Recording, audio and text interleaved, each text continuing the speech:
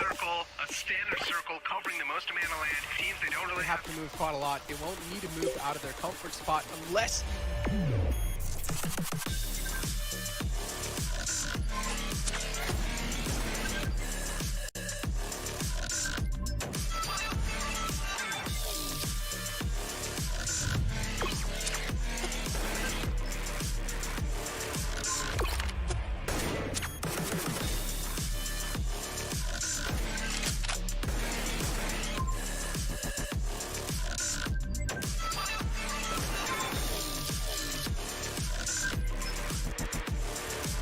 Get ready, Pakistan.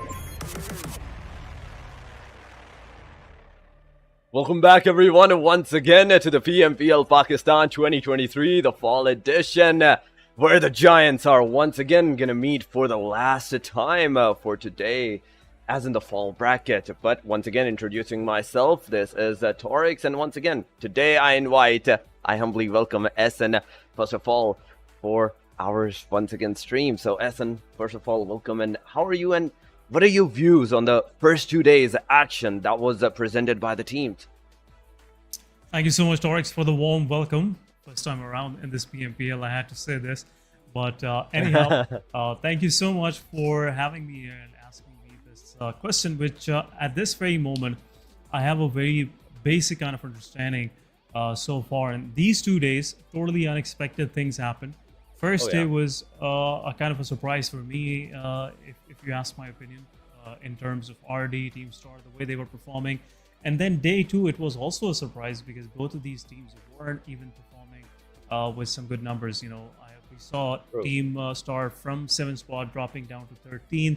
Team RD, now they are just, you know, on the edges. They are on the 8th spot, so could be replaced at any time. So some of the good things that happened during this time was SRX3X with a great comeback on the day 2. Also, Magnus Esports really, I can see they were focused with their numbers, with their position. They wanted to qualify for the South Asia Championship, so they did a great job. And Aegon XI, they were just unstoppable. But talking about this overall schedule, guys, we are in grand finale. This is the last day, and the champions will be announced at the end of this QWERTY broadcast, somewhere around 1 a.m. local time. But talking about the total prize pool, it's an overwhelming $70,000 with the distribution on your screen, and a special prize for the most valuable player, which in my opinion so far Falak is running away with it. Torx. Definitely, Falak is running away with the MVP. In fact, that $1,000, juicy $1,000, is looking good for that guy. But nonetheless, we are gonna see the top 16 teams that will once again go for the tussle for those prize pool, where the top 3 are a hefty good sum amount, but after that it slightly goes in the decline. But nonetheless, every 20 teams, every single 20 teams, we're going to get something for themselves, and MVP is going to also have a juicy $1,000 alone for the single player. But there's also another prize pool, and that is of the TDMs. We usually see, and we have seen in the past couple of days for the week 1, week 2, the TDMs were going on a rampage. The players were going completely haywire with the utils, with the gunfires. There were 1v2s with even the utility. So $1,000 prize pool on the stake as well, 700 for the winner and 300 for the runner-up. But nonetheless, this is just a bonus thing that has been introduced for the players for a fun part, where we usually even seen the classics as and that let's go for the TDMs and those kind of scenarios. But yeah, it is something of that sort. Yep, and this is kind of a testing ground, I must say. This PMPL, they were testing how this PMPL, this TDM bracket will go, and so far the response is pretty overwhelming. Everybody out there really loved this competition coming between these teams, and now they have a fair amount of idea that why most of these teams are kind of going against each other. But look at this, what just happened? Team Regicide forfeited, and 7th Element is now in the finals against AS. That's also interesting. No one even asked why R3G got forfeited, and 7th Element move forward. I believe that was a similar mistake that Aegon XI did with the SMG weapon usage. But we'll, look into this Pandora box once we are done with this broadcast. But so far, there are other things to take care of, and that is MVP ranking. We have Fallock on top with 51 eliminations, 7,000 plus damage, and a survival time of 21 minutes. This is just average survival. Most of these players, they're struggling with even 15 to 16 minutes, and this guy is almost like 21 minutes of average survival. MVP ranking right now 4.1, and doing a pretty good job. Aegon X8 IQ right next to Fallock, but there's a huge difference in the numbers, I must say. 51 to, I believe, 28, something like that for IQ. So looks like Fallock will get that separate prize pool of the MVP, that $1,000, as a token of appreciation for entertaining us throughout this PMPL so far, Dorix. Definitely, that is an extra prize pool of like $1,000, the MVP at the stake on Fallock's hand right now. With a 51 elimination on the number 2, there was an IQ. IQ was right there, but overall ranking, once again, before we head to the final days, the final action of the 6 matches, 230 for the team Aegon, and no one is even in the closest of vicinities to this team. 7th Element on the 2nd spot, and they are on the 142 marker. Not even 150. Not even 150 for themselves. But after that, on the hashtag number 3, there is Team Magnus, 135, 126 for the Team SR3X. Regicide with the 123 points. Team 52 Esports with 113 points. HellRaiser, similar side with the 95. 94 for the Team Red Death. And so on and so on. We saw from the hashtag number 9, it was increasing just on the 2 points. So from 94, it had gone down to the 92 and onwards. So even the last day, today, is going to be a hectic one from the number 2 onwards. In fact, from the number 4 onwards, I can say, to the hashtag number 12, SN. Yes, right now, from 7th onward, things are pretty close. Oh, yeah. 52 Esports, they managed to distance themselves from this, crunch situation. But teams that are in this messy mess, I must say, an extra added pressure is on them. But I just want to see how these champs will raise from this difficult situation that will train their nerves for South Asia Championship as well. But talking about the second page, we have Tough, Means XH2E, Bablu, XGeneration, all of them going for that top 8 position. RD and HR gotta be more, I would say, careful with their defenses. They have their targets on their back, and now everyone is chasing them. So once again, I would say my go-to term, gotta be careful. But Team Star at the same time, they're having some difficulties as well from yesterday's setback. A big recovery is required for the players of Star, because at this very moment, Torix, if Star wants to qualify for South Asia Championship, and I rightfully think they should, because the kind of performance they have showcased in the league stages and also on the first day, they pretty much deserve that spot.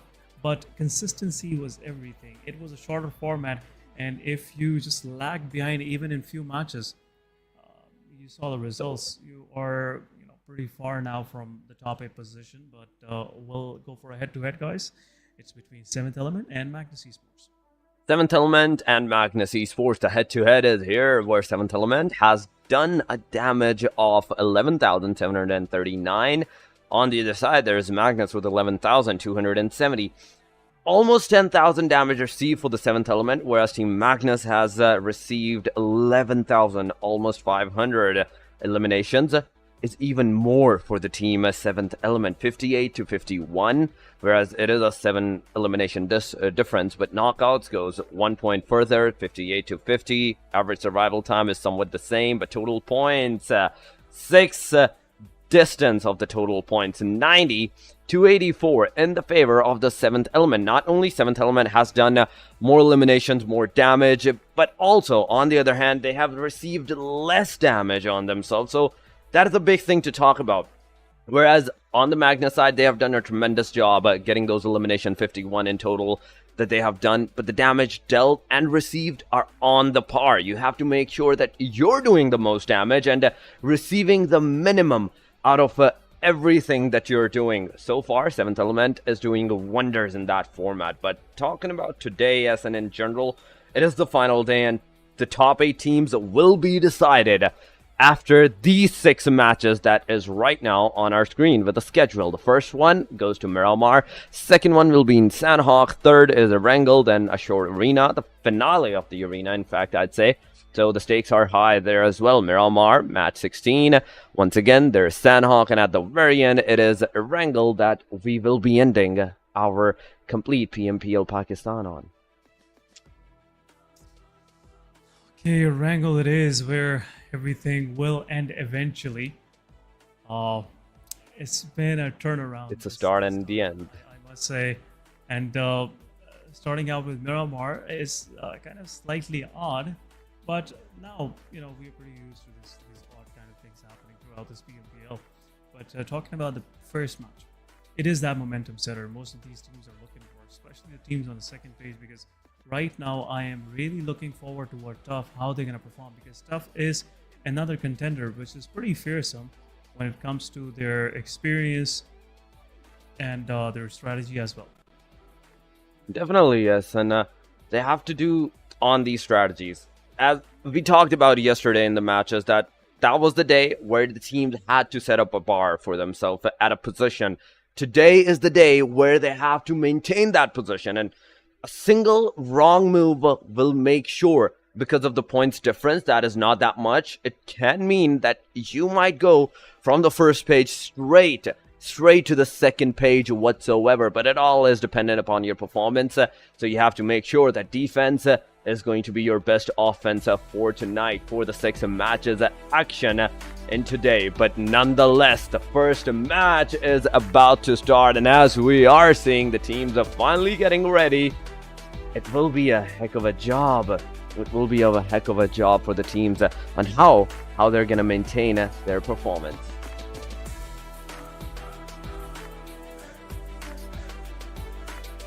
Yes, for sure. Now talking about this action-packed match that we are about to witness, it's Miramar, and as we are looking at all of these players, some of the dreams gonna become true today, or some of them will die.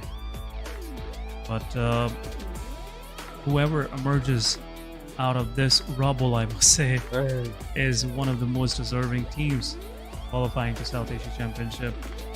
A long course.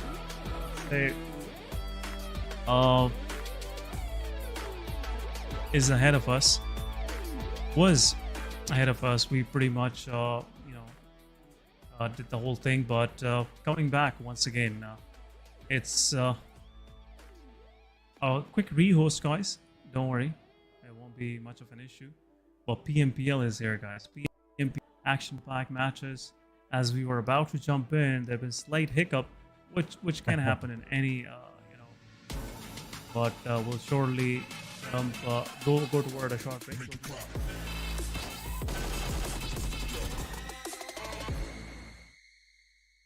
PUBG Mobile version 2.7 will be available soon. Let's take a look at all the new content. The long-awaited Dragon Ball Super collaboration is officially here. We'll be bringing you 2 new game modes for this collaboration: Dragon Ball Super themed mode and Battle Royale Dragon Ball Super. Dragon Ball Super themed mode will be available in Erangel, Livik, and Sanhok. In this mode, we've incorporated Dragon Ball elements into the classic Battle Royale gameplay. All players will embark on a journey to find the Dragon Balls to summon Shenron. Collect the Dragon Balls scattered throughout the map. The team that gathers all 7 will be able to summon Shenron at the Shenron altar and make a wish to obtain powerful buffs. Maybe if you're super lucky, you'll get 3 wishes at once. During the journey of collecting the Dragon Balls, players will obtain a type of energy called Ki during the game. Players can use Ki to unleash famous Dragon Ball moves. Players can obtain the Kamehameha by picking it up. It equips to the pistol slot. After charging, it will release a continuous high-damage beam. Bukujutsu is another skill that can be picked up during a match. Players can use this skill to fly freely in the air and make quick tactical maneuvers. The Senzu Bean is a new recovery item that is incredibly effective. The Dragon Radar can display the location of Dragon Balls that haven't already been claimed by other players. It can help you collect the Dragon Balls more quickly. The Air Car can carry up to 3 players. It's easy to put away and has better performance than regular vehicles. Tenkaichi Budokai, Kame House, Korin Tower, Dragon Ball Village. These are some famous landmarks that will appear in the game. Call your friends and explore with them now. The collaboration this time even has a hidden challenge, named Dragon Ball Trial. Win consecutively in the themed mode for a chance to take on the challenge. After accepting the missions, the team has to follow the instructions and gather 7 Dragon Balls. During the process, your team's location will be exposed to other players. All players will be drawn into battle for the Dragon Balls. To win the game, the trial team must successfully secure the Dragon Balls, defend the altar, and then summon Shenron. Are you ready for the challenge? In this standalone mode, named Battle Royale Dragon Ball Super, players can roleplay as iconic Dragon Ball characters, use powerful, unique moves in a brand new anime-style map, and become the ultimate victor. There are 5 Dragon Ball characters in this mode. They are Son Goku, Vegeta, Ultimate Gohan, Piccolo, and Frieza. Select your favorite fighter. Master their skills to suppress your enemies and achieve victory in intense battles. In the new version, the new Ace 32 firearm will be made available on all maps. It uses 7.62mm ammo and has 6 attachment slots. What are you waiting for? Go try it out now. Furthermore, this update also includes a firearm attribute tag display. Newer players can go to their backpack to look at the tags of a firearm they've picked up to quickly grasp its characteristics. The new Cycle 5 Season 13 begins on July 18th. Be sure to stay tuned for the new season rewards. That's a wrap for the main new content of the upcoming version. For more information, be sure to follow our official PUBG Mobile community. Winner, winner, chicken dinner. See you next time.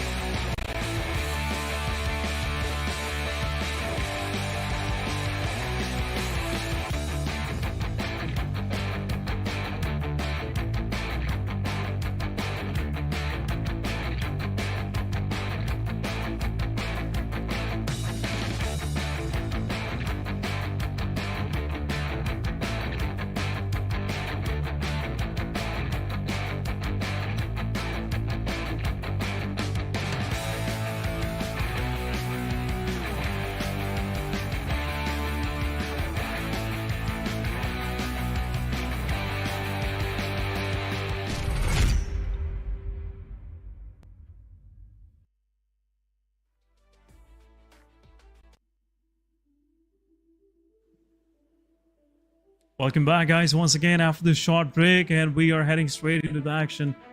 Players are ready, and teams have their eyes set on the target. These teams are really making sure that they don't miss that chance of qualifying into South Asia Championship. We'll also give a quick welcome back to Torix as well. Some really phenomenal performances and some phenomenal talents came out in this particular PMPL. Talking about Oxy, talking about RD, talking about Team HellRaisers. Then 52 Esports, once again, they have managed themselves to stay in top 8. Here we go. Lane path is on our screen. And starting from down south, Minas de Valle going up north. It is an interesting lane line, splitting the map into 2 different halves, which is for any of these teams to actually find their way toward their desired drop location.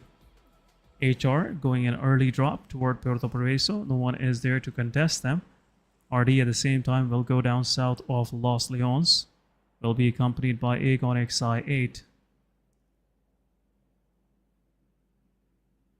Definitely, yes, and the first match finally has started. After a long time, after a long wait, a waited moment, Los Higos is starting, and the ending is somewhat near the Oasis. I'd say a good plane line this is, because it is bisecting the complete Miramar from the very mid.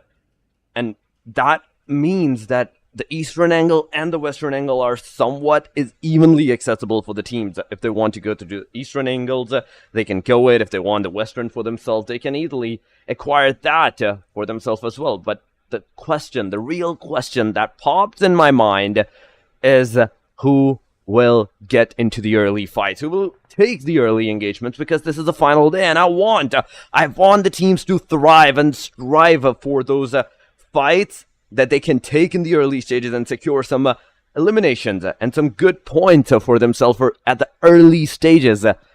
So far, the circle has gone to the northern angles as well, where we're seeing La Cobreria, the Oasis, being still in the circle, a still accessible area for the teams. But the southern areas, like Los Leons, there's Team Aegon, there's Team RD, even Team Tough and 52, are somewhat outside the circle. So a little like difficulties for these teams to get inside of that circle. If there is, on the other hand, inside of that circle, some teams that might hold out and look out for them, because they know this is the last day and they have to hold their position and hold down their forts. But nonetheless, the circle is there, the teams are ready, and once again, it is a slow-paced start from the teams. Same side, Team QWERTY, Team Star, they're somewhat in the close line, but not that close that they get engaged into the fights. And Essen, I really want to ask you, for today, for the first match in the Miramar, who do you think might have the best chance of getting that winner chicken dinner? Well, that's a difficult question now. Seeing the situation of the overall leaderboard, I don't think so. It will be an easy task to actually predict who will get that, because in my opinion, first 3 matches are very important for those teams that are eyeing for top 8 position. And the teams that are already in top 8 position should go for top 5, because there's no other way of survival. You gotta be more asking for more rather than just holding on to your position, because if you will be so defensive, for sure you will get toppled. And in that process, you won't be able to gain that confidence to just jump back into the competition. So that's also another crucial point, which I was thinking on the back lines as well. So top teams that are sitting in on 6th, 7th, and 8th position, they gotta go for top 5. They gotta give some difficult, I would say, competition to teams above them, like 5th spot and eventually, toward the top 4. Talking about our overall leaderboard, it's not still that far. It's just 134 points, 135 points. And even seeing that, I don't think so it will be a difficult thing to actually catch up with top 2 positions. But well, who is thinking like that? That's a big question. Right now, I don't see anyone doing any aggressive moves or anything out of the box. Everything is going normal. It's a normal day in Miramar. Nothing new, but quick rotation coming from the side of R3G. This could be an early clash between 52 Esports and R3G. Not key, and now the player from R3G will take down Chotu. Eventually, Chotu couldn't escape this wrath of Team R3G early on, but now R3G, they're chasing 52. We realize that 52 Esports could be a possible threat. But now 52 Esports realizing there is nothing much left for them in this fight, retreating back and finding another way inside the circle. Definitely Team R3G getting an early elimination for themselves. A good start to the Team R3G. Seni securing that first elimination on Chotu. A crucial player for the Team 52 Esports. But nonetheless, the rest of the Team 52 Esports, and knowing and assessing the situation for themselves and looking out that, yes, it might be a difficult and a really dangerous move to take the fights at this early on stages, they choose to retreat out of that area. A good tactical retreat for the Team 52 Esports, but nonetheless, there are still 16 teams. Only a single player has been annihilated. SLX, TG on the other side. We can also see this team kind of in an angle where I'd say they're all in the split. Everyone has somewhat of the area of the city for themselves, but Team R3G, after getting a single elimination on the Team 52 Esports, and now their eyes are on the Team Stars and the players. Roshan, the way he's getting on top of this mountain, he might even be able to take down one of the team players of the Star, but look at the minimap, and I like to believe that there is one player already on top of that mountain, and if Roshan do make a critical mistake, it can be critical for the guy. And look at that, Skull is there, he's trying with the Mini 14 to take down the players, but no, and no luck. Team R3G is gonna let that elimination get a hold of themselves, but the back tire is punctured. The Roshan has to get out. He gets into the cover, but Skull has the better angle. He takes Roshan down, and it's a confirmation. Team Star also dealing a huge number of the damage on the Team R3G right now. R3G, as they were trying to find something for them, they lost one of the gems in the process. I must say, Roshan, it's for R3G, but they shouldn't be looking back. They should look ahead. Just watch out for what they are aiming today, what their aim is eventually. At this very moment, looks like R3G, after realizing they have lost their vital player, their backbone, I must say, the backbone of R3G, not available anymore. So even without the backbone, if R3G able to stand still, that means they have a brighter chance of getting into top 5 positions in this very match as well. Quick rotations coming from the south, the south of the circle. Teams down below, close to Los Leones, have already started moving. Magnus Esports trying to find a way inside and finding a good location, I must say, for themselves. Definitely. SLX, TG, they want to go for a quick hunt on Star.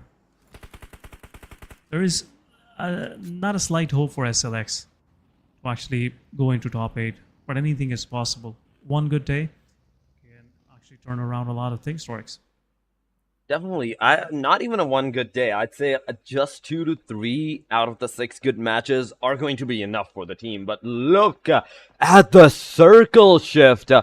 Oh my god. It has gone straight. A hard shift to the northern angle, where the first one was already north, but this small of a radius from the first to second stage, a shift. Oh my god. It's going to do a lot of damage, a lot of crucial fights on the teams, and the teams that will try to take down the circle for themselves, they have to get into the tussle. Team 1-for-1 Bablu moving at the same location where a while ago we saw Roshan getting eliminated, but Bablu Janaza looking at the aftermath now with a mini buzz. He's going away, but R3G is good. Then he's going to take better of the 1-for-1 Bablu. Sirius takes him down, gets a confirmation. R3G getting their second elimination, and it's all on Senny's name.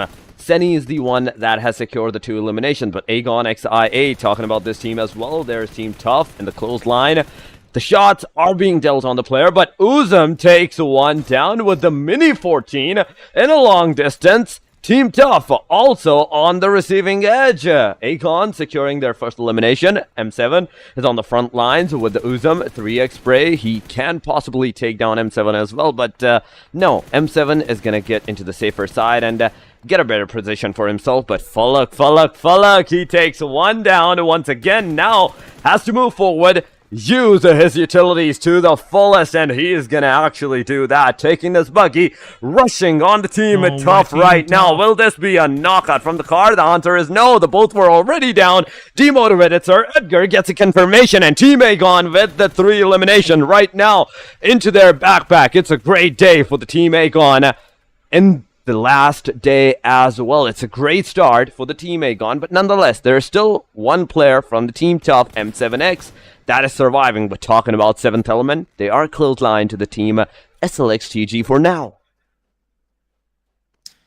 They're pretty close, 7th Element. This could be a turnaround for 7th Element as well. They are eyeing for the 2nd spot, but now some third-party damage on the players of SLX. What an angle by Divine. Will take down almost one of the players of SLX, but Thunderclap, he was already low at HP. Onto a grenade. 7th Element now have an upper hand. Destroyer also. Leon low on HP. Recon Noob, he was healing himself, but some utility going in. Leaving SLX down to the last one standing. Zigsaw, last one standing. standing. 7th Element realizing they have conquered the TG so far. The grounders are in the ground, and Team 7th Element, they have put in the nitro. Now moving with a quick, steady pace. SLX down to last man standing. Would there be a fight back, or should SLX just quit this idea of going into this fight? In the kill feed, XGeneration getting third party. HR. Some damage. Psycho is low on HP. Comeback is there. Will go for the revive. But also at the same time, player is low on HP. Some cover fire being available on the players of XGeneration. Saad is there also. Just surviving in this mix. But in the kill feed, Magnus Finney takes down Psycho. It's a confirmation. Stolen. Team Magnus Esports third partying the whole scenario. Kill 3G trying to find something for themselves. Take down Shamir. It's a quick wrap. 3G finishing their kills off, now down to 3-man, but have 4 eliminations. Their clutches for Star. Still gatekeeping them. Looks like someone will have a hard time moving inside the circle, Torix. It is going to be a hard time for some of these teams to move inside of that circle, but look at that SR3X Knight!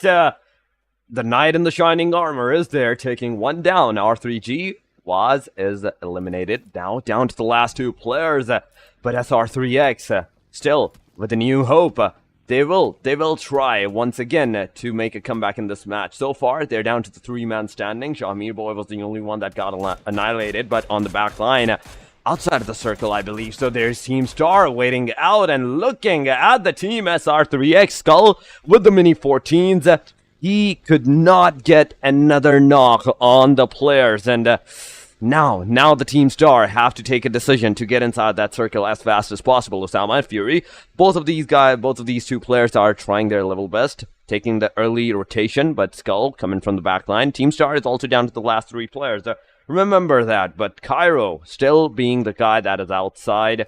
He will wait out for the Team Star to leave out that position and then move out. But the Team Star moving from one fight to another. QWERTY is in the clothesline, and Team Star has not even the slightest of idea the grenade is going to pop. It's going to give a slight warning to the Team Star that yes, there is an enemy team. There is an opponent team in the clothesline. Freestyler once again throwing the grenade, but this time around, not even the second grenade is going to hit the spot. Team Star still at the back of the ridges, waiting out that the team that is in the front lines, they come close and they take the fight. But Fury's buggy, no, it is a wrong move. He is down to the last HP, but no, he gets taken down. Clothesline to Sama taking the fight, but no, it's a DBS, a wrap on the player. Reviews takes not 1, but 2 down of the Team Star. It's a confirmation on the Team Star as the last guy. Skull is trying to move out of that vicinity, and it's over. Reviews takes a 3rd elimination, and it's a 1v3 wrap on the Team Star.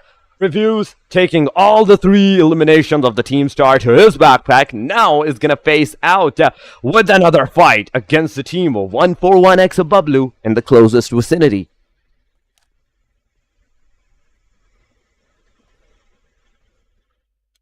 One for one it is on the back lines now. R3G also trying to build some pressure, but looks like R3G, they are just catching some breath at this very moment. They had a long rotation. Down to 2 men it is. Was already eliminated. They are surviving. Aegon excited 4-man standing in the kill feed. H2E have some plans for 7th Element. Will take down Alean. And in the process, 70 will res their players, but H2E still gotta get inside this, gotta just hold on to their position. They shouldn't just easily allow Team 70 to join in and get this warehouse felt. SLX Zigsaw is on the backlines to play a crucial role in the elimination of 7th Element, but Team QWERTY, they are finding their way to esports. Also pretty spread out, but Valud will get taken down from Zen. Will get confirmed right away. 52 esports losing another player. 2-man standing now.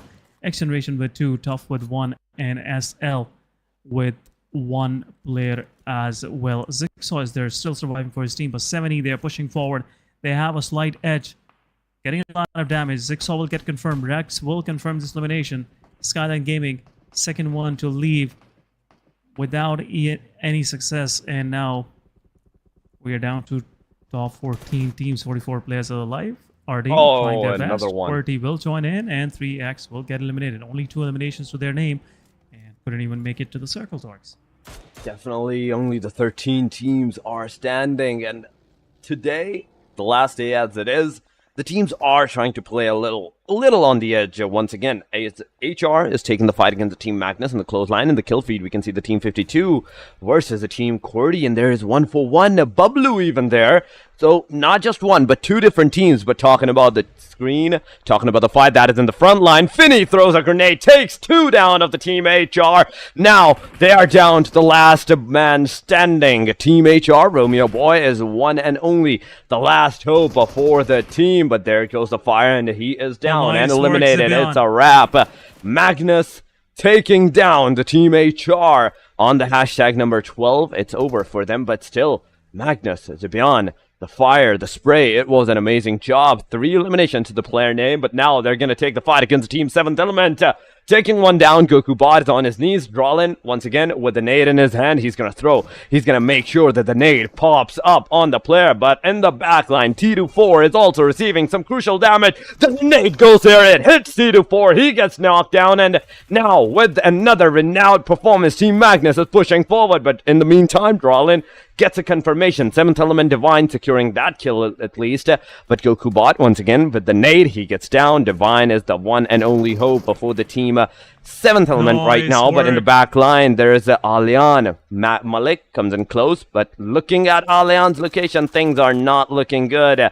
Things are not looking good for the 7th Element because the HP of the player is super low. He has to heal. He has to go for that heal. But no, he's not just going to give out for the heal, but also denies his kill to the team Magnus. So far, with 7 elimination, Team Magnus is standing headstrong with 3-man standing. Magnus Esports still saving. This is kind of a bad news for teams like R3G. Noki gets eliminated as well. R3G down to the last one standing, but AMZ, they are defending their location with the, I would say, master, strong defense right now. AMC not allowing anyone inside the circle, and they are taking those fights even right outside the edges of this next play area. Stage 5 it is. Team 1-for-1. Release. Blue Droppy will get confirmed. Oxy will confirm another elimination. Also low on HP. He's bleeding out. And this surviving player of Team 1-for-1, Bablu, he's pinned down. R3G not going to allow them to actually move any further. Water treatment and its surrounding it is. But in this water treatment, no one is getting some equal treatment, I must say. Some of these teams are getting thrashed. The NASA, he wasn't knocked out. He was just low on HP. My bad. I thought he was knocked out. The HP was red, guys. But Pinkman, RD, they're not stopping today. 52. They are not stopping today. 52 Esports, last winning. 1 utility will do the job. No. It could possibly be over, but more utility going their way, and it's over for 52 Esports. 4 eliminations for Team RD. Team RD taking 4 eliminations for themselves, but Team Regicide, in the meantime, they also got eliminated on the hashtag number 8. So, back-to-back, it is the eliminations of the teams. 52 ones, then R3G. Once again, right off the bat, we are down to the top 7 teams. Amines XH2E, close line to the Team 1-for-1 Bablu. They are moving forward. Ragnar is completely out in the open, but on the back line, there's the Team Oxy that are taking the shots on the Team 1-for-1 Bablu, and it's a wrap for them as well. On the hashtag number 7, they go. 21 players, 6 teams are surviving, but Zibian in the closest vicinity of the Team XGeneration. He can be that crucial, keychain that can break the whole momentum of the Team XGeneration if they do move out of that vicinity. But so far, they're looking good inside of that circle, inside of those compartments, and the position that they have in the water treatment. It's a crucial one because the rest of the areas are complete, mostly open. No one has a better place for themselves to hold out, but Iconic, he's here, looking out with the TPP for the players. But Team Oxygen, they are doing a wonderful job in today's matches. They are with a good head start, with a good start. But once again, Zap Oxy TDM. Zap TDM, he takes one down before also falling to the fire of the team RD Pinkman. So it's a trade from both of these teams. Now both of the players have to go for their revival, but Magnus Finney on the backline is taking the fight against the team Aegon.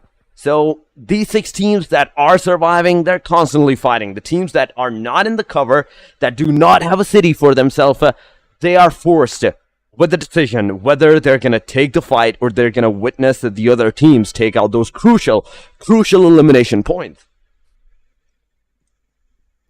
Crucial elimination point, top 6, and Esports once again, they're getting close to just finish things off. But Aegon XI8, the big shark, still in the tank. Rest of the fishes have to be more cautious, I must say, around them. But Pinkman will take down Ozum.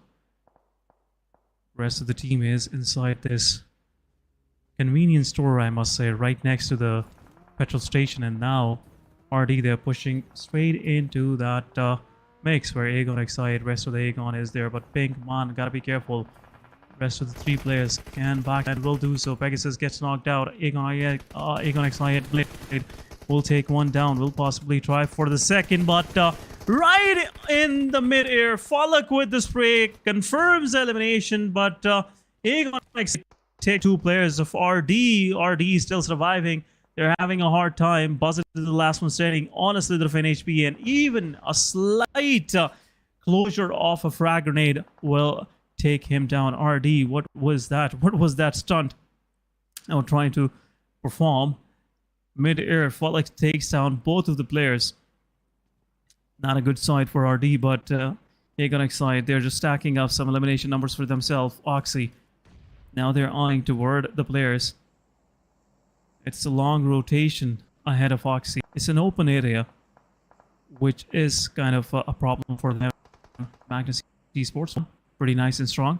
They have their eyes on water treatment. Generation is also pinned down as well. Buzzard will get confirmed. Zibian confirming the elimination. Magnus Malik low on HP. Aegon XI8 trading some fires. But Rad side takes down one of the players of Oxy. Oxy Hunter, sacrifice, I must say, was trying to find his teams away inside the circle and will get eliminated. So one route inside the circle is just not available. But Rahman with some SKS action takes down another player from Oxy. Is in shambles now. Just 2 man standing and still finding their way circle. But AMZ XH2E, they're making a slight mistake. They're stepping out in the open where Aegon would love to gun them down in this open area, Torix. It is getting slightly messy now. It is getting slightly messy as the top 5 contenders are on our screen. Aegon having the gas station for themselves. Magnus having the complete eastern angle, the mountaintop for themselves. H2E in the clothesline looking at the Team Oxygen. So these are the 2 teams, Oxygen and Team Amines XH2E, that might take the initiative fight. But there we go, Aegon from the back line taking shots on Rex, taking him down, knocking him out. Rahman also receiving some shots from the Oxy side. So a lot of fights like from 2 different angles that Team Amines XH2E right now are facing. Rex is down, so Ragnar is going to go for the revival. But on the Amine side, Rahman, he's going to heal himself and gets into the cover. He cannot like make to lose his car at this crucial point, because he needs that car to not just get inside of that circle, but also to get at a safer angle, to make a safe securation position for himself. But there we go, some fire from Debian taking down IQ.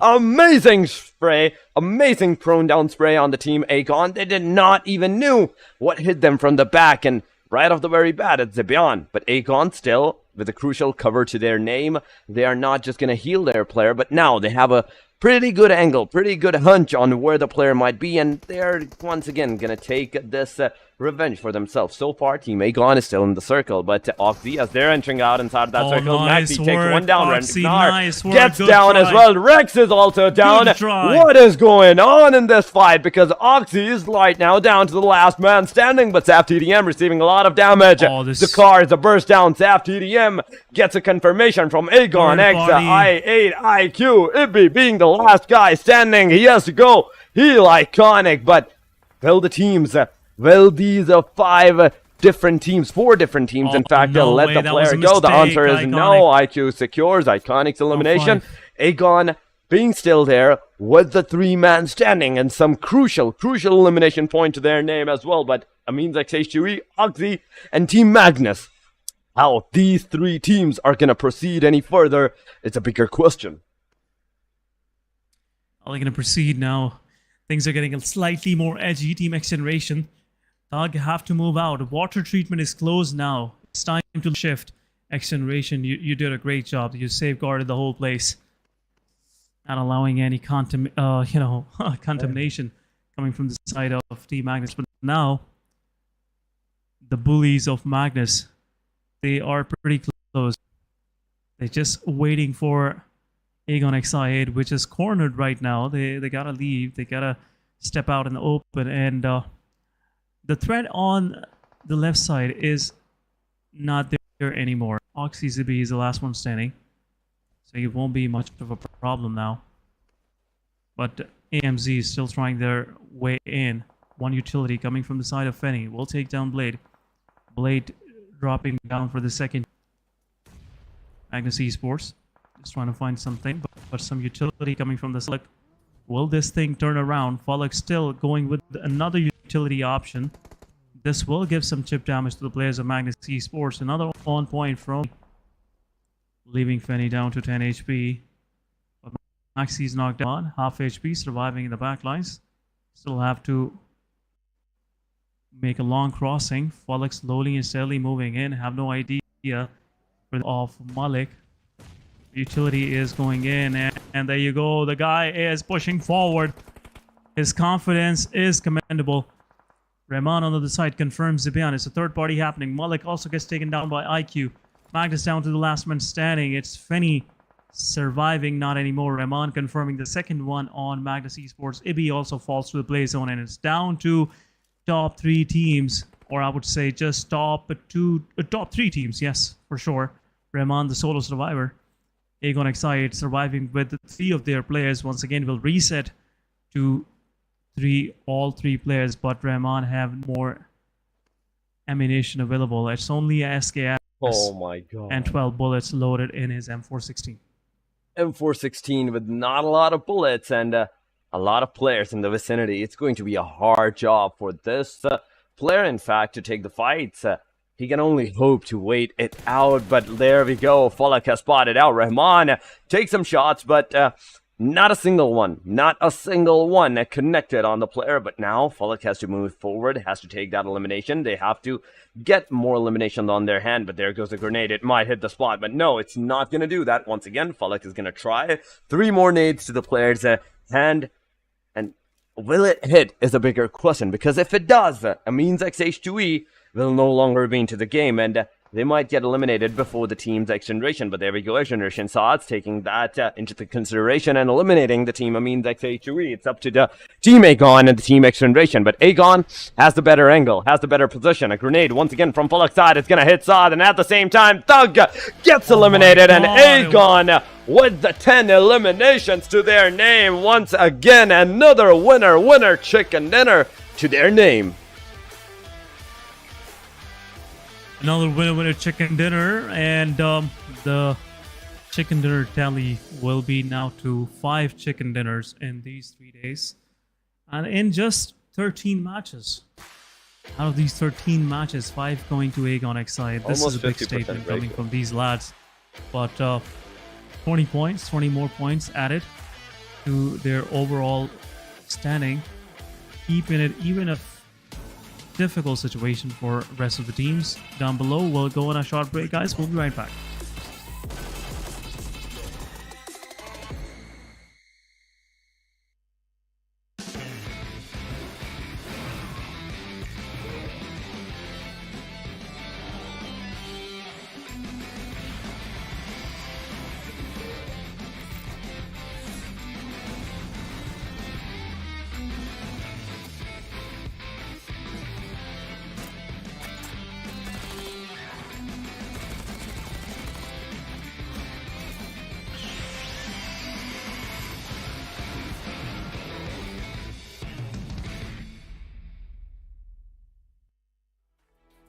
Welcome back, guys, after this short break, and we are back with a post-match analysis, which I feel like is due on us. Welcome back, Torix. Thank you. Aegon Excited, they have just made us speechless once again. I'm just feeling short of words how to explain this whole performance from these guys. They were surviving 3 men. They were cornered. Magnus Esports had an elevated upper angle, but still Magnus Esports couldn't even manage to survive for that long. And Aegon Excited just even they revived their player in that in the midst of that chaos, and also got the chicken dinner for themselves. Magnus Esports will get the MVP finisher. Splendid work with some grenades, with some weaponry as well, including his M416 and a Mini 14, which I saw him popping during the match. Definitely. So 5 eliminations, 396 healing, 642 damage, and 6 knockouts.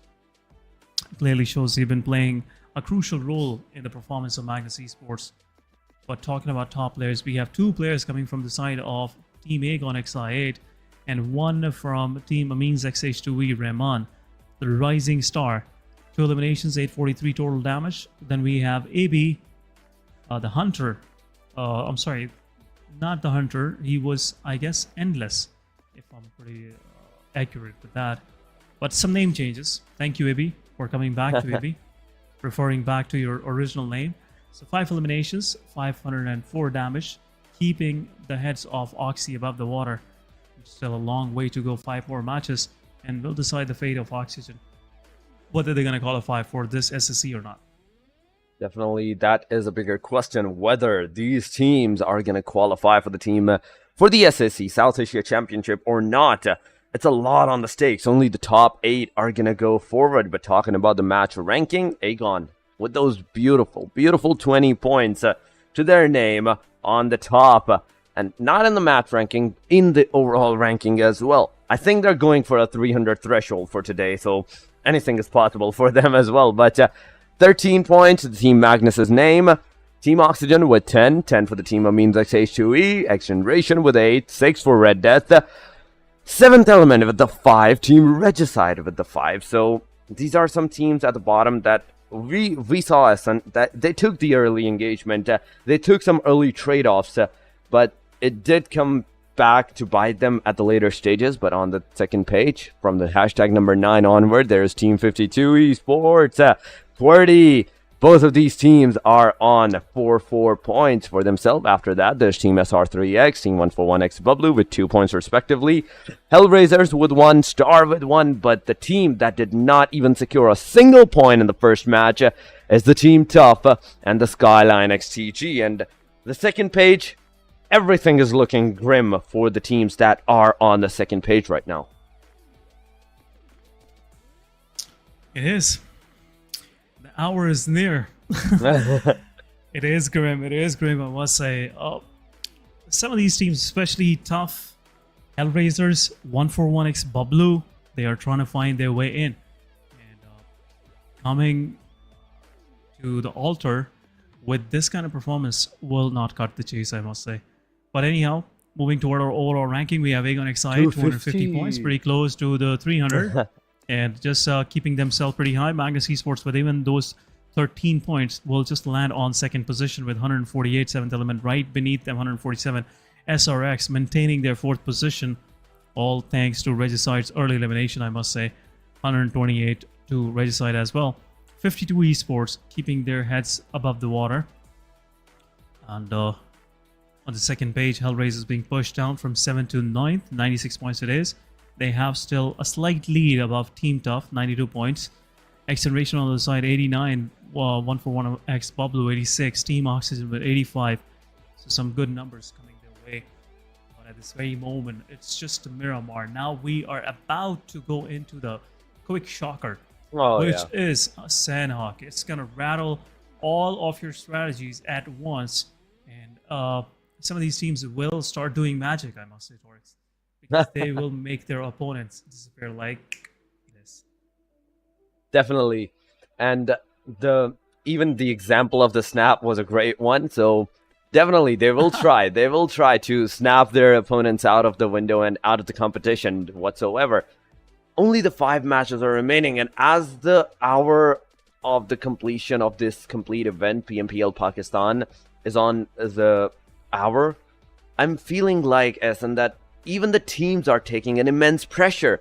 A single wrong move that they're doing, it's putting them even on the lower side. It's giving them even more anxiety, even more pressure. That because of that singular pressure, they're not able to perform somewhat. But it can all be done. You just need a single performance and everything will be back on their feet. But talking about the schedule once again, we witnessed the first match. It has gone to the Team Aegon XI8.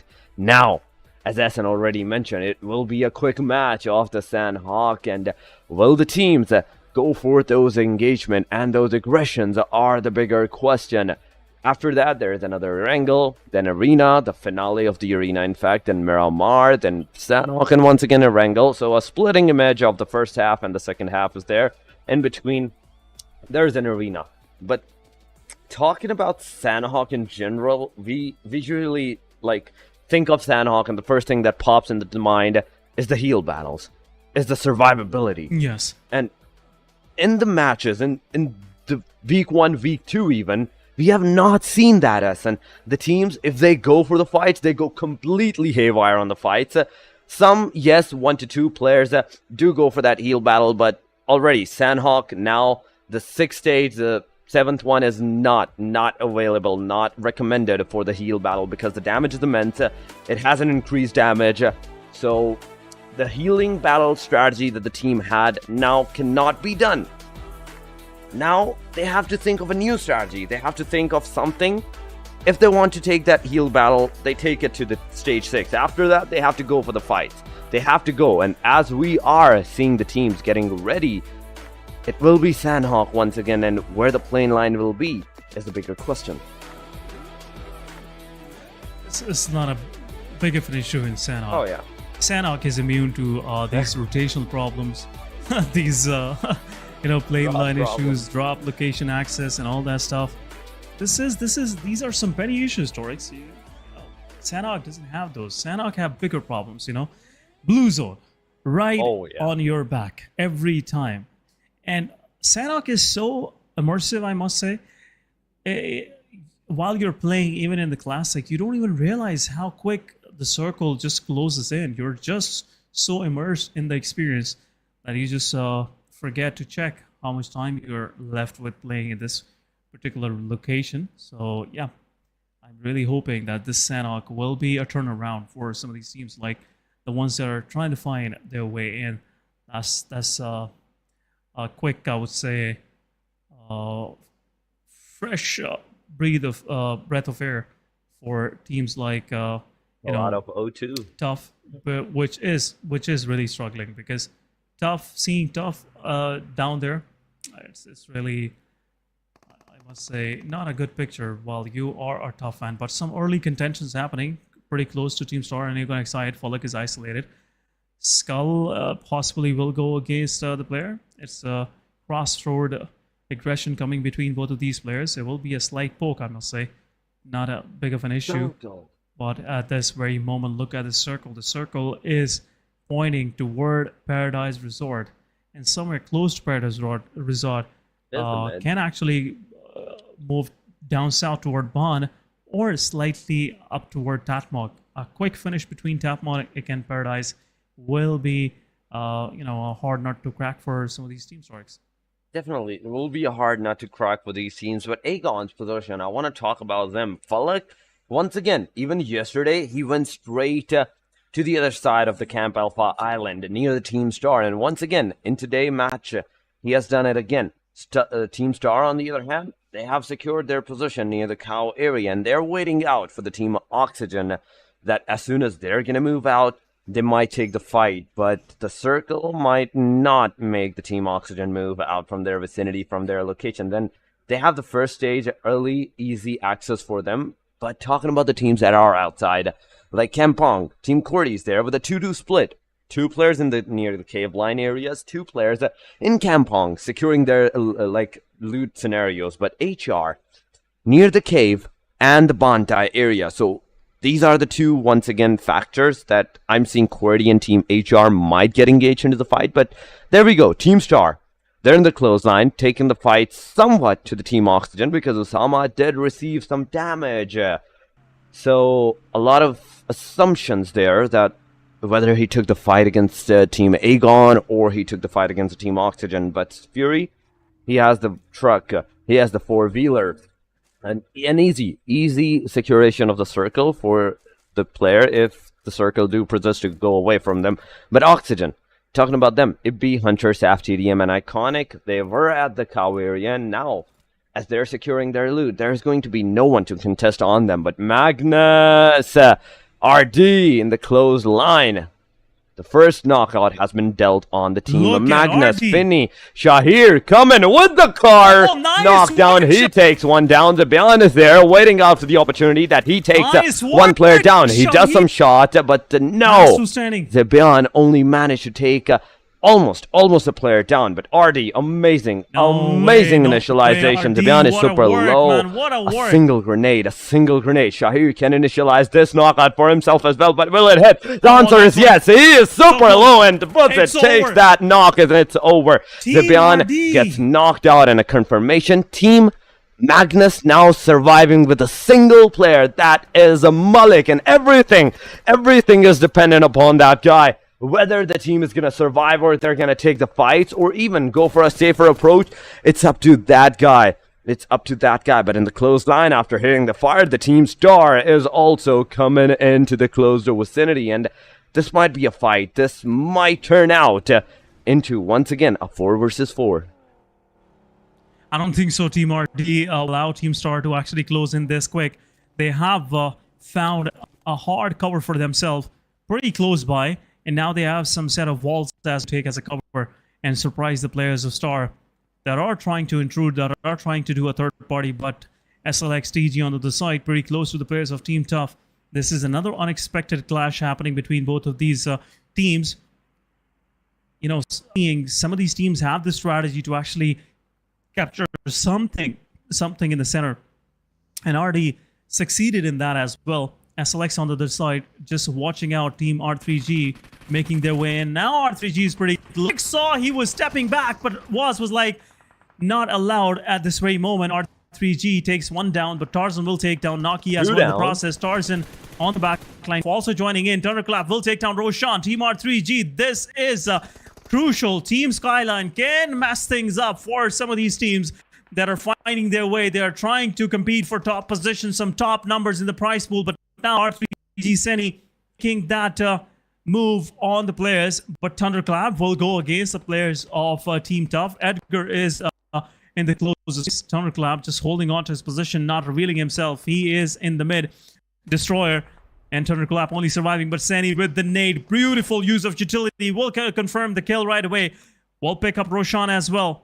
Team SLX, they are left with nothing. It's just Destroyer, the solo survivor, trying to do some damage to the players of R3G. Utility being dumped. Destroyer with his UMP shotgun in the hands of Seni will confirm the final kill, and it's over. R3G acing Skyline early on, and a quick exit for TG in the Smash Torix.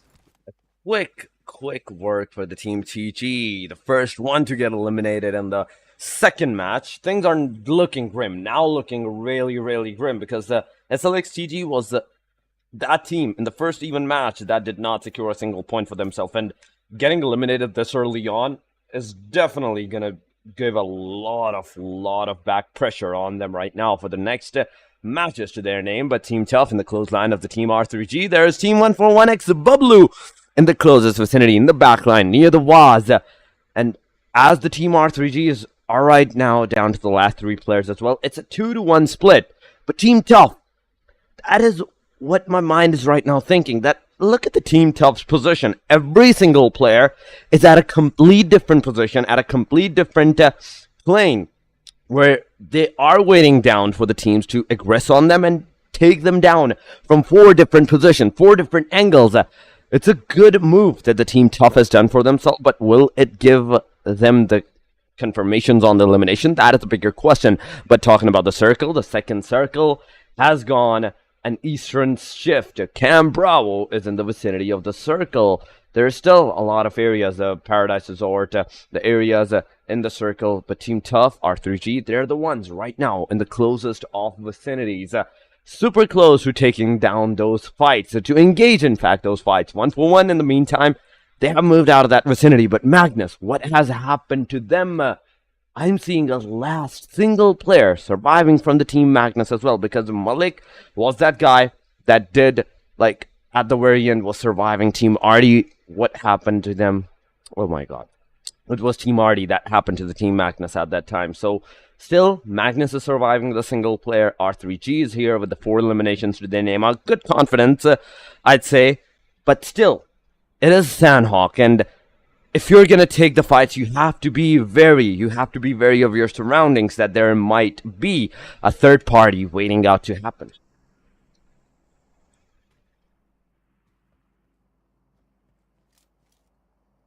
Definitely, and as these fights are in Sanhok, fact... third party is the problem, Torix. Third party is the real problem. And that's what R3G did. With the loss, you know, it happens. It's part of the process.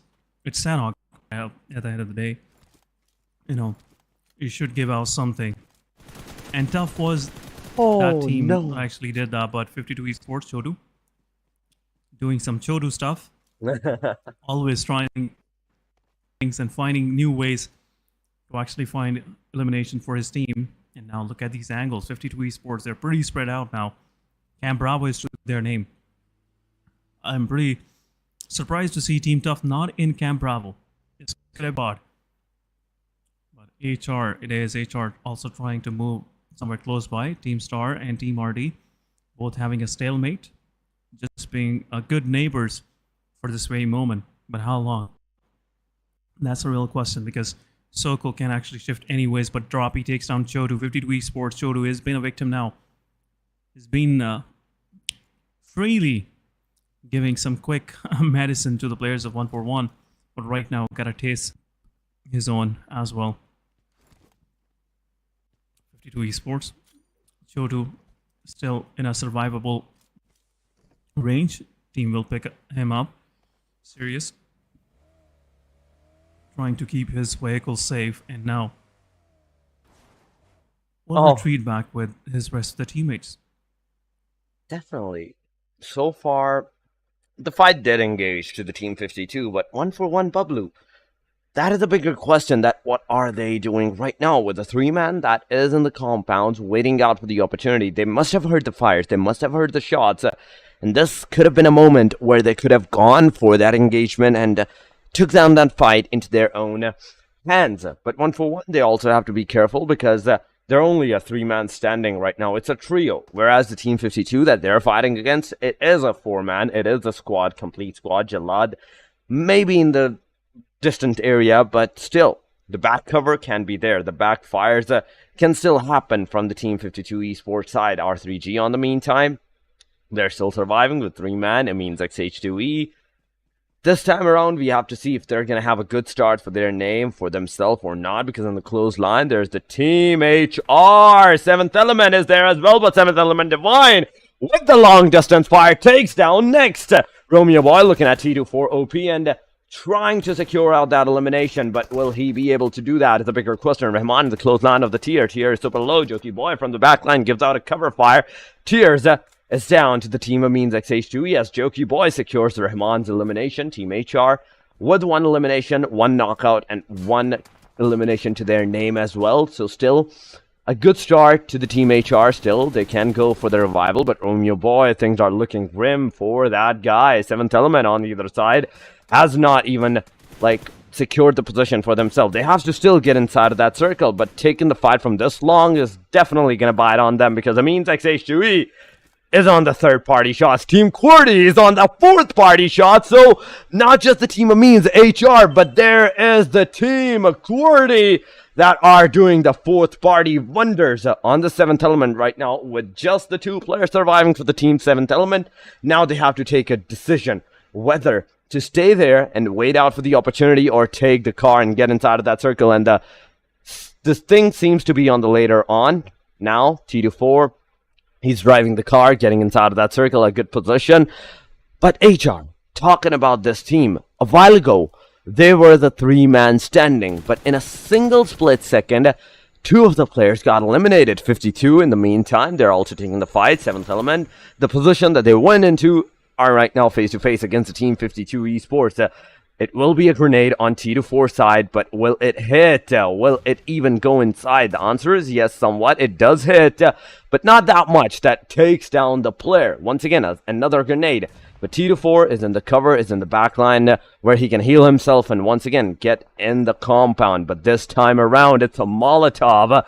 It can hit. It can do a lot of damage, but no. T24 is not moving in. He's not coming in the compound. So, a good position still secured. A single player still surviving. But Team A gone. Right now, they're struggling. IQ is down. He's eliminated. Blade is also down. Uzum is also bleeding. It's everything to Falak's hand. And Falak being the savior. He's also faced against a Team Star in the clothesline. But T24 in the meantime, Valud rushes up on the guy and finishes him off. And 7th element on the 15th spot. They goes back to the lobby for the second match. The fight's constantly happening. Aegon on the receiving edge this time with the Team Star, Efson.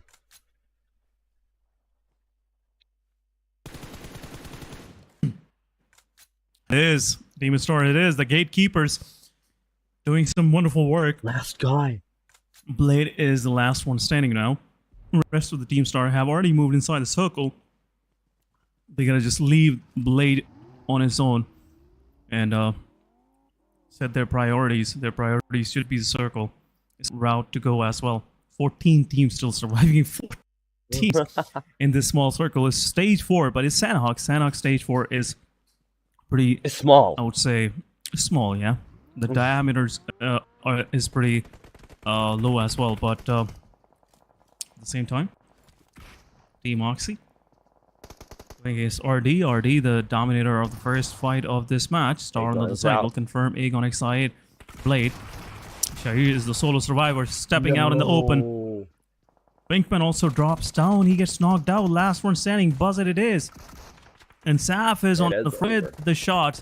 Confirm rest of the RD players, but in the open it is already happening. All the players of Foxy 3X want to join in as well. 3X is ready for this rumble right now happening on the northern side, and a very crucial compound is in for the fight, I must say. That's the reason why most of these teams are eyeing on this position. But SRX3X, they're just trying to avoid any danger in this match. R3Z last one standing gets confirmed. Shamir with 2 points to Team SRX3X, but they're still in the open. Star is on their back lines. They're also slowly and steadily aggressing in. Amines is out. Reviews will confirm the elimination. Down south, it's happening. 1-for-1 Team QWERTY. Amines, all of these teams, and including the final survivor of HR, Jokey Boy, still trying to survive.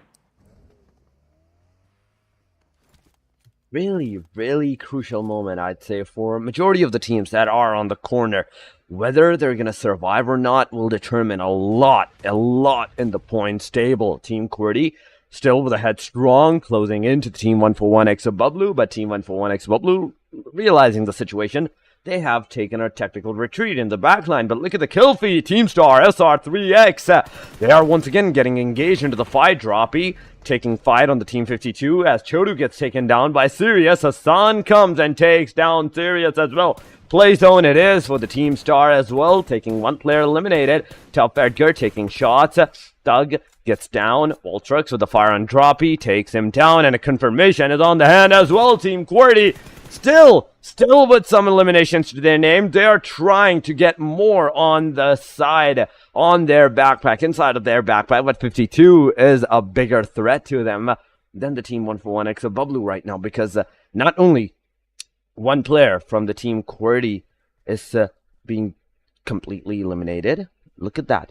They're down to the last 3 players. 52, they have done a crucial knock on the Team QWERTY, but 52, 11 teams. And stage 5, I'm seeing old Sanhok's flashbacks in my head as in that this is a survival or this is an aggression. What is going on? There are 11 teams, 28 players in the 5th stage. Whereas already 4th stage was already too small. This 5th stage is going to be haywire. It's gonna wreak chaos to every single one of those teams. It'll be pretty chaotic. HR Joki, the last one going against the players of Team QWERTY. Reviews is also knocked out. Khan, I believe he's going for that heal battle. He's trying to do something, but HR player will get confirmed. Will get him confirmed as well. Biz, the gatekeepers are there. Top 9 team it is. Team HR. Joki still surviving. 52 Esports on the side, gatekeeping everything right now. Now Joki gotta move outside. Khan gets confirmed as well. Team QWERTY, a quick finish to their name. HR, will they survive? That's the big question. A blue zone might take them down, but Team Star is out. Team SRX with an outstanding fight will confirm the elimination. Joki still survive lines. And I'm pretty sure not anymore. This is 3 elimination points. Top 7 it is. SRX, right now, one of their players is down. But Oxy Hunter is the last one. Last straw. Plays them will take down HR Joki. HellRaisers out. From the down south, we have Top 5 team. Oxy as well finished. And now SRX 3X with 8 eliminations. They are pretty set for this winner chicken dinner, Trox. They are set for the winner chicken era, but there are still 2 more teams aside from them that still have a complete squad, and that can be detrimental for them. Team Tough is there, Team XGeneration is there with a complete squad, but as soon as I said the Team Tough's name, 1 player gets taken down, but Edgar, without even losing a moment, he takes a means XH2E's players down, and it's over for them. Back to the top 4 we are with 14 players and just 4 teams standing in the match. Team SR3X with a 4-man standing, 8 elimination. Team Tough with a 4 eliminations and 4-man standing, 52 with just the 2 and 3 eliminations to their name. But XGeneration, I have not seen that much of a fight from Team XGeneration in this match. So pretty much they were on the survival in this match, and it is a crucial factor that you do go for the survival, and you make sure that you at least get those survival points for yourself, for your team, because after these 4 more matches, excluding this one, in fact, it's going to be all over. The top 8 teams are going to go for the South Asia Championships, and you cannot risk on a fight. You cannot risk on a 50-50 chance that you might survive on that or you might not. But 52 Walud, he gets taken down by the play circle. Hassan being the last guy standing for the team, but the rest 3 giants are a complete squad. Oh, SRX, 3X. Oh my god, it is 3 complete squads. XGeneration close to the Team SR3X, but on the front line, there's the Team Tough. And so far, with the XGeneration's fire that they are doing on the Team Tough, I'd like to believe that SR3X now have a clear vision on the Team XGeneration. And there we go, some grenades are being thrown. Saad gets taken down. Saad takes down Shahmir Boy as well, but Huzafa has a grenade once again in his hand. But what is going on? Zen gets down, Thug gets down, and it's over for the Team 52 in the meantime by the hand of Team Tough. But SR3X losing a lot of players there. 1 player being confirmed, second one on his knees. Nice work. The rest 2 from the Team XGeneration are in the clothesline. Psycho and Comeback. They're the 2 detrimental players, crucial players that will make a comeback, and there we go. Comeback does a comeback, takes 1 down, but it's over. SR3X still with the survival with 4 more elimination to their name. They're gonna go face to face against the Team Tough, but this time around, not only Team Tough has a better position, but at the same time, in the man advantage, they are staying on the top. They're staying on the top, 4-man standing, 5 eliminations. This could be some extra 3 more. And a quick 18 points match for them. Edgar just trying to make an angle on the players, and he will position and spots Uzefa. It's a confirmation right now. Last one standing it was trying to find a safe haven for himself, but not on the watch of Team Tough. It's over. It's game over for Team SRX. But what a comeback match coming from the side of Team SRX and 3SR3X and also Team Tough. It was much needed for both of these teams. SR3X keeping themselves still in the top positions, and we'll see how far they are, but we'll continue this conversation after a short break. Don't go anywhere.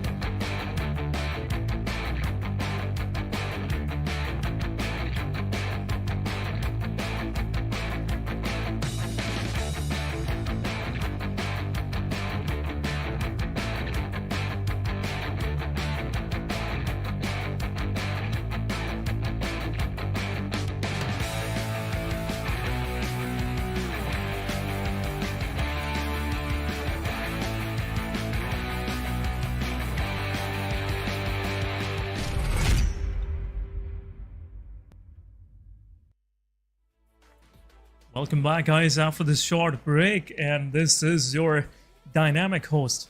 And so with me, it's Torix once again. But PMPL Pakistan action, it has just started. 2 matches came to an end, and SRX, Team Tough, XGeneration, they really fought hard in this, one of the toughest Sanhok I've seen so far. Oh, yeah. You know, some back and forth zone shifts, and interestingly, the thing that I noticed, Oryx, was the way these circles were placing themselves. Like at one point I thought there will be, you know, circle coming down south toward Bond, but circle had some other, you know, plans. But at the same time, talking about the MVP for this match, it's SRX3X Esports Knight.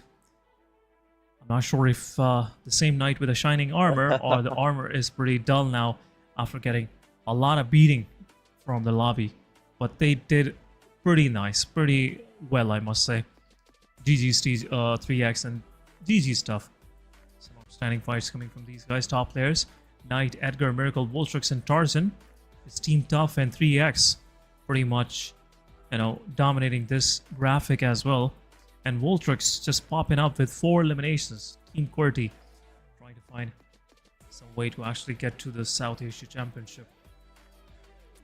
QWERTY and TG. Right now they're slightly struggling, but for QWERTY, what I would say is anything is possible. These guys are experienced lineup, and at any point in this PMPL in next coming 4 matches, they can turn around the things. Definitely, the top 5s to top players are here, but talking about the match ranking, SR3X, even without the chicken dinner, they're on the top, 18 points to their name, 12 eliminations. Team Tough on the 2nd spot, taking that winner in a chicken dinner, 17 points to their name, 7 eliminations. XGeneration with 8 points, 7 for the Team QWERTY, 52 with 7. Oxygen is there with a 6, Amines XH2E with 6, Team Star with 5. But a lot of upside downs are going to happen after this match, in fact, Essen, because Aegon, they did not perform. They did not secure that much elimination. So that means it has gone to the other teams. And on the second page, there's Team R3BG, 4 total points. HellRaiser with 4 total points. Team Red Death is there with 3.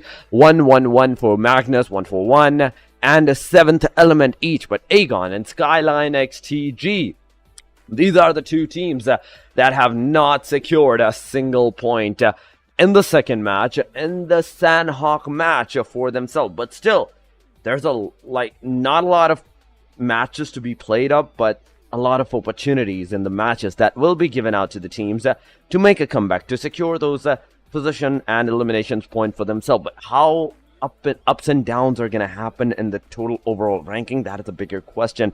And I want to see that, because things after each and every single match is getting even more intense.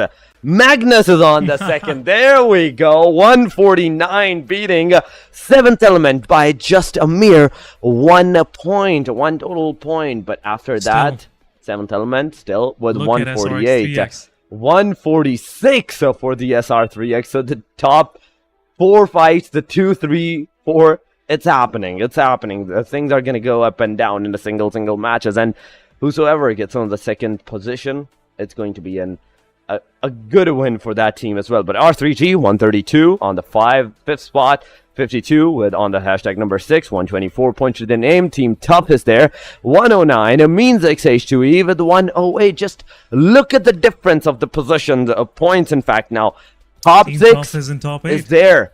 Top 6 is secured, but 7 and 8 they are surviving with just like 1 to 2 points. But Red Death after that 103, 100. So from 7th to 10, I'd say it's still 1-1 match each that they have to make sure that everything works out for them. But HellRaiser, XGeneration after that, 3 points more difference. 97, Oxygen 91, 87 for 141, Bublu 83 for Team Star, and 78 for QWERTY and Skyline XTD. Still struggling with 62 points to their name. It is going to be a hard time for these teams to make a comeback. The top, I'd say 14 to 16 spots. Top 8 is now open. Team Tough has officially stepped into the mix, and now things are getting slightly more interesting. The difference between, talking about 12th spot onward is just like mere 10 to 15 points, which can be overcome in coming like maybe one or two matches. And the last 2 matches will be the decider who will eventually qualify to the South Asia Championship. But guys, keep your seatbelts tight, and I would say get ready Buckled for up. some more action, because we will be buckle up. We will be boarding for our match number 3, that is in Erangel, which is again an equal opportunity. Tough have a fair chance of getting that chicken dinner. Tough, did a great job in the previous one. They just don't have to get this momentum, Broken. somewhat. They have to keep this momentum going, because the only thing that Tough was struggling throughout this final was just keeping a quick, steady momentum. So right now, my eyes are on every team that is on the second page, because they can actually change things around. Second page teams, and not just the second page team, from the top 7 to I'd say 12, it's still a 1 match difference that they can secure their top 8 position for themselves. Match number 1 was done and dusted by Aegon, second one for the team Tough, and this time around, a resetting map, Erangel 1 for the teams that will mark once again who is going to secure their positions in the top 8. Every single match, after every single match, we are seeing the top 6 to 8 being shuffled, and even from the top 12 till the top 12 even, in fact, being shuffled. So 4 more chances for the teams, for the players to actually shuffle their position in the top 8 and secure their position for the South Asia Championship, where once again they will be trying to make a lot of name for themselves. But nonetheless, Aegon, and just the points, I want to talk about Aegon in the second position. It is still 99 points difference. Almost 100. That is a big number that I'm seeing. SN 149 to 250. My mind is blown. And Aegon, it's 101 actually. It is a 101. And right now, Aegon is facing against each other. Who's gonna take that MVP? I believe. that's been the real competition, I must say, in this PMPL. IQ and Fallock just trying to find opportunities just to give out no chances to their teammates to get some more frags. And right now, IQ and Blade both are on that same mission. But Fallock, some way, one or another, he will find something to actually farm some of the elimination points for himself. But guys, as we promised, you gotta be ready for this match number 3 for this PMPL Pakistan Finals Day number 3. And we really appreciate your presence on the stream. If you have joined just now, I would really love to see you, getting active in the chat. If you have anything to say, it could be positive, negative, you can share with us. We'll keep an eye on that. But at the same time, panel music is here, and we are about to jump into our match. We might jump into our match, but I am more curious what the teams have in their mindset, what the teams are going through in their minds, in the back of their minds, how they're gonna play this, in fact, a match.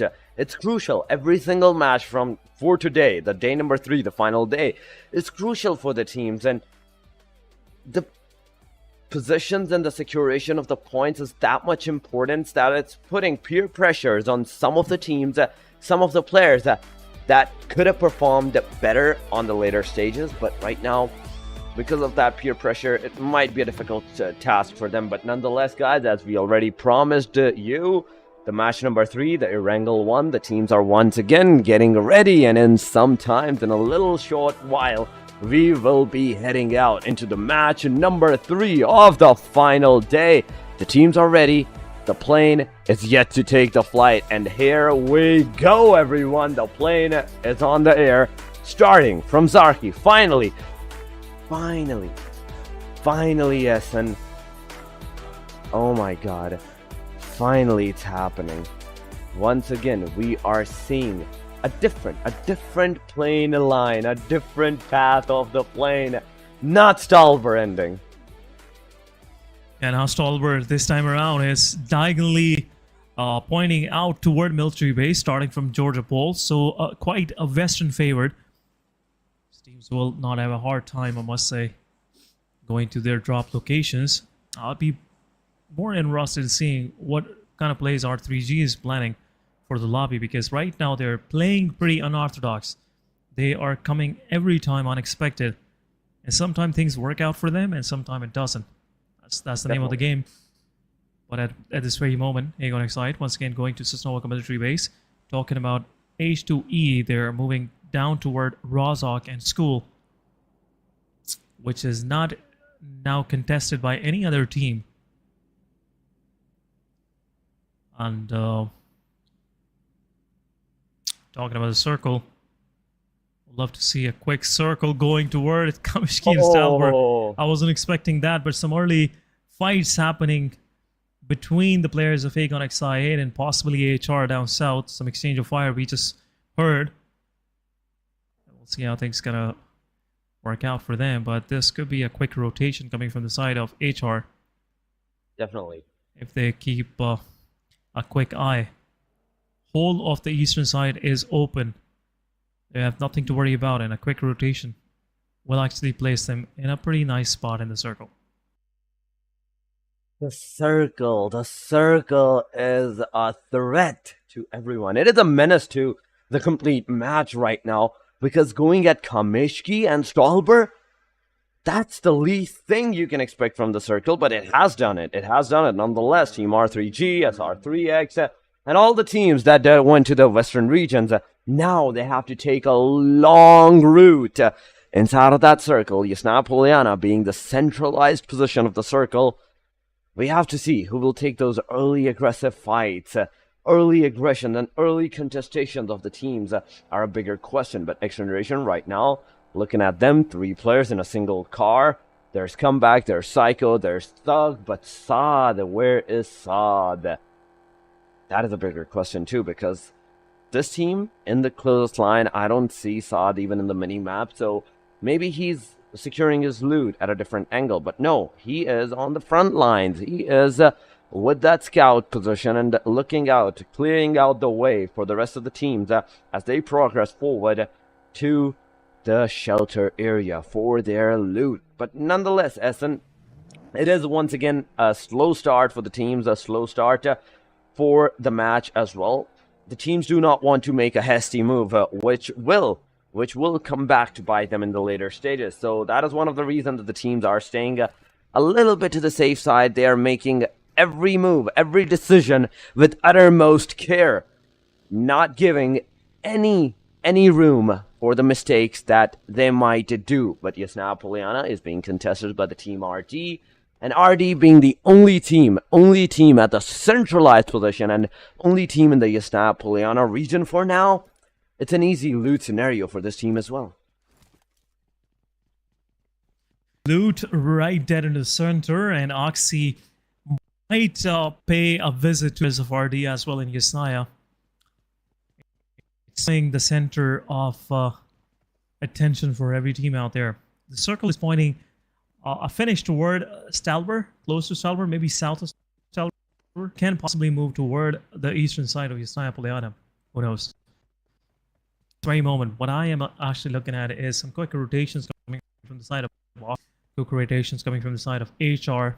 As I was expecting, HR did a wonderful job, going for that early circle priority, which will put them in a favorite situation. Now they will have a peace of mind that they can loot for as long as they want, and circle is not running away from them, because blue zone is that real pressure factor. It really mounts that pressure on the players, because once you have this at the back of your mind that, okay, I have to move, I have to do this long rotation, things start crumbling around this thought, and that's the reason why some of these teams will have a hard time surviving. But look at this, HR next, another emerging star, just trying to play inside the circle and just straight away rotating for Kamishki. These guys are taking a risk.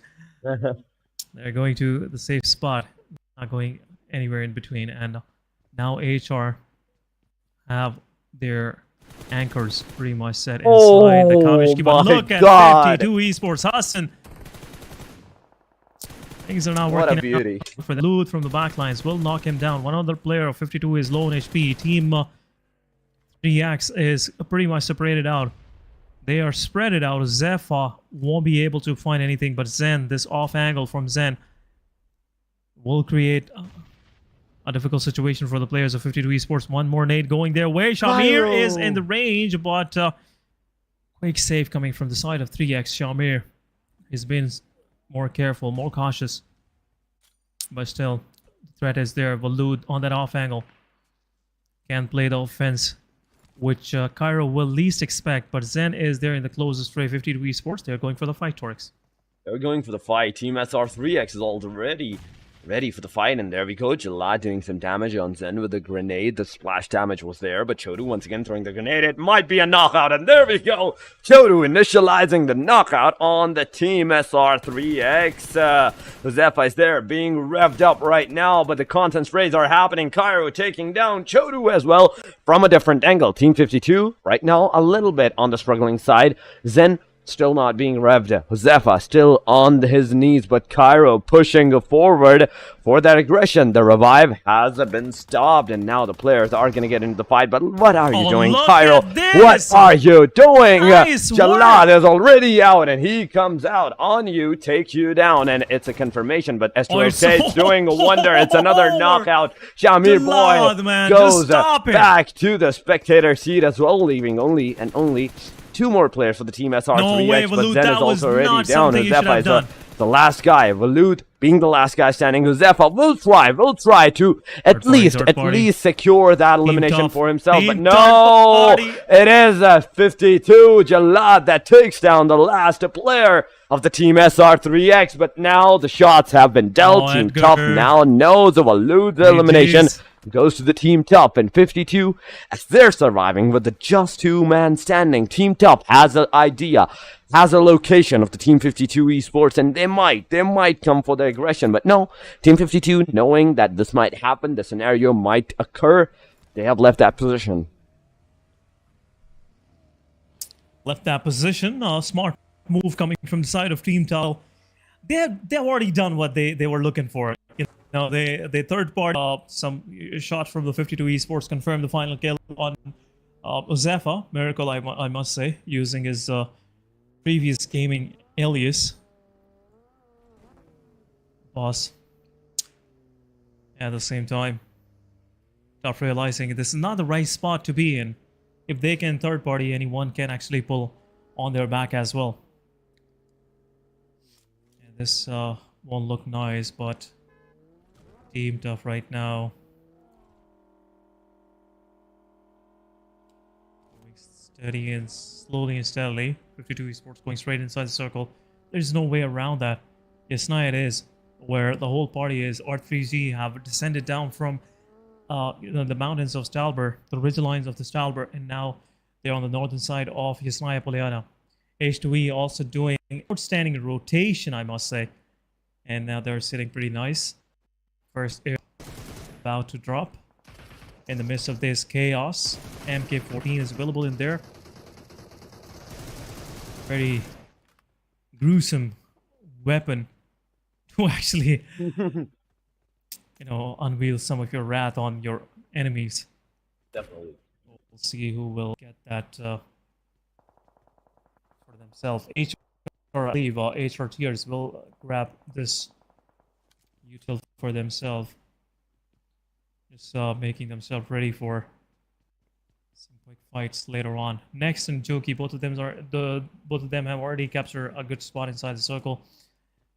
North to the mention, no one is around them. Rest of the HR will join them shortly as well. And as I was saying, tiers will get that loot and MK14 as well. This guy is getting prepared for some kills.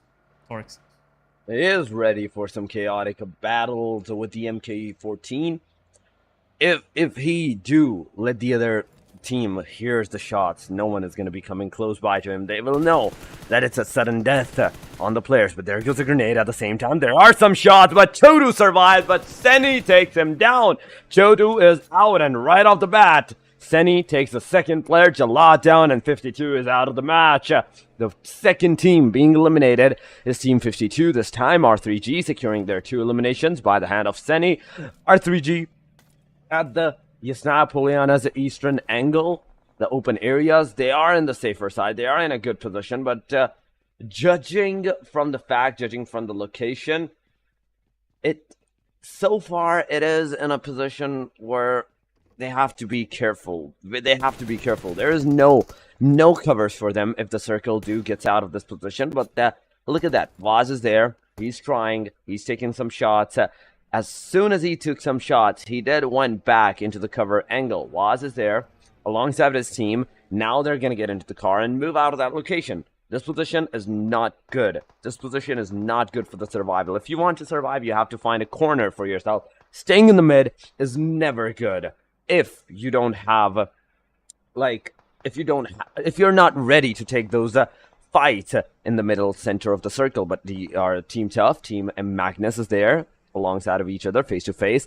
Malik throwing some smokes, making sure that his car is in the safe and he can go and acquire it, get back into it, and continue with this rotation. So far, the stage 2 has closed. It is once again to the Yasnaya Poliana that the circle is going. Malik has the UAZ alongside of Drawlin. Drawlin also has a UAZ. So 14 teams, 56 players. Once again, after the 2 eliminations of the teams, that's when the things are going a tad bit to the slower side.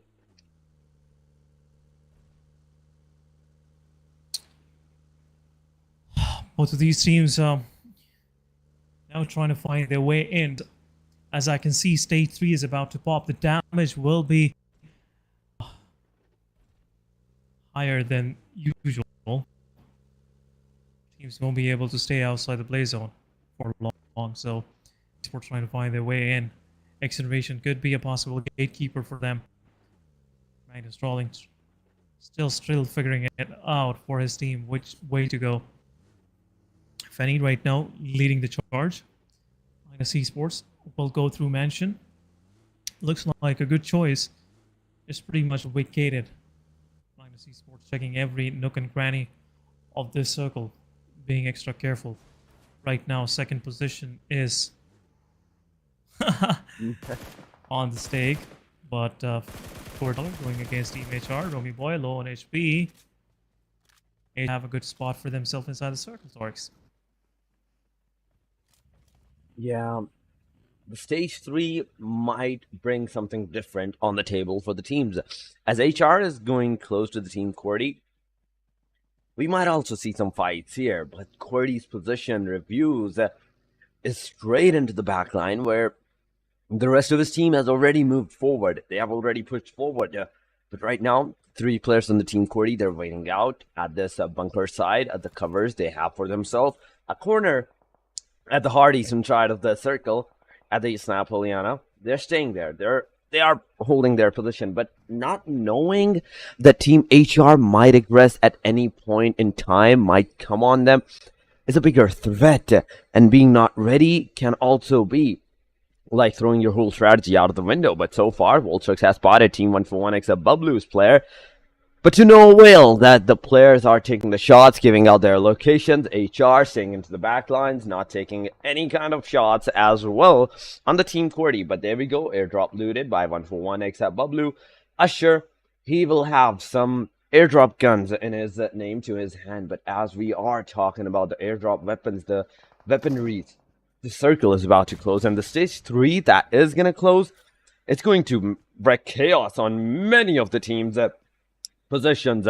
But where it has gone 300 meters away from the hard eastern angle that is already there. So somewhat to the east now, but QWERTY, there's 141X above blue, taking the fights, taking the shots against each other. There goes another grenade on the players of the team QWERTY, but no avail, no luck on the knockout. But what is going on? Reviews is on the face of Droppy. He throws a grenade, drops it on Reviews, but Reviews still managed to survive. On the other side, Team QWERTY's now getting some damage from a third party. Reviews, healing himself. Freestyler has to heal himself, but 141X of Bablu. JD, he is on his knees already. He has to heal. He has to get that rev and heal himself. Whereas Team 141X of Bablu, talking about them. Look at that. Droppy position, taking down Reviews. QWERTY, it's an equal opportunity for both of these teams to engage once again into the fight, but Khan gets taken down. The molly is on the players on themselves, but DBS it is taking one more player down of the team 141X of Bablu, and now it's up to the Droppy. DBS on the other side as 12K. In fact, it's shotguns fires, it's shotguns chaos that's happening. Droppy's here. He has almost 45% healing, but R3G from so far away takes the last guy of the team of 141X of Bablu, and they are out. Team QWERTY still surviving with a single player. R3G was taking down Droppy, and look at the kill feed. It's going chaotic. Egon XI8 is out. Team Oxy will quick wipe out this team, and it's over. HR on the other side, picking some frags on the players of Magnus Esports. Magnus Esports is under immense amount of pressure, and there you go. Team QWERTY is eliminated, and also Magnus Esports will get confirmed as well. Almost 2 of their players have survived. Just 2 of their players trying to make their way inside the circle. They are on the footstools of Team HR right now. It will be a hard survive for them. The rest of the HR, they have a good position for themselves. At this very moment, players realizing it is getting a little more team tough, losing one of their player. Team Motivator is out. H2E will confirm this elimination. Rest of the tough is pretty spread out. It's only 2 man standing, team tough, and could possibly be down to the last man standing, but Magnus Esports is there. One of their players low on HP. HR providing some cover fire at the same time. R3G will join in the fight, and Magnus down to 2 man standing. HR will go ahead and confirm some eliminations, but they cannot. And look at this next with an outstanding angle. We'll confirm another one. 6 eliminations to the name of HR. Romeo Boy is on a domination. Next is on a domination. I would say the whole HR is on a domination. Magnus Esports getting one of their players confirmed. The last one standing is there. Definitely. Zibian is still in the mix, but circle shifts, and HR Jokey Boy is already inside the next circle, Torx. They are inside of that circle, but only the 10 teams are remaining right now, and the fights are getting chaotic. Circle by circle, moment by moment. So far, the 5th stage will mark a tremendous job on the players. It will put a lot of pressure on the player, but Team Amines XH2E, every single player is in the circle. Team HR still staying outside. They have to move their way in the circle, but in the front line, there's the Team Magnus. There's Zibian waiting out. SLX on the other side into the kill feed. They're fighting against the Team Star. R3G also on the receiving edge of the Team Amines XH2E. The constant fire, the constant sprays are happening in the small screen. And the second screen, we are seeing there are at least 4 different teams. 4 different teams in the closest vicinity, and Magnus Zibian being in the centralized position out of all the 3 teams that is surrounding the players. But Rex, he's there. Zibian, will it be over for you? The answer might just be a yes, because Seni has spotted out the player. It can be detrimental if he gets spotted out. It can be some crucial shots on the players ahead. Team HR also waiting out for the opportunity, but it's over. Naki takes Zibian down. R3G gets that over, elimination. it's over. Top 9 teams, 30 players. Even there's our car burst down. 7th element, Team XGeneration are fighting Essen. 7th element right now. Skatekeeping, XGeneration down south, holding them up. But XGeneration come back with some sprays. Will take down one of the players of 7E. And there could possibly be a quick, retaliation coming from their side. Pinkman also taking down GokuBot. GokuBot was trying to make some way for his team inside the circle, but northern side SLXDG, what a rotation from their side, from Stalber, and now they are spread out pretty evenly on the northern side. 7ET24 OP confirms the last track. XGeneration out with only one elimination to their name on 9 spot. Star right now, just gatekeeping RD. Team Tough, Tarzan being that snake in the grass, the venomous snake. RD will be least expected right here, but Star have a very good position now. They're eyeing on the players of 7th element. We'll see if they could find anything from that fight as well, Torx. Yeah, this stage 5 is not going to be pleasant for the teams because it is already in the complete open. It has gone north of the Yasna Poliana, so a lot of places completely out in the open. Just the hard covers of the trees, the rocks are what's giving you momentum to stay on the positions. But R3G Naki doing some damage on Romeo Boy. He's super low, but Naki also now inside of that smoke, getting in the cover. Romeo Boy with a grenade in his hand. Will he connect it to the player is a bigger question. But on the kill feed, there's 7th element, RD taking the fights, taking the shot. Shahir gets eliminated. HR still in the clothesline. In the back line, there's Team SLXTG that can aggress from the backside. A third-party engagement can happen, and it's happening. Team HR on the receiving edge. Romeo Boy gets some shots on himself. Star on the other side from the Team Tough. Osama gets eliminated. Constant fights. As soon as this stage is going to end up, it's going to happen once. For the teams that are outside the circle and they need to get inside, it's happening. 7th element, GokuBot taking Pinkman down, and it's over for the team. Oh my god, it's constant chaos once again, SN. This circle, once again, that has gone to the western side shift. It is in the open area fields, no house, no cover from the tree. It's happening. R3G in the close line, a means XH2E can be spotted. 7th element in the back line.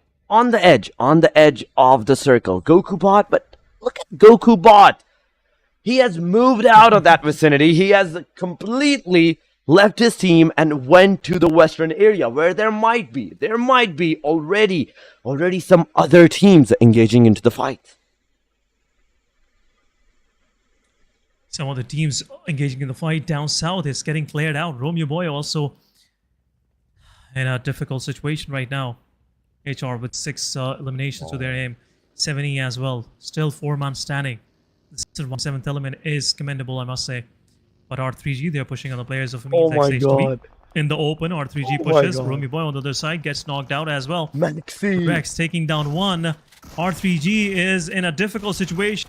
Vaz will go in. Will confirm the solo survivor of H2Es holding on to this position.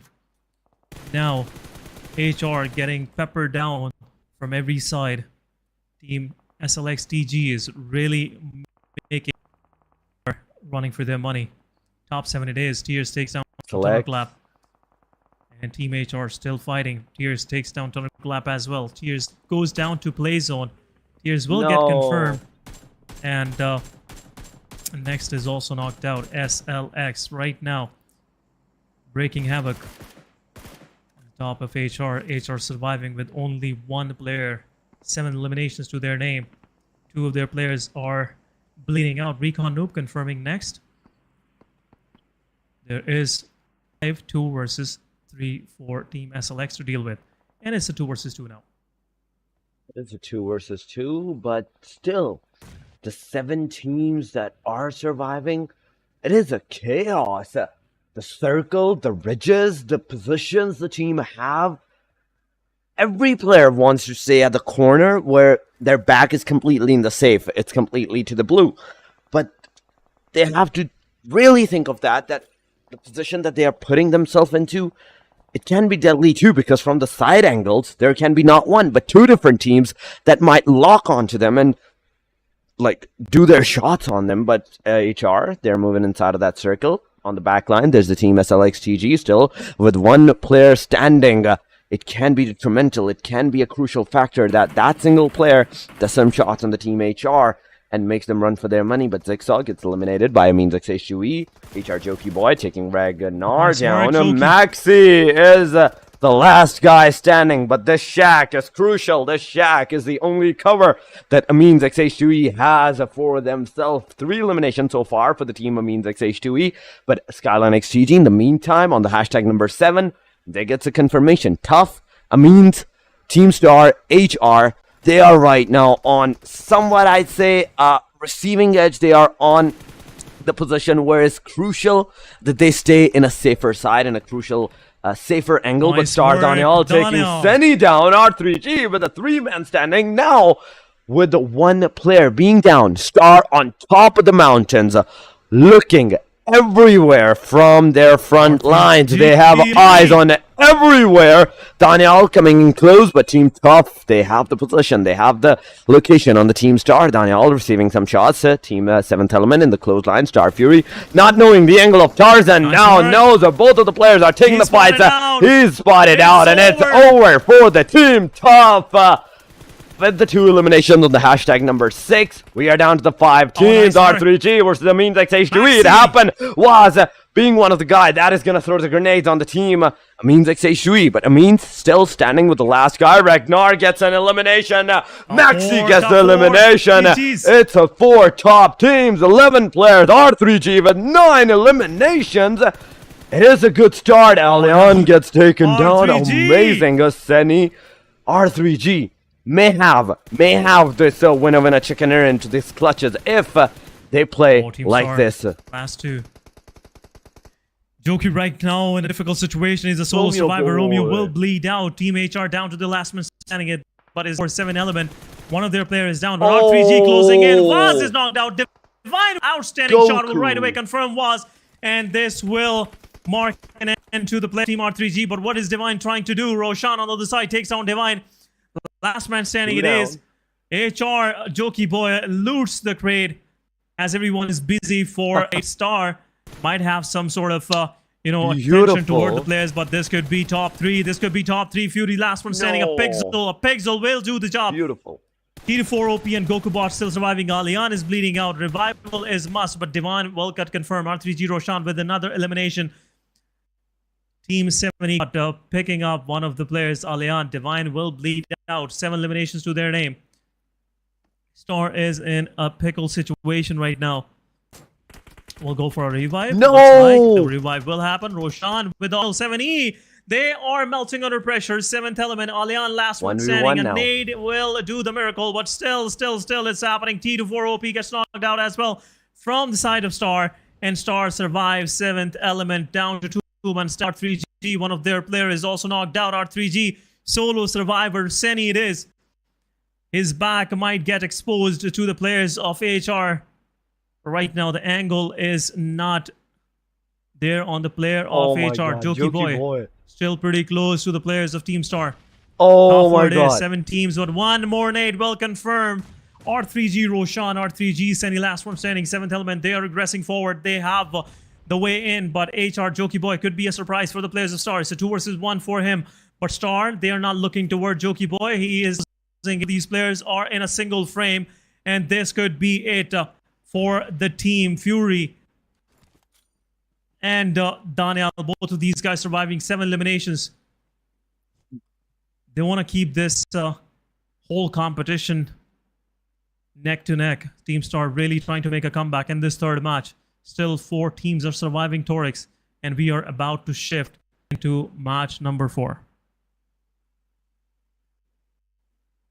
So far, Essen, the top 4 teams that are here, just look at that. HellRaisers, a last guy surviving. 7th Element, Team Star with 2-man surviving. And even the R3G with the 2-man surviving. R3G, once again, losing 1 more of their players. 7th Element is there with a 2-man. Star is looking at the team 7th Element. Goku Bot, Alian together. Senny waiting out for the opportunity that one player gets eliminated and he takes him down. But nonetheless, R3G is there, 7th Element is there, and the top 4 teams are still surviving. This is the stage 9. Now, every single team from the corners have to move out of this vicinity. Fury taking some shots amazingly on the headshot. It connects on Goku Bot. Alian now coming for the rescue, but R3G, will they come? Will they come is a bigger question. Is a question right now for the players, but still, Alian is there. He has confirmed that Rev Goku Bot once again on his feet, taking some fights. Fury's there. He gets taken down by Jokey Boy. Jokey Boy is on his knees. Not knees. He takes Fury down, and it's a confirmation on Fury as well. It's 1 versus 1 versus 1 versus 2. Daniel is also out by 7th Element. Goku Bot, R3G Senny being a single guy. Jokey Boy being a single guy. 7th Element, Alian, and Goku Bot being the only team, 7th Element being the only team that has a man advantage against both of these players. But HR, Jokey Boy, Senny, they're still waiting out for the moment that 7th Element do come close line to them, and then they will take the shots. And they will take the shot, but 70 Goku Bot still low in HP. Senny might spot HR, Jokey Boy. It is about to be over. Team HR will spot one of the players. Senny Boy will go for the confirmation. It's over. HR, R3G will down. HellRaisers on the 3rd spot. 8 eliminations. And it's down to 7th Element, Goku Bot, and R3G, Senny. It is over. And chicken dinner, solo chicken dinner for Team R3G. GG's for this team. What a wonderful finish from their side. Winner chicken dinner goes to Team Regicide. Regicide getting that winner chicken dinner from themselves. An amazing start once again for the Team R3G with 12 eliminations to their name and a total of 22 points. Hashtag number 3, they still stays in with 2300 damage done to them, but this was a match number 4. In fact, 3, guys, and we will go on a short break.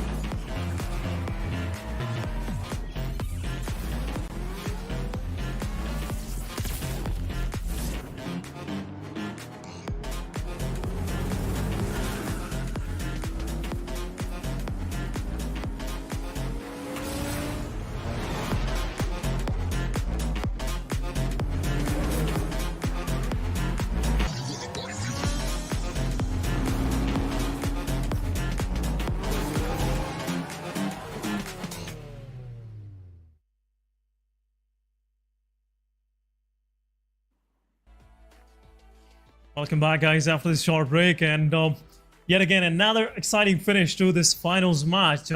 The heat is building up, the battleground is about to melt, and some of these teams are really melting under this pressure. As we saw 7th Element, they just had everything working out for them, but Senny had some different plans. HR, Jokey Boy still surviving for that long, giving that much needed backstab, which everyone was waiting out there. Every fan was waiting out there, but welcome back, Torix. Thank you. What a finish. We'll quickly move toward the MVP. Definitely. First of all, thank you so much, SNF, for the warm welcome. And right away to the MVP we go. It's R3G Senior with 5 elimination, 783 damage dealt by this player. Healing of 297, 4 knockouts, 2 assists, and complete survival of 30 minutes. This was the classic Erangel that we usually witness. 30 minutes of Erangel. The complete domination, the complete aggression of the Erangel was there. But nonetheless, it was a great start. R3G still had that in the bag, and now they are on the hashtag number 3 in the overall ranking. But talking about the top players, first of all, R3G Senior. After that, there is Goku Bot, 4 eliminations, 727 damage, in fact. Then once again, R3G. Roshan is there, 3 eliminations, 749 damage. Where did the elimination go of this player is a bigger question. T24, similar situation, 3 eliminations, 748 damage. And at the very end, there is a HR Romeo Boy, 3 eliminations, 620 damage. to the player name. A very well job done by Romeo Boy as well in the last match, as there were only top 4 teams, and this guy single-handedly managed to survive and made sure that his team goes to the top 3. Yeah, sure. Pretty much he was the guy, the brain behind Jokey Boy. Yeah. I would say Jokey Boy was getting operated by someone else. Yeah, those calls from the teammates really play a crucial role, and that kind of patience coming from the side of Team HR really paid the dividend. But Regicide with 12 eliminations, 22 total points. What a chicken dinner from their side. 7th Element, another comeback, 15 points. We'll get there. 2nd position from Magnus once again. HellRaisers with 14, a quick comeback coming from them. 3 matches, and now they will be somewhere sitting in top 3. I'm sorry, top 8, not top 3. Team Star with 11. A quick, I would say, a good move toward the top 8 position. A quick comeback can actually happen. 3 more matches to go. Amines with 7. Good fight back coming from the side of Maxi, Rex, GG's, I must say. At the same time, 2nd page Team Tough, that consistency that we were talking about is not there. 4 points to them. QWERTY with only 2, XGeneration with 1. Aegon, getting eliminated early on. Oxy really doing a wonderful job there in the midst of Yasnaya in the hospital building. At the same time, 141 SRX, Red Death, Magnus Esports. So these teams are really struggling. Red Death especially struggling. 3 matches only, I believe, 5 to 6 points. But anything can come from these guys. These guys have utmost amount of patience I have seen in this lobby, and they can actually bounce back. I am really hopeful. But right now, it's another match.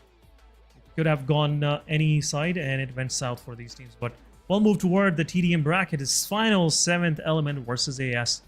We'll straight go into that. The final AS versus 7th Element. It's about to happen. The fight for $1,000. The 700, in fact. And 300 for the runner-up. So still, AS, 7th Element, whosoever will win will get the more of a prize pool. But here we go, the TDM is here. AS, 7th Element, once again, getting ready. T24 opening some shots with the util. Can he get an elimination? No. There is also a Shud with the util once again. But AS, I'm seeing they're staying a little bit tapped to the back. They're not over-aggressing and over-pushing to the middle angle where we usually see the throwables being thrown at. But Khan, Pop, in fact, from AS, he's here, waiting out for the opportunity on the complete right angle. But Mithy, he's going for that aggression. He's going for that fire. A peak fire on the player can be detrimental, can make sure that 7th Element also bleeds. And there we go. 7th Element taking 2, but at the same time, Mithy making sure that he does some damage on the player. And AS once again taking the lead, 3-4, 3-2 it is. Nice work coming from the side of Team AS. Really feeling themselves right now. They are just weighing this opportunity. They know if they will get this TDM brackets final, there'll be some extra to 17 spot onward finish as well in the previous league stage. So $700 extra won't hurt anybody. So being careful. This fight lead is toward the players of AS, Pop and Husney. Both of, I would say, aggressive players. These guys are pretty in the close ranges. Bakugu bot. He's holding on to the position, but position of Divine was not revealed. 5-6 it is, and now 7-6. Quick comeback coming from the side of 7th Element there, and Husney just equalizing things once again. 7-7 it is. 7th Element, they have made up a formation. They want to win this. They want to win. Not making any mistakes, Torix. Not making any kind of mistakes. The $700 is on the stake, and there we go. Khan taking once again the initiative. Team AS 8-7. 7th Element. They have to make a comeback. They have to make once again a comeback with the utils and the sprays at an early stage. So far, 3 minutes have passed, and only 8-7 eliminations have been done. This match is going with uttermost care from both of these teams. They don't want to over-aggress. They don't want to over-give out their points to the other team. But Goku Bot giving his elimination to Husney. But at the same time, the Equilibrium is almost coming once again. Seventh element still being a little bit tad to the back. Nice There we go. work. It is a confirmation. And as soon as it comes to the equilibrium, Team AS throws the utility and takes the lead back for themselves. 11-10 so far. Seventh element, Goku Bot taking Nice one work, down. Goku Pop Bot. is down. There's the second one that is Nice down with the work. utility. Third Come one on. is over. Goku Bot, what are you doing? It is almost a 1v3 from the sky, but Pop, Look at Pop. he's with the grows out trying, but no connectivity, no connections. Goku Bot receiving a lot of damage with the grenade, the util, but still doing a lot of damage on Mythi. 13-15, seventh Oh, element look at finally making a that, Han. comeback. T24 coming straight on the nade player and taking his life. Element. T24 at the same time gets taken down. 14-16, so still a slow start, and it's uttermost care from both of these teams. If one player makes the mistakes, the other one catches up. It does. Some fights coming from the side of seventh element. The seventh element, they have the lead now, and Team AS, they are just punishing the players of seventh element for making those mistakes, just overextending and getting punished. But seventh element, T24 OP, another good nade from Khan. Khan is not even touching his AR. He's just doing the damage with the grenades, with ability, but 70 as well. They have some, plans for their side. Khan will get 19-19. confirmed. Husni confirming another one with his AKM. It is just too good in the close ranges. That's the reason why I'm pretty sure Team AS is using those. 20-19 it is. We are half in this match, and now a good spray coming from the side. 2020. OP have something for themselves, but Pop will just cover up delay, but at the same time will confirm some elimination. Divine going against the player. T24 OP is down. Khan once again the utility. Goku Bot just letting close angle. But his angle is pretty exposed. Some good damage coming from say with that AKM. Utility will follow up as well. But they have to retreat back. It is what they all need. 24-23. The lead is going in the favor of AS right away. When bounces back and keeps it on an equalizer. Pop. 70-4 OP. Now another one down right away. 26-25. Close call, Torix. It is a close call right now. Anything of the sort can happen. Anything, any team, in fact, can take the winner for themselves. But T24, once again, having the upper edge against the Team AS with just a 1 point. That 1 point might just be the crucial one because of the teams do tend to go for the survival. That 1 point will lead up to the winner for the team seventh element. But nonetheless, it comes a grenade from Khan, making the situation once again an equal seventh element. A shot in the back line. He's waiting out for the player to completely aggress. But Team AS, with the 1 point difference that they had, now they have the upper edge with 2 points.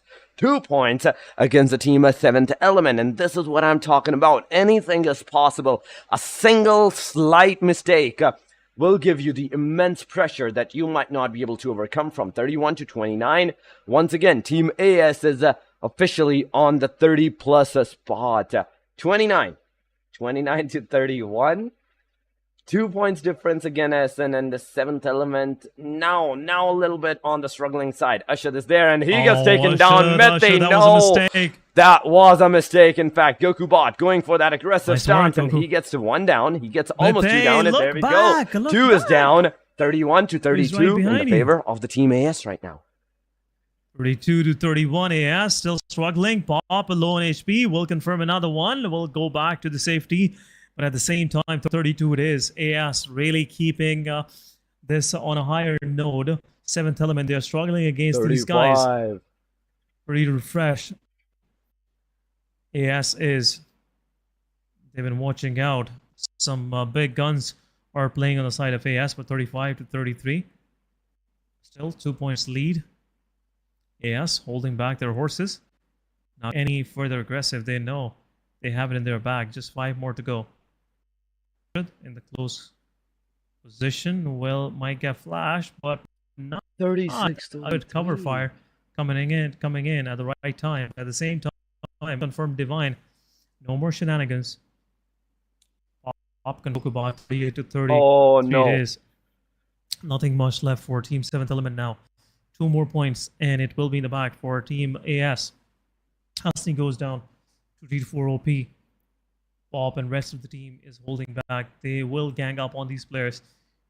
One by one, Ashad needs a cover fire. 1 down. But still, a fight is happening. 2 down. The second one is down 7. And now they are coming up with some aggressive plays. But a flash goes in. 7th element slowly and steadily closing in. Just one mistake will just do it. Team AS. They just need one mistake from the side of 7th element. And it will be over. But Essen, only a minute remains. Only a minute and 30 seconds remain. They have to be quick. Team AS, they can wait on the backside. But 7th element, they have to be quick. They have to go. They have to take that aggressive stance against the Team AS. And there we go. Some aggressive stance being taken. A headshot connecting on Husney. 38-37. Team AS has to stay in the back. Team 7th element, they have to push together on the Team AS if they want to win this out. One wrong move will mark the end for the Team 7th element, but at the same time, a good move might also get them the $700 for themselves. Constant peak fires happening from Khan. Some damage being done on 7th element T24 OP, but nonetheless, no knockouts, no elimination so far has been done. 52 seconds are in the back. 38-37. Just a single point difference. Who will take that winner? Victory in this TDM bracket is a bigger question. This is the final of the TDM brackets, and this is the finals, in fact, the last day of even the PMPL. The uttermost care is being done, but only 30 seconds are going to remain. Now, Team 7th element has to go at aggressive stance. 38-38. It is an equilibrium. Once again, Team 7th element somewhat has in their back. Pop is on the super low HP side, but Ashad doesn't have any kind of ammo in his gun. He has to stay in the back. 31 ammo remaining in Goku Bot's weaponry as well, but Ashad gets taken down. It is over. 1 down, 2 down. Mithi takes that elimination, and it is Team AS that will have the winner for the TDM bracket. AS, the most unexpected, I would say, contender in this whole run. What a run for AS, starting from round 1 and finishing things off through the course of 3 weeks. So what a fight back coming from the side of AS. And I would say AS, the way they played against Magnus Esports, they were one of the strongest contenders in the semifinals, and they proved themselves once again. All luck to 7th element and AS that their opposition broke some rules, and they got a quick promotion to the finals. But AS didn't took it lightly, and look at the performance they had. They were falling apart at one moment in the final 45 seconds, but once Pop with that quick change, I would say change maker, that 39th elimination, it was over for 70. They were pretty much under pressure. They were under the pressure, and they were under the pressure from the I'd say, the 2-minute marker that were remaining on them. They couldn't push, they couldn't aggress on the teams because they knew at the back of their head that one player gets down, it's going to be all over for them. But still, till the very end, till the top, 10 seconds marker, they still managed to outperform themselves, making the fight almost into their clutches. 7th element almost had it, but nonetheless, they are still going home with $300 to their name. But AS, with the $700 to their name, it was a great ending to the TDM brackets. But SN now coming back to the main action. Only the 3 matches remain.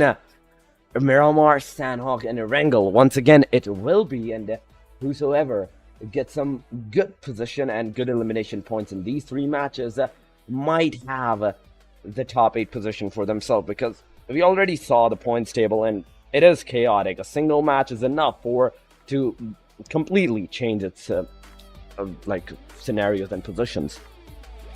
Yep. Course is about to change. This is the second set of maps, starting out with Miramar. Teams players are ready on the cams. Everyone have this dream of qualifying to South Asia in their eyes.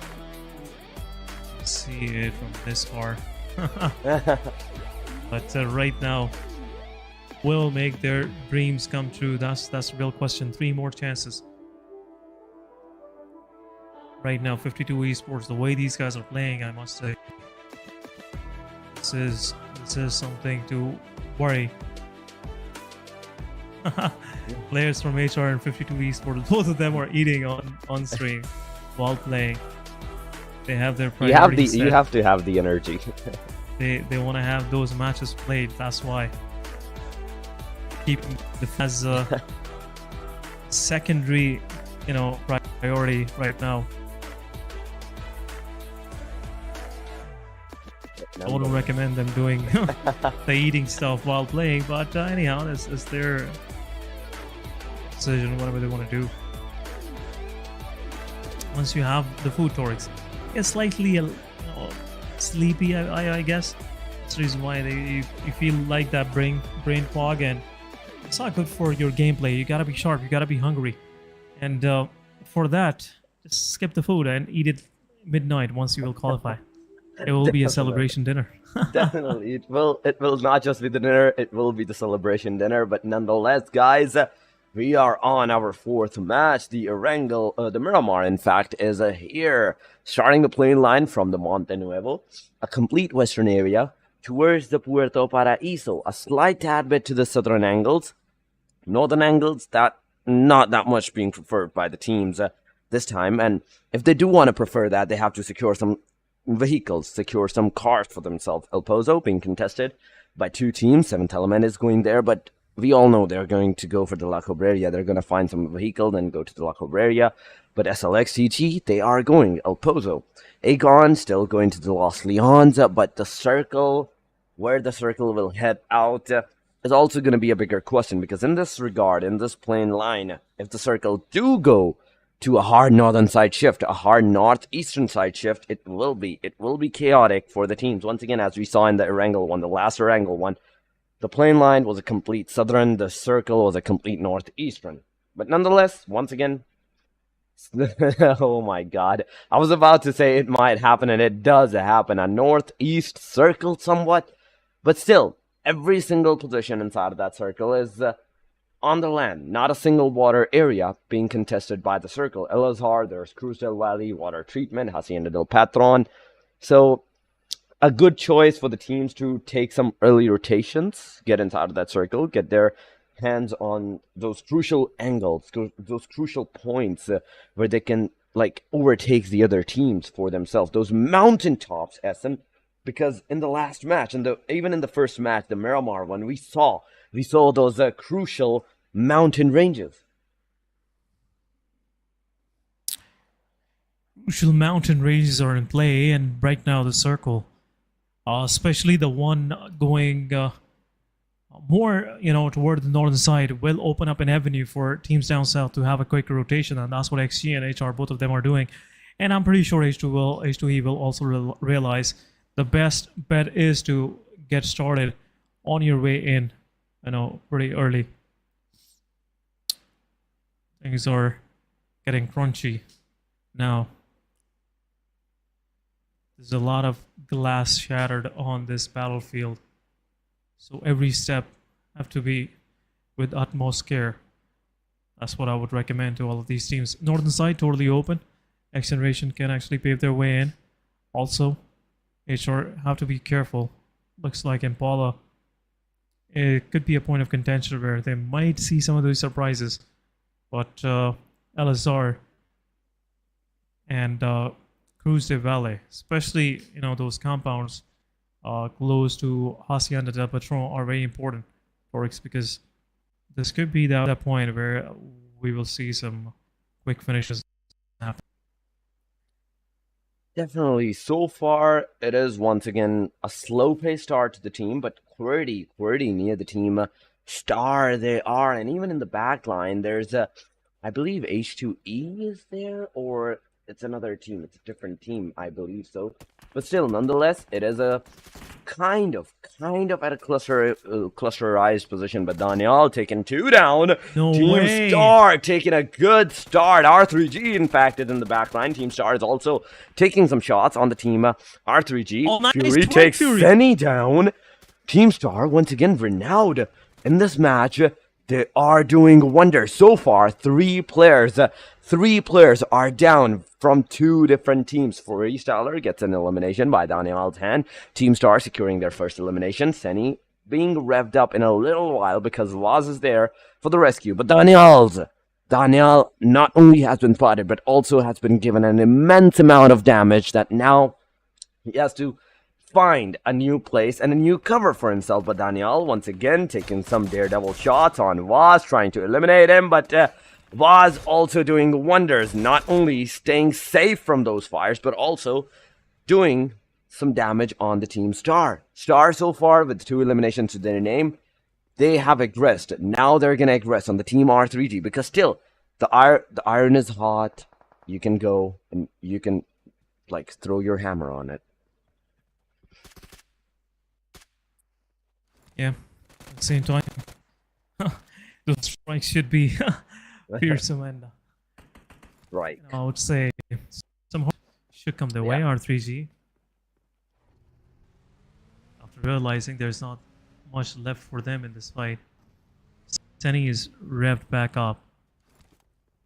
Star, this is make it or a break it situation for them, but at the same time, Oxy just bring down everyone that is moving close by. Seeds.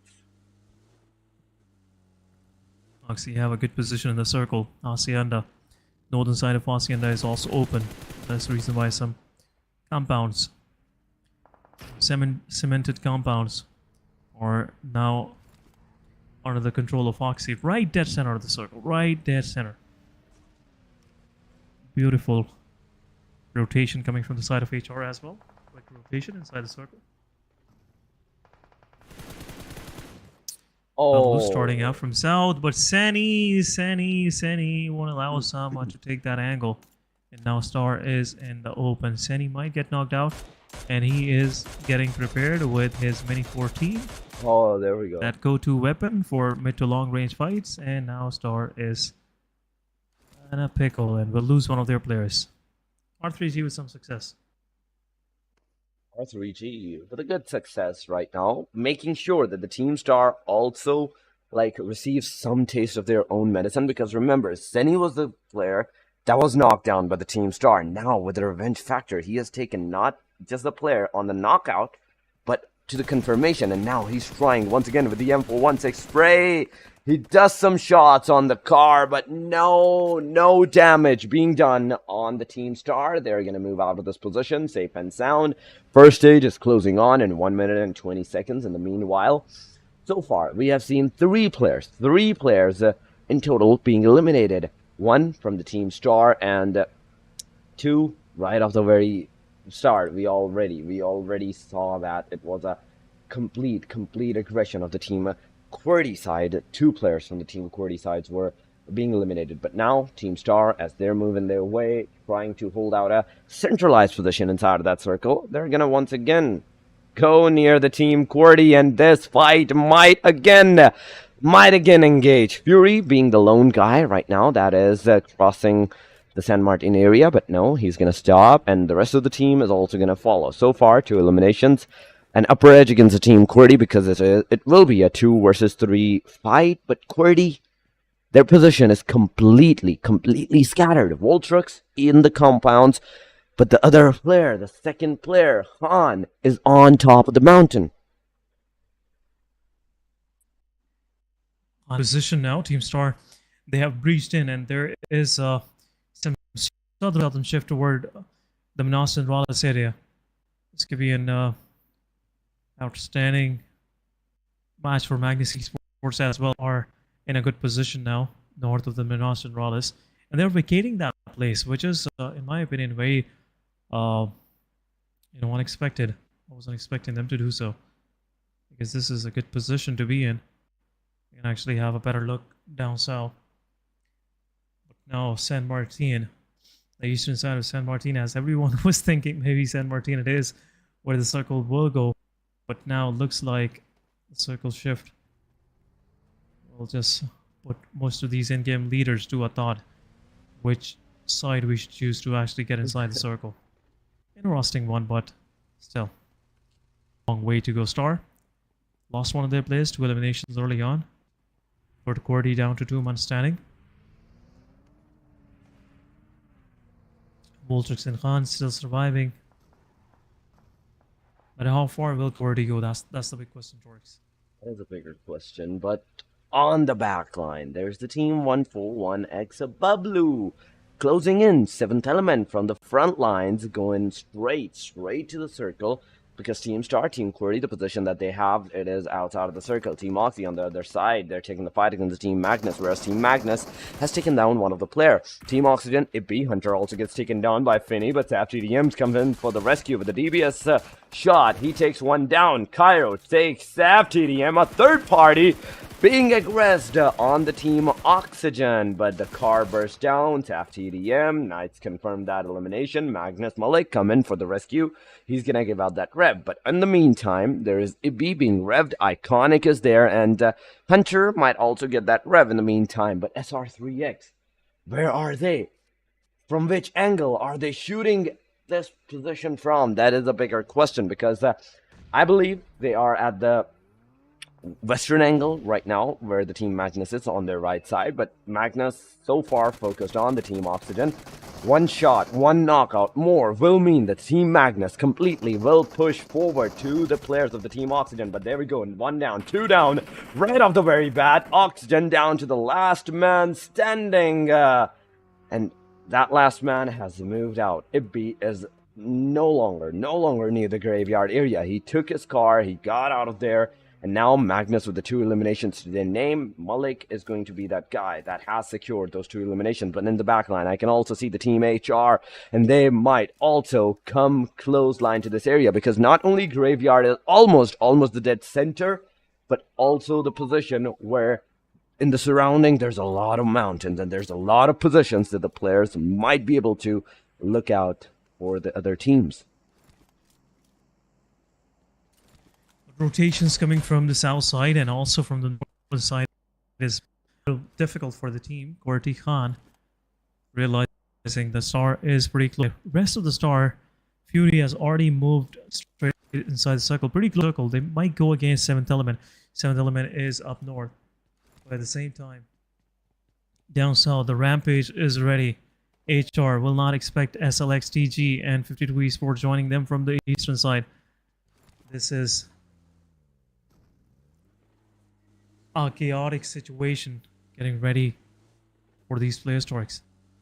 It's a chaotic situation right now for these players, and the circle that is going completely to the western area. The graveyard is in the dead center, but Team RD, they are receiving some shots from the Aegon side. Pegasus gets taken down. Falak is in the closest vicinity, on top of the house, waiting out for the players to get out in the open, and then he will do some aggression and some shots.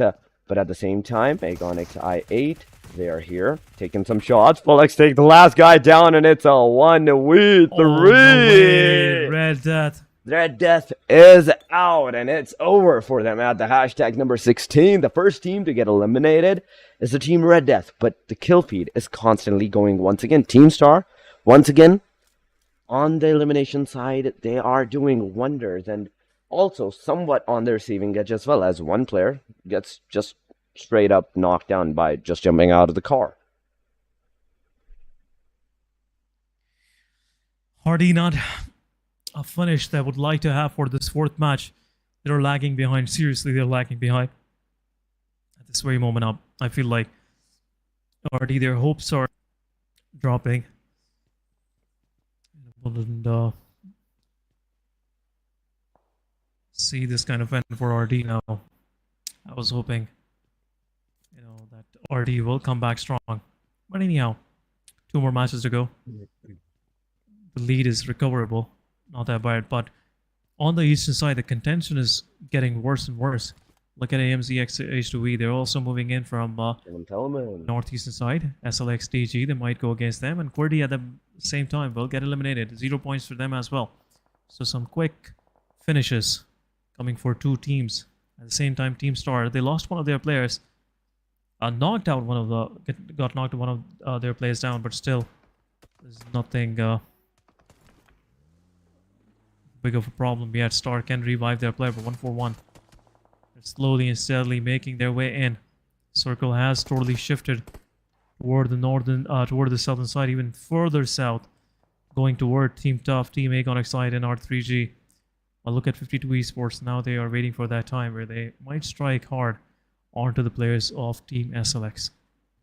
So far, the 14 teams that are surviving, some of them that were at the northern angles and the eastern angles, they're outside of the circle, and they have to decide whether they're going to take the fight or they want the circle for themselves. And as I'm seeing the Team Star and 7th Element at the northern angles, I believe it is a fight that the Team 7th Element is going to take, but SR3X, it is happening, a third party on the Team Star, and it's over for them on the hashtag number 14, but still, 3 eliminations to their name that they took right at the very start of the fights, right at the very start of the match. But 52 Esports, they're also fighting with the Team SLX. TG Zixel gets a confirmation.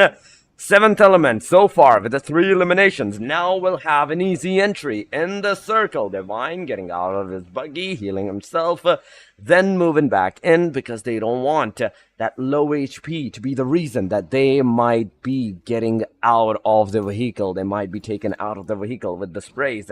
Chodu also doing the same, now has to boost up himself, but 52, the position they're moving from there, Team SLX, TG, Recon Noob is there, the open top, UAZ is there as well, and the shots are coming completely. Nice Recon Noob gets a knockout by jumping out of the car, and a confirmation, it's coming, it's happening. Chodu takes the player down, come back in the back line, there's Team XGeneration, a third party, that's happening. The third party might happen. Oxy versus the Team SLX. Ibby, being the solo player, takes one down. There's a second player in the close line. But the DBS, it is a DBS, and Ibby has to be with the utmost care that he do not aggress on the player and let the player aggress on him, because he will have the better, I'd say, angle and a better chance of taking the fight. But the third party, nice. It is Ibby at least securing 1 elimination for the team. Uzam is that guy that takes down Destroyer, and it's an elimination for the Team SLXTG on the hashtag number 13. It's an elimination. 52 Esports on the other side, just racking up some more eliminations for themselves. XGeneration down to the last 2 players. 1 more player getting flushed. Jalad being the Jalad. Being the sentencer, I must say. Sentencing everyone out. The puns. Yes, there you go. But H2E trying to make they have a safe space to their name as well. But MGS Malik trying to find something. 2 eliminations to his name. That's all Magnus got for this as well. But we are about to step into the circle number 4, stage number 5. I must say, 4 is about to end, 35 more seconds. The circle is about to close in slowly and steadily. They're pushing northern teams, especially Magnus Esports, inside. And that means XH2E, they found a place for themselves, but this could be their possible final resting place as well. This place, I don't like it. It's a tricky place to be. Our circle shifts slightly toward the eastern side. HR still in the centralized position. Magnus Esports, Oxy, Ibby, still holding inside the circle, but some shots from Rahman taking down 1, but Hassan right away 52. Retaliates back, but the Ragnar will take down Hassan. 52 Esports. Things were going nice for them, and right away they got 2 of their players knocked out. 1 confirmation as well. 52 Esports will revive 1 of their players, but a third party happening as well. Walud will reposition himself, not allowing much of the vision to the players of H2E. T24 OP on the back line is also down, but more shots coming the way of SRX from the side, also from the SRX towards 7E, and at the same time AMZ really making things difficult for 52 Esports, now allowing them inside the circle. But Aegon is gatekeeping XGeneration right now. 2 of the players surviving will have a hard time moving through. Still, it's an open area. AB won't be able to survive any further. 1 elimination. Leaves for the lobby on 12th spot. On the 12th spot, Team Oxygen goes, but 52, they are being denied the circle entry. Means XH2E being one of the pillar. that is holding that position down. But in the back line, there's also the team Magnus. There's No way, Malik, in 52 fact, Esports. that can make a bank shot on the team. I mean, the H2E, but 1-for-1, Team Tough. They're in the front lines. They're taking the fights. Some utilities are being thrown at both of the parties. Sirius, once again, throwing the grenade, not getting any kind of connectivity. But Zebian taking Valud down with the DBS. He takes Jalad down This as well. work And is Valud over. eliminates Hassan with his own Molotov. 52 at the last guy being eliminated by their own Molotov. It is an irony. It is an irony. It is a fire for the team, but 1-for-1 near the Team Tough right now. They're taking the fight. Tarzan with the M16A4. The taps might take the life of Janaza, but for that, Janaza has to show his face. Janaza has to show his helmet to the players, but in the kill feed, there's Team HR. There's HR taking the fight. Rex is down from the team Amines XHUE, but Janaza doing an amazing cover fire shot on the demotivated Sir. He takes him down. Now, Tough Nice might work, be in a Janaza. pickle, but Edgar doing once again, and different angle entry, doing some shots on Janaza. Team Tough somewhat facing difficulties, but not anymore as Janaza gets taken down. M7X and Tarzan are the only two hopes, and they will easily give out the rev. No, M7! Droppy comes in, drops the bomb on the players with his car. He takes that knockout on the Team Tough. M7X is on his knees, and last player, Tarzan, being the last guy, he's surviving, and he wants to get out of this position as fast as possible. As fast as possible. Oh. Kind of a easy situation now. Tarzan knows the player is on the back line. 7th element, T4 OP slowly and steadily moving in as well. This could be a possible finish for 7th element as well. Things are not working out for them. It's match number 4, but still, no luck. HR, 2 eliminations to their name. Magnus Esports, 6 so far. Still counting. 4 players surviving. Not a big issue for them, but XGeneration slowly and steadily closing in. Egg on XI, they have a nice compound for themselves. But Folek with the utility, Saad giving some damage, but Folek will go back and will get ready. We'll greet the players of XGeneration with the utility. Look, he's not even taking his gun out. And now cutting the noise. Just totally cutting the noise, and will join in and cover fire. But rest of the one will join in as well. Saad, last one standing. Aegon won't lose their player. It's very rare they do that. Party. But XGeneration, third party from HR as well across this ridge line. One more nade going through. Folek will need a revive. Blade low on HP. And it's over. Aegon XI8. They have 7 eliminations to their name. How is that possible? I have no idea. Aegon 7 elimination, Magnus 6, SR3X3, 2 for HR and 1 for R3G. But the rest 2 teams, Tough and 7th Element, they are down to 2 and 1 player respectively. But still, 7th Element of the 5 eliminations, Tough still surviving in the match. They might stay in the top 4, top 3 positions if they do manage to survive themselves in a more I'd say a safer angle, but the circle that is going to the north and to the centralized position, it's going to mark that every team will be out in the complete open. SR3X near the team Magnus. Malik has a chance to draw the shots on the team SR3X, in which case he is doing. Draw in the close line. He's pushing forward, but Finny, he had the chance to take down Zen, but no, he had the machete in his hand, in which case no damage was dealt on the player. But in the backline, there's the team SR3G, in fact, that is coming. Tough. It's over for them. The 2 players that were surviving, it's over. On the hashtag number, I believe, 7, they go. Naki's there, look at that. still getting the damage. Naki's being forced the damage from 2 different angles. In the front lines, there are 2 teams, SR3X and the team Magnus, and both of these teams are deadly squad, but Magnus Mully gets taken out by R3G Roshan. Naki might go for the confirmation, and he will. He will. Roshan confirms the elimination. It is 3 teams. It is a 3-way deadlock. Whosoever comes out in the open to take the shots on the second team, the third will follow up on the first team that did come out to take the shots. But top 6 teams, they are surviving. 20 players are in the match, and every team is waiting out for the next circle, the stage 7, to be formed up, because that is where the teams will hold, and for their betterment or worse, they will get their position. My god, at the same time, R3G getting third party as well. The back line is open, and now Team Aegon XI8 is just taking a total advantage. HR slowly moving out of their compounds. It's now.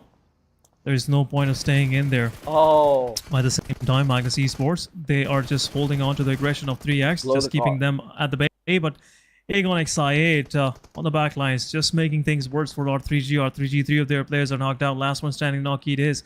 He already smoked himself.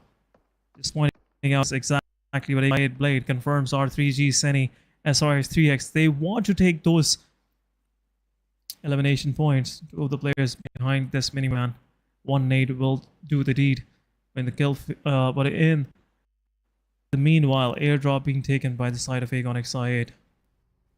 HR, they had made their way inside the circle.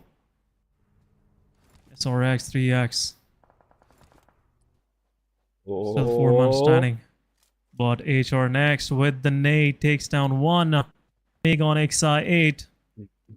This is not looking nice, but 1 Molotov from the side of Kaido will give damage to Zibian, but how did he survive? That's the big question. Zibian still survived. 2 players, Aegon XI8 will confirm was as well. Uzum still bleeding, but Aegon XI8 on the back lines will confirm R3G Roshan as well. T24 OP last one standing, it was over. Oh, it is doing over. some splendid work with the Mini 14. Tears get knocked out. SRX3X, they're pushing forward. R3G's final standing player, Naki it is, takes 1 down, 2 down, and possible third party coming the way of oh no! As Byro will finish things off. Knight will bleed out, but at the same time, HR and Aegon XI8 both throwing utility on the players. Finny still in the Magnus Esports surviving. 4 man standing HR still. Aegon XI8, Uzum also surviving as well. He will get revived. Aegon XI8, Falak and Uzum 1 aid, just holding on to the position of 3x, not allowing them inside the circle. But HR, they have that upper ridge line for themselves. Joki on the back line, just holding on to the players. But Magnus Finny will get spotted out and will get confirmed. Kaido confirming the elimination. It's over. Top 3 it is. HR, Aegon XI8 and SRX3X. SRX3X is under constant pressure of utility from Aegon XI8. Some third party happening as well. Ozefa is there. And this will be a final fight between AHR and 3X in a very possible way. And now Ozefa gets confirmed. Romeo Boy will confirm elimination, but he's also low in HP. But third party is still in the mix. HR losing their players. HR not surviving. Aegon XI8 it is. With the HR surviving both of these teams, 4 versus 3 it is.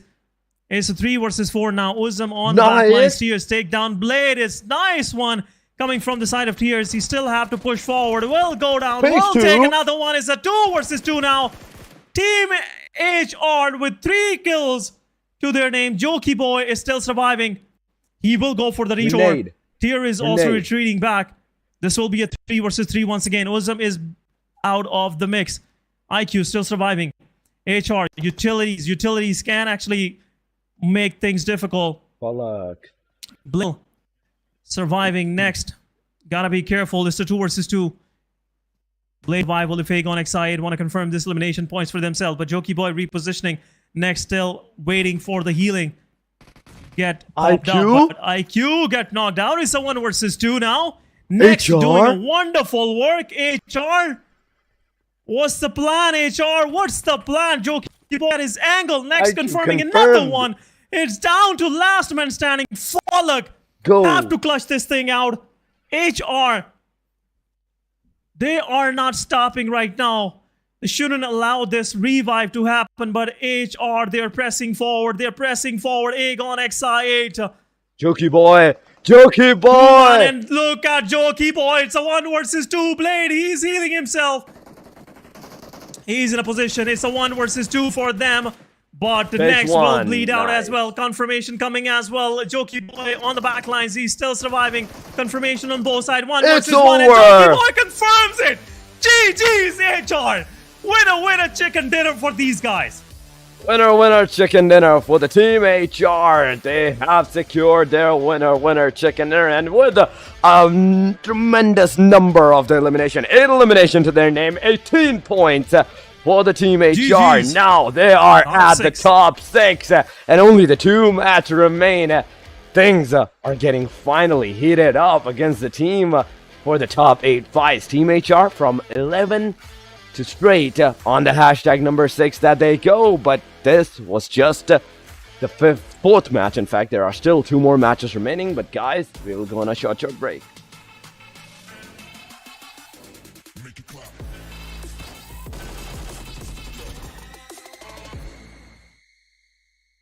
A new 1.6 by 1.6 kilometer map is coming to PUBG Mobile version 2.7. In this map, there are several energy zones where you can receive random attribute boosts, such as increased speed and health recovery. At the same time, lots of supplies spawn in the area. Be sure to grab them while you can. After finding all the supplies in an area, you should keep moving to find more supplies. The fastest way to move about is through portals. Go through one to teleport to the other side somewhere else on the map. After exploring an area, it's best to teleport somewhere far. However, it's important to note that there's a cooldown after use, so it can't be used too frequently.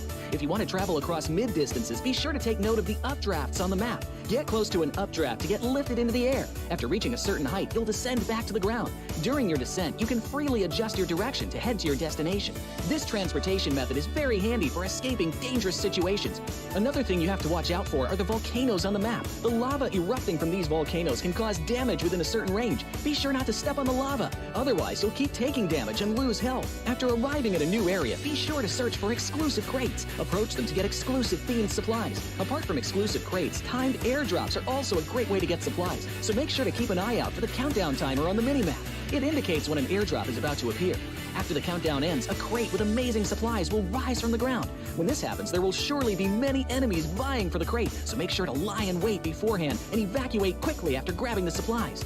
If you get injured when going for the supplies, go to the recovery point indicated on the map. You'll be able to heal there. Just run into it to fully restore your health and armor in an instant, just like with teleporting. The recovery point has a cooldown after using it. It can't be used again until the cooldown ends. If the battle gets too intense and you find your teammates eliminated, you can bring them back within a limited time at the towers located on the map. The towers also have cooldown after being used. Each player can only be brought back by a teammate once. Players that have been brought back will directly respawn near the tower that was used without having to jump back to the battleground. Hurry and join your friends in the fight for victory.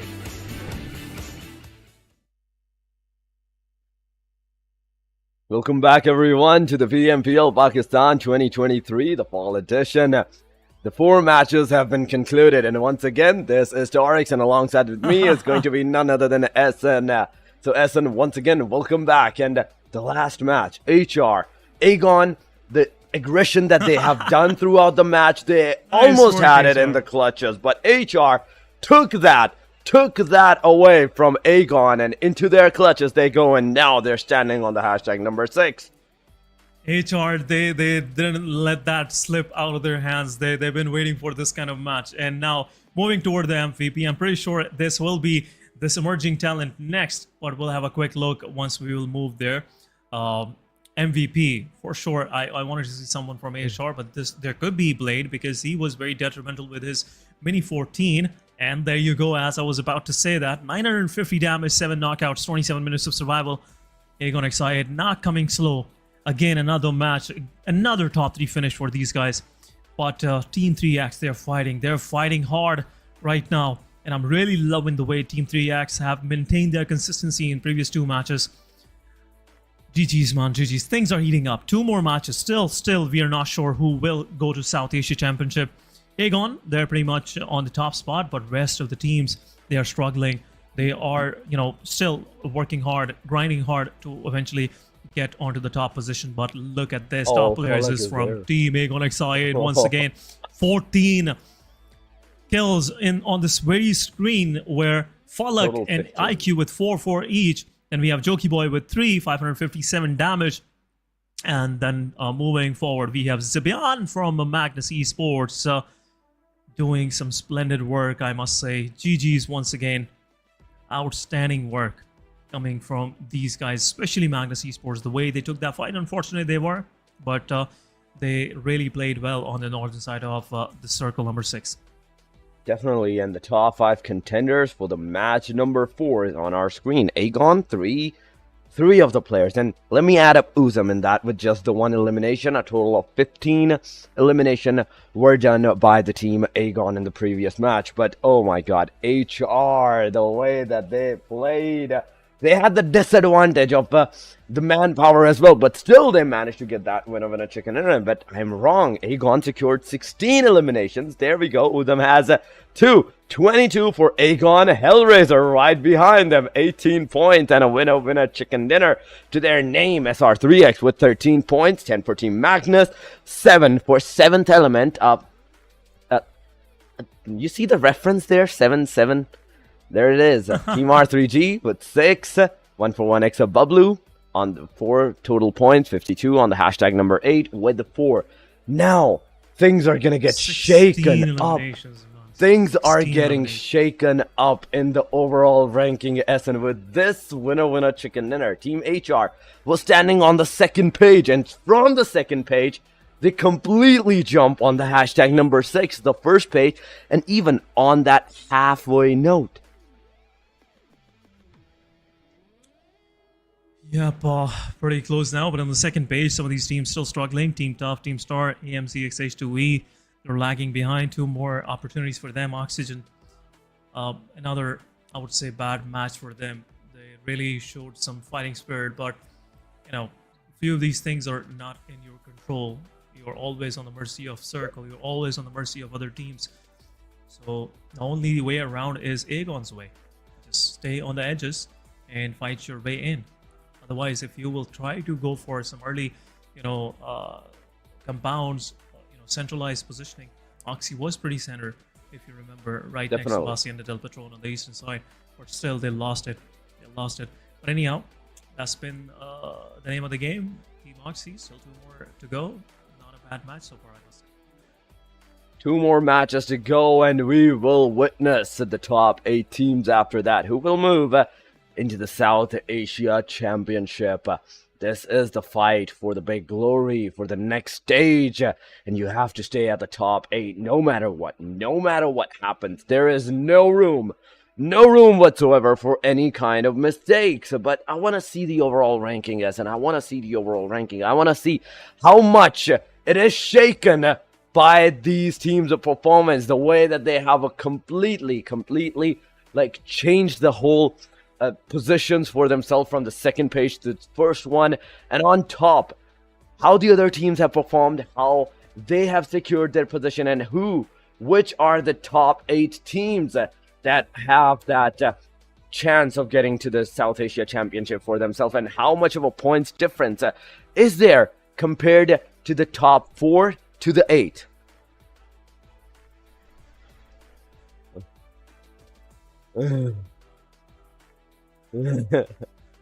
That is suspense.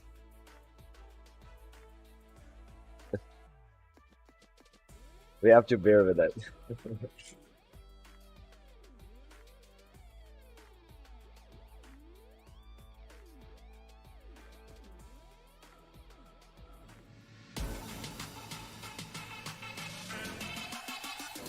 Make it clap.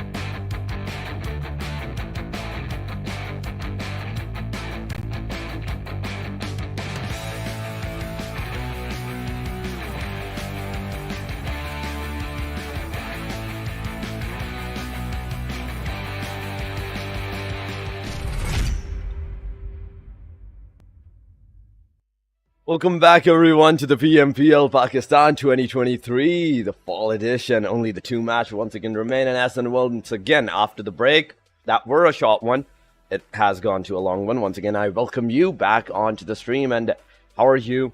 The last two matches are on their way, and I cannot contain my excitement. It is Sanhok. This is the match which I am, really about, because this will be a worth remembering end for this PMPL Pakistan, because when it comes to Sanhok, we always see some clash drops and clash fights, but still GG's. So far, I am really liking that. Talking about the plane line, it's will be popping up on our screen in a moment or so. What is Hassan doing? He is vaping right on the stream. Why? But we'll move straight toward our match, guys. Lane line starting from northern side of Hatin, close to Hatin, and we'll go down south on Bantai. An easy draw for H2E, Team SLX, Team 141, R3G, T24, XGeneration as well, possibly 3X. But some of these teams that like to go a little far toward the west will have to be careful of their surrounding. They have to do some quick checks of their close vicinities. Right now, where is H2E going? H2E, they have totally abandoned Shami. And now they are moving toward the northern side. Camp Bravo. Magnai.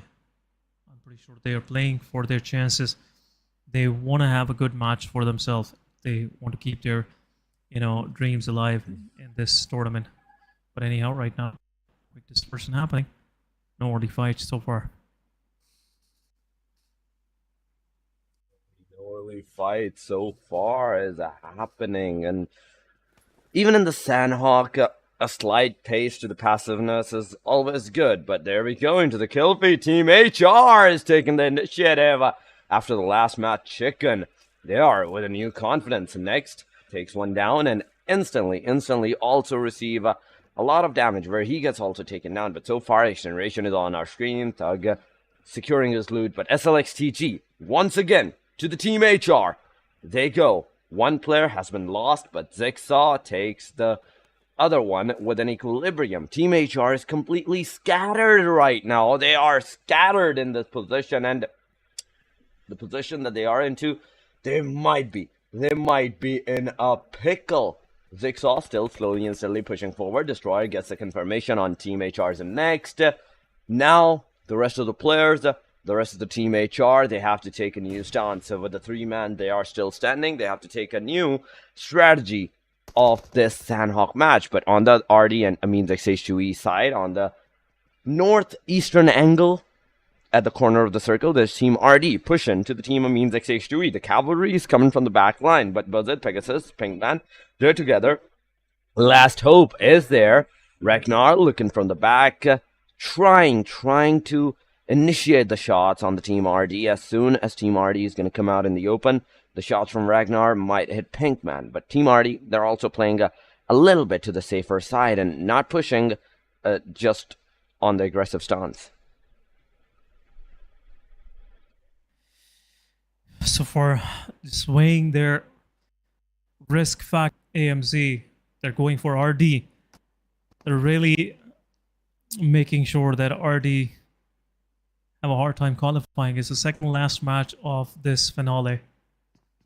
Stakes are high, and RD, Last Hope it is. They have changed their names, and we'll see if it's gonna work out for them. Pegasus have to be careful. Pinkman especially careful because his angle is already guarded. Last Hope, low on HP. I'm pretty sure. Utility is not available. No healing is available on the player. Last Hope. Still enough in HP survival happening right now. Whole H2E just cutting every noise. To the side, one of the players of HR.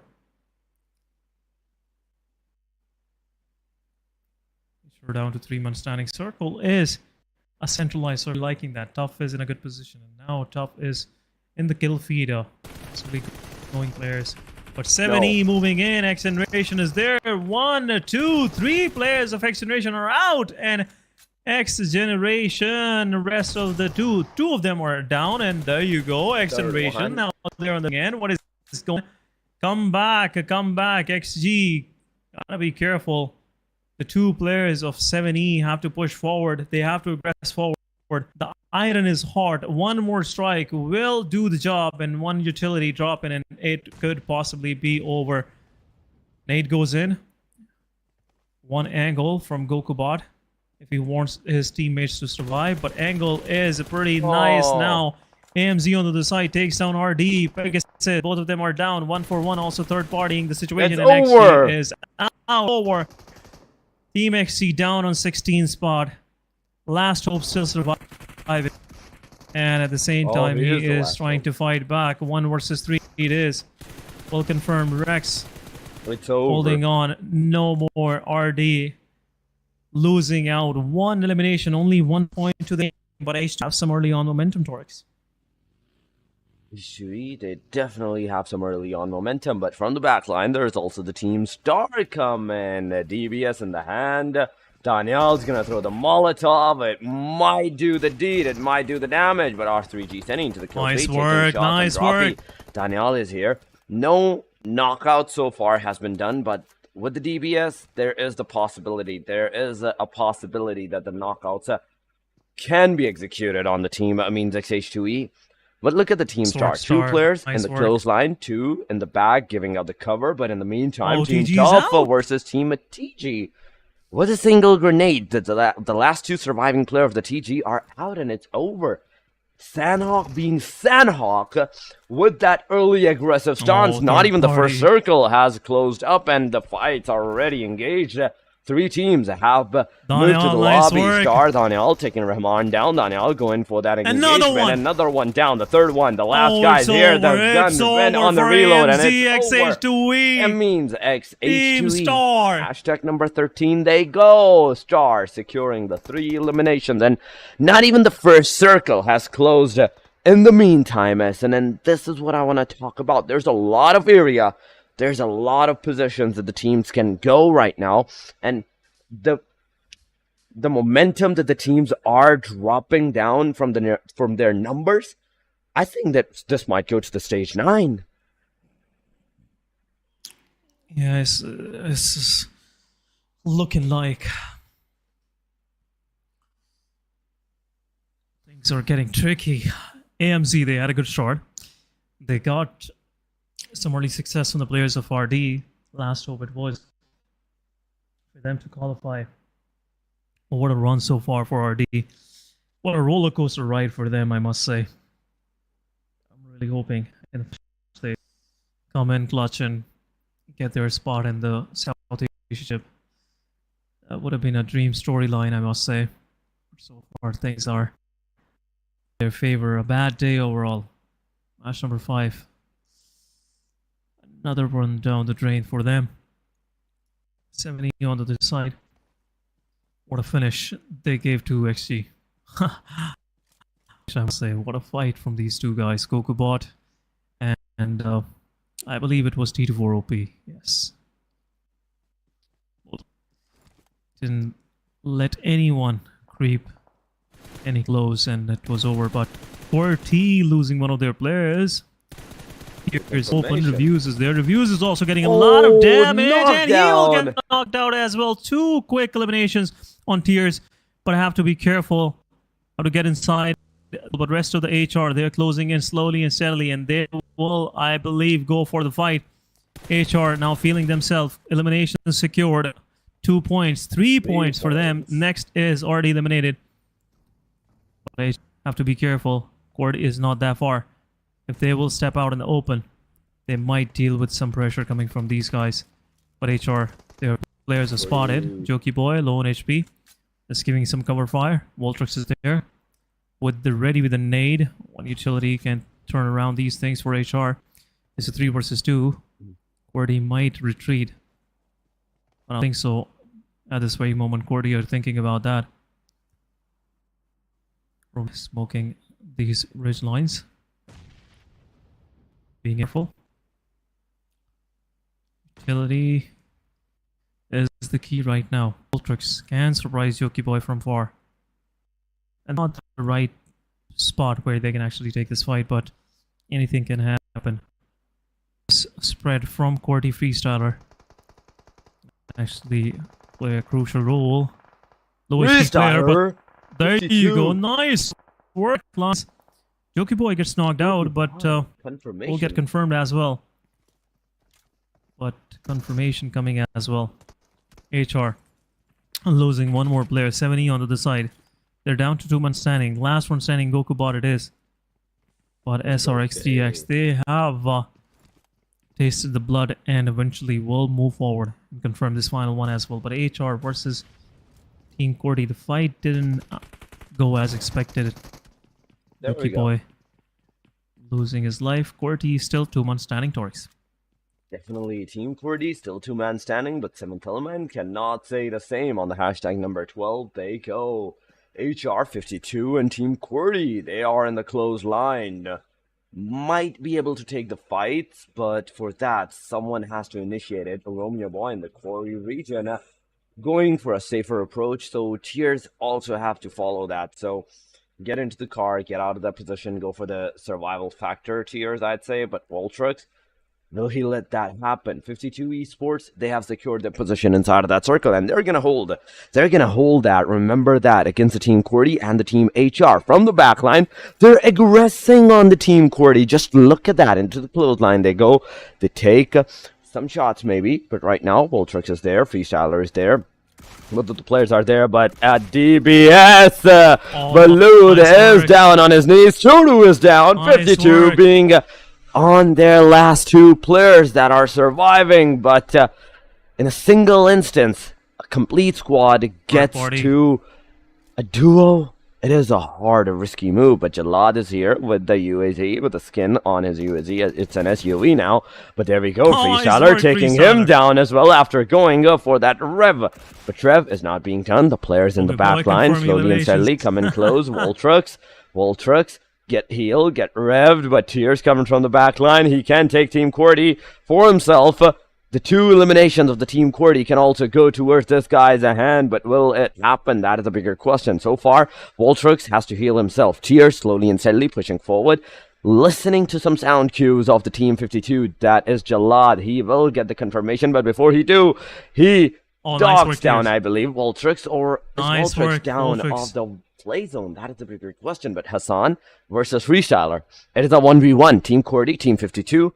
It is a 1v1, and the back line, Team HR, they have the potential, they have the chance to engage this third party and get the complete eliminations, get the complete elimination point for themselves.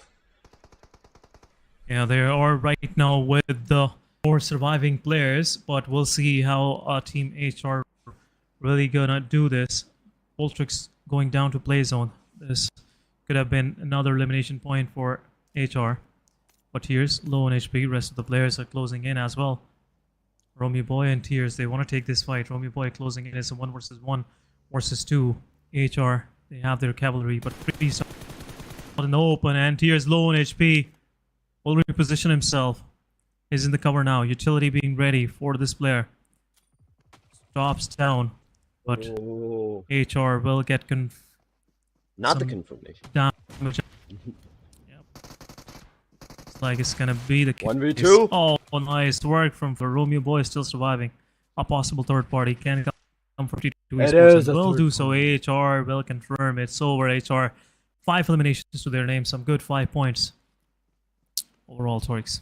Definitely 5 good points into this third stage that they go on the hashtag number 11. So no points from the position that they're gonna get, but into the kill feed, there's the Team Aegon XI8, SR3X that are taking the fights. SR3X has lost 2 of their players so far, out of which 1 has been confirmed, the other one is on his knees. But Aegon, they have not even lost a single player in this vicinity. The 3 players that are in the boot camp area, they are alive, they are standing headstrong. Blade, IQ, Uzum, Falak, where are you? Is Falak eliminated? That is a bigger question, but SR3X to 2 players in the main building. Zeph and Knight, they're waiting out. Well, they're waiting out for any team that will try to intercept them into the main building. They will make short work of them. But Aegon, I believe they're down to the 3-man standing that they are. 30 players are in the match, 10 total teams. Uzum gets down by Seni's hand, and it's a confirmation on Uzum. Seni gets a beautiful knockout from a third-party angle from the top of the mountain at an eastern angle ridge that they are. But Star, they have also entered in the boot camp vicinity after hearing some shots, after hearing some fights. They have decided to enter the boot camp because boot camp might just get favored by the circle in the meantime, because the stage 4 is completely on the boot camp. Stage 5 might be over there, but Zebian slowly and steadily coming near the boulder cover, gets spotted and is taken out. It's a confirmation on Magnus Zebian. Now down to the last 3 players that the Team Magnus is Malik, Finny, Trollin. It's up to these guys, but Trollin, he's on a different angle from the rest of his team, so not a lot of cover that the team can provide to this guy. But Rollin, remember that he is also that guy that can make wonders for the team. But on the other side, 52 is still taking the fight against the Team QWERTY. This time, Freestyler is super low on that HP. He gets out in the open, but Freestyler from third party gets the shot, and Demotivated Sir gets that elimination on the Team QWERTY. They are down on the hashtag number 10 with 3 eliminations to their name. Magnus, Oxy, and the third party that might engage is Bubblue Eagle, but there we go. Eagle takes 1 down. It's a confirmation on the Team Oxy. Now, Oxy being down to the last 3 players that they are, it's an equal opportunity against the Team Magnus, I'd say. Equal opportunity about to present itself. Magnus Esports, they're really fighting for the survival. They want to have that for themselves, but Roland spots out Hunter outside from the blue zone. Oxy, Ibi can spot this player out, but slowly and steadily, Drawlin really pushing forward. Maybe now having that surprising angle for Drawlin as he will come for the confirmation. But right now, Magnus Esports, this will buy some time to the player. Number 1 is also in the mix. Team Magnus taking 2 fights on 2 fronts. 52 Esports, meanwhile, gets eliminated on 9 spot with only 1 elimination to their name. But Oxy being gate capped, Drawlin gets knocked out as well. Sav DDM, the sheer force Oxy have up their sleeves. Sav is still Circle has moving away from them. Team Tough, 4-man standing, just waiting for anything coming their way from this fight, this 3-ways fight. But Sirius will confirm Drawlin. Confirmation coming in. Fenny and Malik surviving as well. Magnus Esports, 2-man standing, but looks like Malik is revealed. Janaza wanna join in this fight, but what is going on? Sirius will push forward. Oxy, Sav DDM gets eliminated. What? On the back, takes one down at the same time. Malik takes 1, takes 2, and he's going for the confirmation. One healing can turn things around. Magnus Malik, he is popping the heal. He is literally 1 HP. Right now, Bablu Eagle, let's see how he's gonna do that. That's the big question. No connection. It's a 1 versus 1 between both of these players. Oh, One shot and it's over. over. Eagle, really doing the job in 1-4-1. Surviving 6 nations to their name. Now they're in top 6. They are pretty situated. Tori. They are pretty situated in the top 6 right now. 17 players are in the match. Team 141 as a solo, Aegon with a duo, SR3X with a duo, but the rest 3 teams are Tough, R3G, and Star. These are the 3 names with a complete squad to their name. Star still surviving, no way, Star, no they way. get spotted by the Team Tough. Some shots are being dealt on Star. Fury Gets taken down at the very end of the moment. But Tarzan, it's over. He's also It's getting over for contested. Team Tough. Tarzan is there. Tough nice is work, on Tough. a verge, but Tarzan Nice. takes 1 down before getting down. It's a confirmation. Team Star still surviving with the 3-man that they have. Skull throwing the grenades. Osama taking the elimination, but it's a 2v2.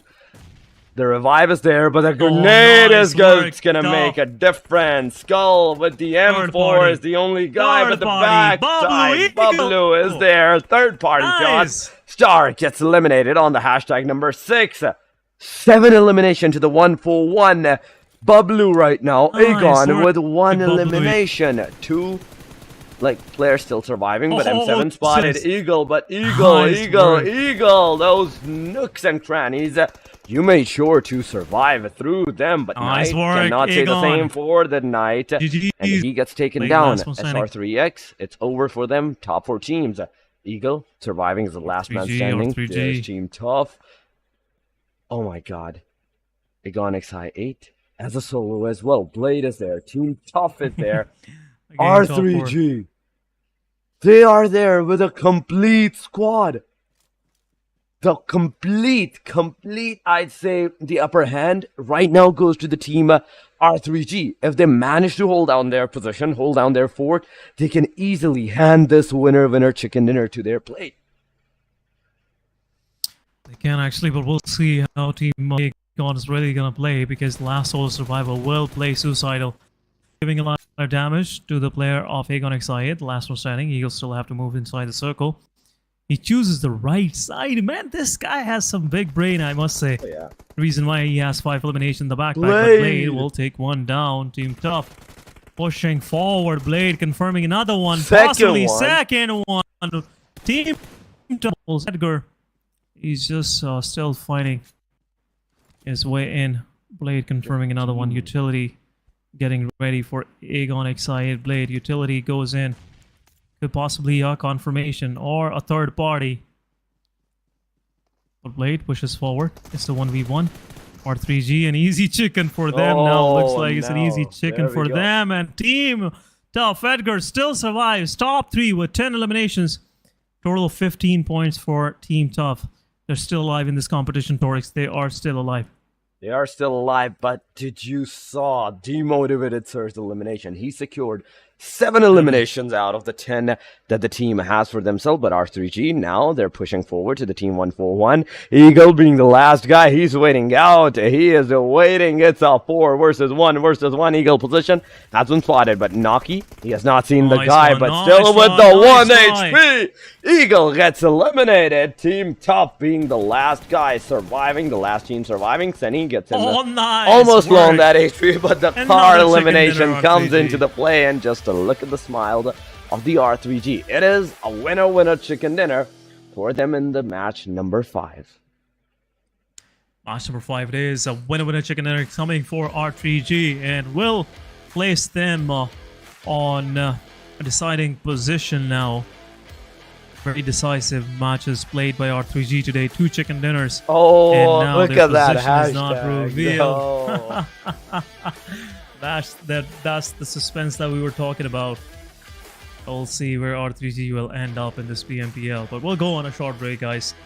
We will be right back.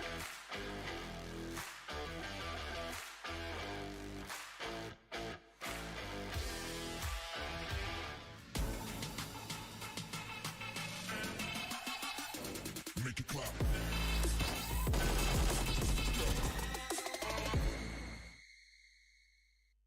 A new 1.6 by 1.6 kilometer map is coming to PUBG Mobile version 2.7. In this map, there are several energy zones where you can receive random attribute boosts, such as increased speed and health recovery. At the same time, lots of supplies spawn in the area. Be sure to grab them while you can. After finding all the supplies in an area, you should keep moving to find more supplies. The fastest way to move about is through portals. Go through one to teleport to the other side somewhere else on the map.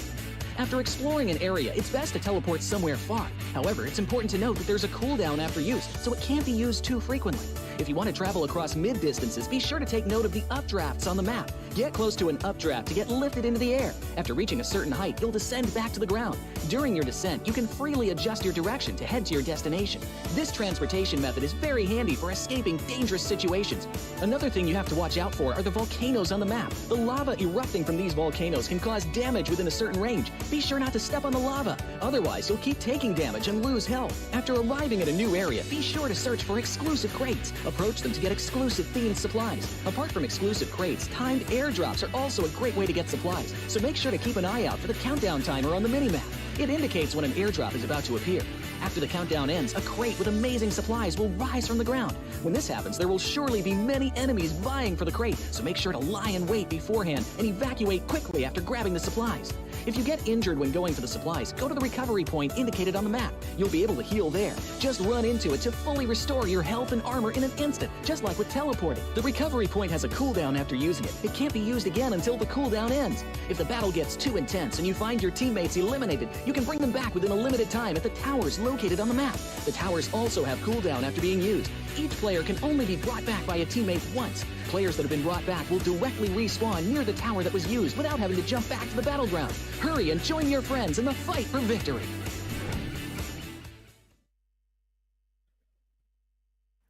Welcome back, guys, after this short break. R3G winning another one, and Torix really winning the hearts with that smile. Torix, welcome back. Thank you. And it's about that time where we are going to say goodbye to another season of PMPL Pakistan. It's just one more match, one more decisive match will actually make some of the dreams material for these teams, but we'll see that. But before that, we'll move toward the MVP, Torix. Definitely. First of all, thank you so much for that warm welcome. And MVP goes in none other than Team Tough. Joker, sir. 7 eliminations, 650 damage to the player. But where is demotivated, sir? He also had, I believe, or was it Tough Joker, That's sir? Joker, sir. It was Tough Joker, sir. In fact, 130 heal, 2 assist. He's demotivated. 5, no. Still performing like this. Yeah, he's still performing like that. 1858 survival time. Even though they got eliminated at an early stage, the 7 eliminations do speak for themselves. That this single guy, the potential that he holds, the 7 elimination that he has done through his team, it's an amazing job. But nonetheless, the top players are here. After that, there is an Eagle. 5 eliminations, 525 damage. 4 for Blade with 501 damage. Miracle with 3 elimination, 485 damage. And last but not the least, the team that did got the winner chicken dinner, R3G. Senior with 3 eliminations and 442 damage. 442 damage for Senior. And now we'll move toward the match ranking as well, guys. Senior really helping his team to get through this difficult time where they're striving for top 3 positions. Magnus Esports, unfortunately, they had a good fight. Malik really fought back, but it was over Eagle with some eagle eyes, giving some precise appraise at the end and confirming the eliminations. But anyhow, looking at this very situation, we have Tough Joker Sir, Demotivated Sir, just dominating highest elimination, highest damage category. And we have Tarzan from Tough with 3 assists, and Hunter from Oxy with highest healing done. Hunter, Iconic, Ibby, 3 of the players of Oxy really tried their level best to actually survive. So Oxy, they're also fighting back. They know that they are pretty close to their top 8 position, and this could be a dream come true, but they still have one more chance. Let's see how far Oxy will take themselves. But so far in this finale, Oxy had a dream run, I must say. The way they qualified from the league stages, it was outstanding. So far, yes, it was outstanding the way that they qualified from the league stages into the grand finales. But Essen, still, this is the last match, and the rankings are not being shown. My heart's pounding with excitement. Who is on the top 8? Because I was expecting after the match number 5 that we might see the rankings. We might see the ranking, but no, that is not the case. That is not the case. It's going to be even more exciting after this match because the teams themselves now doesn't know how many points they have to secure and which team do they have to take over to get their top 8 positions. And with that peer pressure, that there might be a slight change on their complete rotations, their strategies.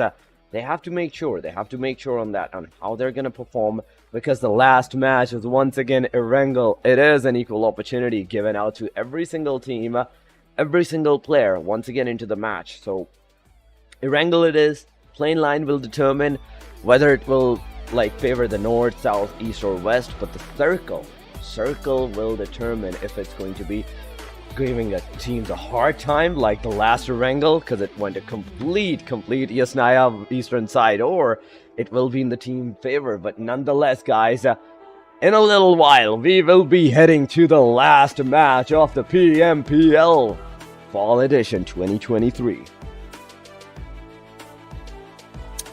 Fall Edition last match. Some of these teams really fighting their way toward the top 8. The plane has departed already, and we are about to move toward our final match. Plane line, first circle, all will play a crucial role in the success of some of these teams. But I'm really excited how these things gonna finish out. Here we go, plane line starting from Novo Reploid.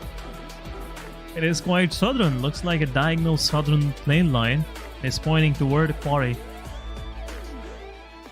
Quite southern plane line, and I'm pretty sure the circle will go north. The circle will definitely go north, but it will be outstanding if we will see something, for Sosnovka Military Island.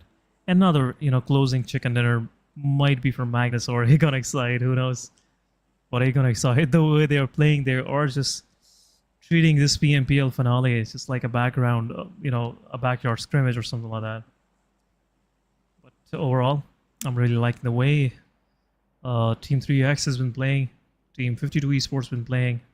Bad luck for 52 Esports in the previous match. And Star, they had a very good, push onto the players of Tough, but utility usage from Tough was really on point, precise and accurate, and did a great work, I must say.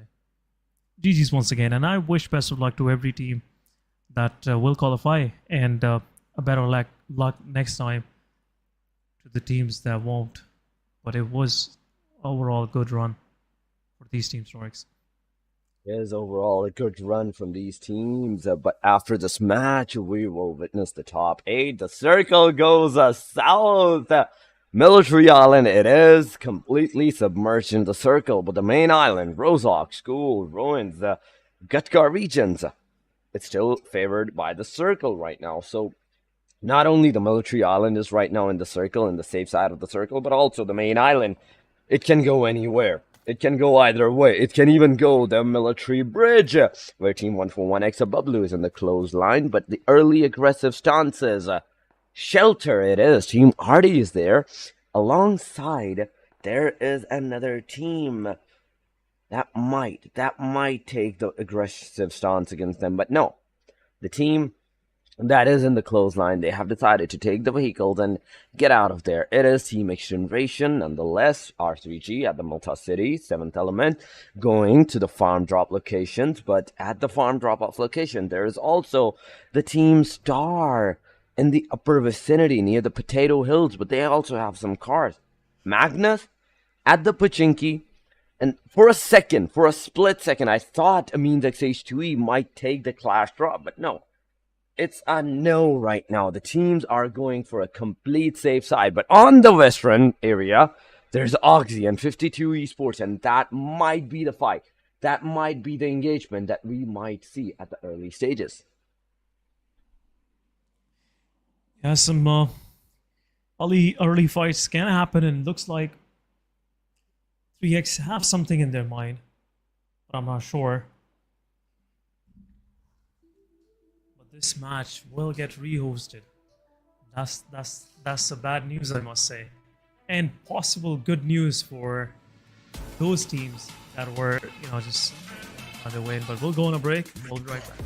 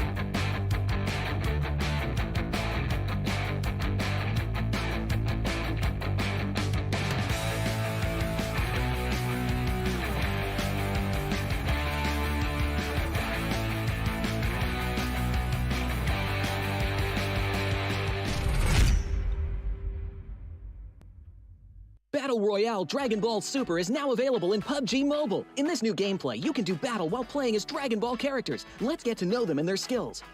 Son Goku's standard attack is a barrage of Kidan. Its damage output is reliable with an average rate of fire. It's crucial to find the right time to attack. In order to make this a bit easier, Son Goku's charged attack is a continuous Ki Blast, which can be charged up and fired to attack enemies. At the same time, Son Goku has a special movement skill, but this is great for mounting a surprise attack or to escape a dangerous situation. It can be stockpiled 3 times, allowing it to be used in quick succession. Get to know these moves and you'll be one step closer to victory. Similar to Goku, Vegeta's standard attack is also a barrage of Kidan. It has a faster rate of fire, but the Kidan travel a bit slower. It takes a bit of prediction to accurately hit enemies. However, Vegeta's charged attack fires a bunch of Kidan, which deals small area damage to the target. Vegeta charges up with energy when he hits enemies. Once fully charged, Vegeta can release all the stored energy at once to deal massive damage to an enemy. If you wish to fight at close range, then you have to try Ultimate Gohan. Ultimate Gohan's standard attack is a rapid flurry of Kidan that can deal a ton of damage while up close in a short period of time. When you're surrounded, Ultimate Gohan can use his charged attack, which is a powerful single Kidan. It needs to be charged up first, but it will deal a lot of damage to anyone caught in the crosshairs. It can decisively end a battle during pivotal moments. At the same time, Ultimate Gohan also has a special skill that generates a protective barrier around himself. The barrier can block 500 damage and protects from all incoming projectiles while in effect. When the barrier takes enough damage or the time runs out, it will dissipate on its own. Piccolo's standard attack deals high sustained damage. Its damage even increases the more it hits in a row, which will really test your aim. Furthermore, Piccolo's charged attack can snipe enemies from a distance. He can zoom in for this powerful single-shot attack, leaving enemies with no place to hide. Even if you miss, it's no big deal. Piccolo's special skill is a powerful dash that can be used to close in on enemies, even those in the air. Another close-range fighter that's worth trying out is Frieza. His standard attack is an elongated Kidan that's easy to hit enemies with. Use his charged attack to throw a huge spherical Kidan. Positioning and timing are key. Frieza also has a special skill for controlling the battleground. Select a location and he will leap into the air. Then after a brief pause, smash at the location. It damages anyone that's hit and sends them flying. So that's a quick rundown on all the characters' moves. Come join the intense battle with Dragon Ball characters.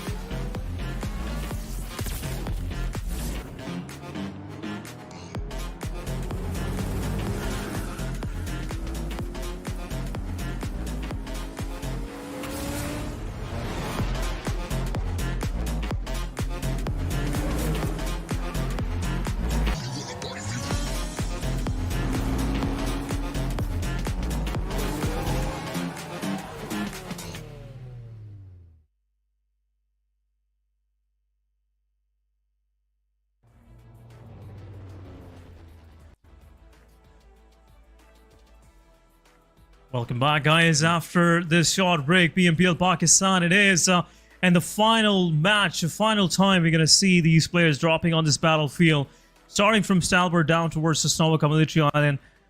Welcome back, Torix, after the Thank break. you. And what do you make of this plane line in particular? Looks like the western side is pretty much ignored, and teams like TG will have a hard time moving down there.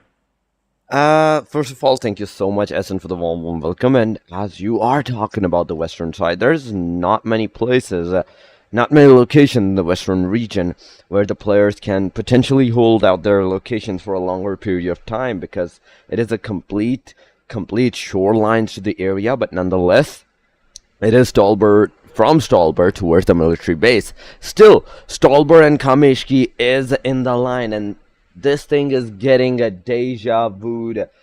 If the plane line is not starting from the Stalbert, it's ending there. If it's starting there, it's already Stalbert at that time. But nonetheless, eastern side is right now being favored, and look at the spread of the teams and where the circle will form. That is a bigger question, because if the circle is formed compared to this plane line, it is good to go. But if it goes a hard western region, which it does, oh my god, it is going to be chaotic for the teams. Even 35% of the area is inaccessible right now.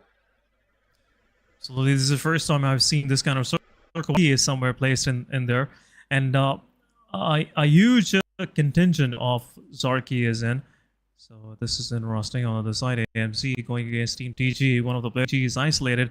These two players have the guns in their hands, and now Destroyer also have a Scar to actually deal with these players. Rex going in. Some shots being traded. No knockouts. Oh my God. Destroyer will drop down. Rex confronted as well. Some cover fire coming from the back lines. Destroyer will bleed for Ragnar low on HP. Rex also low on HP. But SLX, now they know that their player is pretty much done and dusted for this match. They have left this idea of just holding on to this position and fight.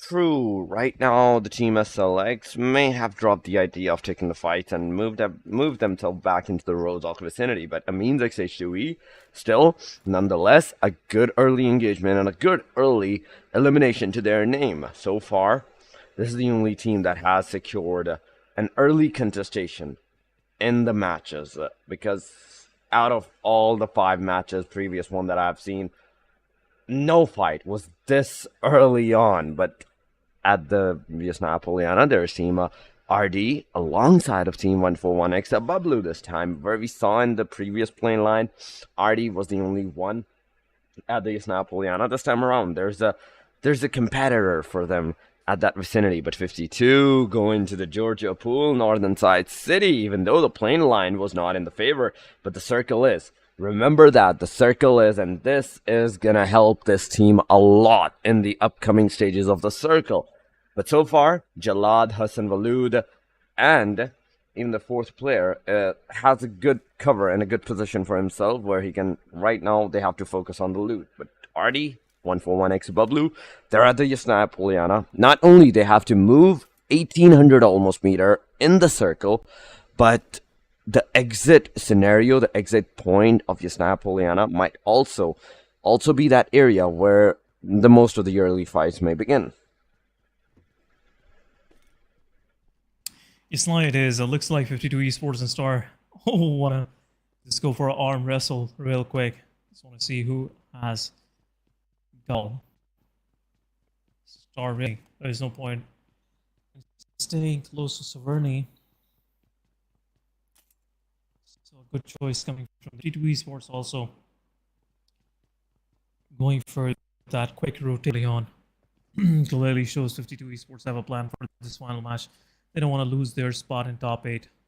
So they're being pretty pro approach. RD on the other side. I'm really feeling for these guys. This has not been a good day for them. Also yesterday, they couldn't grab some good points for themselves. I would say some good matches were required for RD to stay in the game, stay in this one. But alas, there's no point in just thinking about this any further. But already good run, I must say, throughout this PMPL. I would really remember this kind of performance coming from RD. Definitely. Bounds and bounds of improvement coming from these guys. But anyhow, talking about the circle. Circle is slowly and steadily getting its inhabitants. Most of the teams from east side have already relocated themselves. Tough moving in. That's an interesting move as well. And they are going straight for the hospital. They know this area. It's like the back of their hands. So they won't risk staying somewhere else. Some early peace of mind is required. But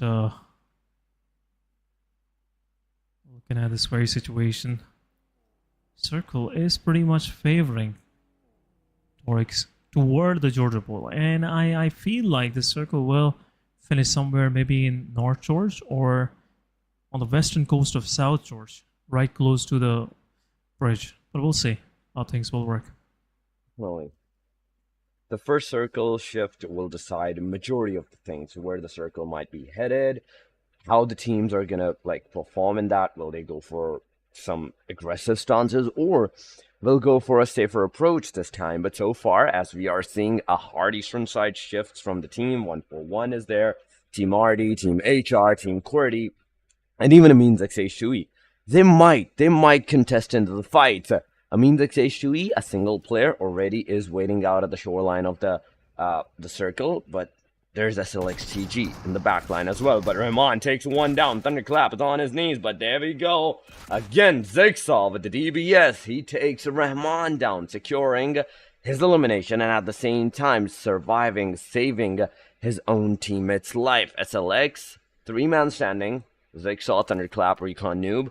But in the front line, there's Team 141. There's a means of closing off from this particular angle into the circle. But there we go. DP shots from Rex. Some damage has been done on Janaza, but not that much that he gets taken down. Artie's in the back line. So these 4-5 teams that are trying to move into the circle, they will try to contest each other, and they will try to take the shots on each other as well. As we can see Thunderclap with the Mini 14 trying to shoot down Rex, but not a single shot to his avail connected on the player. Rex goes out of this area safe and sound with not a single damage to his name. Team SLX is still in the circle, but in 20 seconds, the circle is going to close, and the second stage will define majority of the things. If it goes a hard Eastern, then that means that Giorgio might not be like the resting place for their teams, but it means like H2E talking about them so far. Oh, look at that. Circle shifted. Oh, yes, circle is about to shift, and it will go on the northern angle, and there we go. As we already mentioned, it do go at Giorgio Pool, a northern Giorgio Pool, and somewhat to the northeastern side favored, where shooting range and the debris of the crash side is. The teams now have the complete northern city, the western city, and the containers to secure themselves. Even the outskirts of Giorgio Pool, where there's a squad house, the team can survive there. Hospital, right now, yes, in the circle, but there's a lot of contestation that might happen, and that will lead to a lot of chaotic fights. That will for sure lead to a lot of chaotic fights. But right now, some good rotations coming from the side of HR. They went extremely east and then entered the circle from up north. That is really amazing. They might find a good place inside the circle, and they will surely do. But at the same time, a lot of these teams are in Georgia Pool City. Good old Georgia days, are back. Oh, yeah.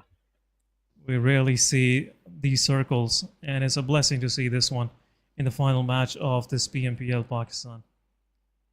But big guns, Magnus Esports take on QWERTY. They are still finding their way inside the circle. Han really leading his team in there, moving in a very good position. But HR might go clash with 52 Esports. But we'll see how things will go for them. One of the players from HR is down. Might get eliminated. But we'll see how things will go for these guys. Nice work. Chotu gets one. After that, Team 52, they're regressing, but Romeo Boy has a grenade in hand, nice, and there we go. He takes Boy. one down as well. Romeo Boy at the same side. From Jalad's angle, he gets taken down. Jalad going straight to the top floor. Romeo Boy still struggling on the bottom. Next, going for that rescue, but will in the meantime, a grenade comes and another boy, Jokey Boy this time gets taken down. It's up to Next, and the Next alone, but no, 52. It's over. 52, not losing a single player in the first fight that they took in the Erangel.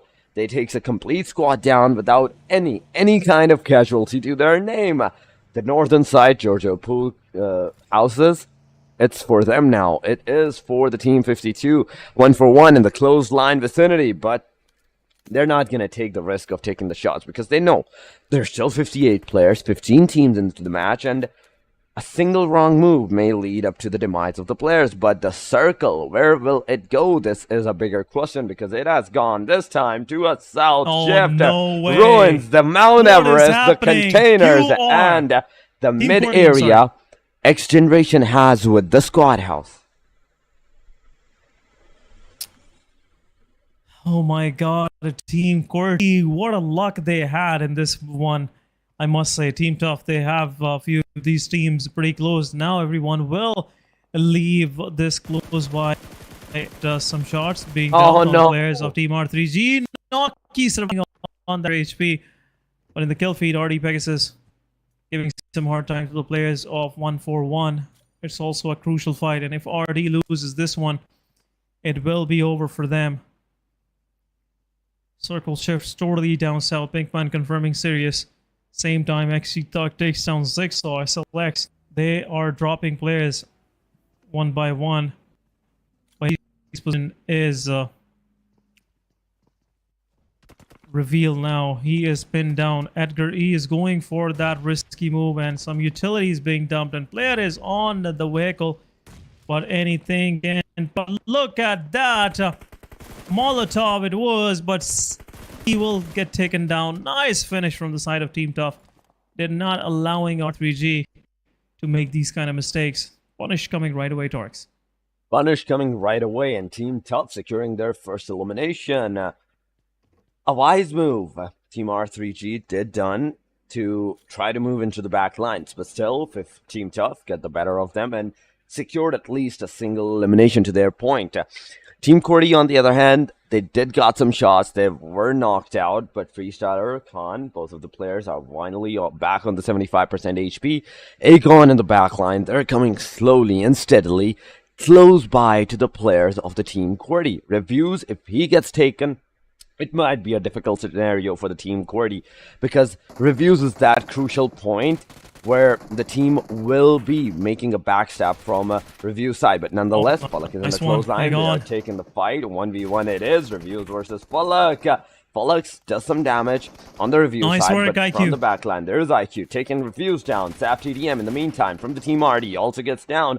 Falak taking QWERTY. Reviews for the completion, but Freestyler taking two down of the Team Aegon. Aegon is right now struggling because of this move that Uzum and Blade got knocked out. The two players, they're rushing with the car that they have, but no! Oh my god, a single wrong move, a single slight.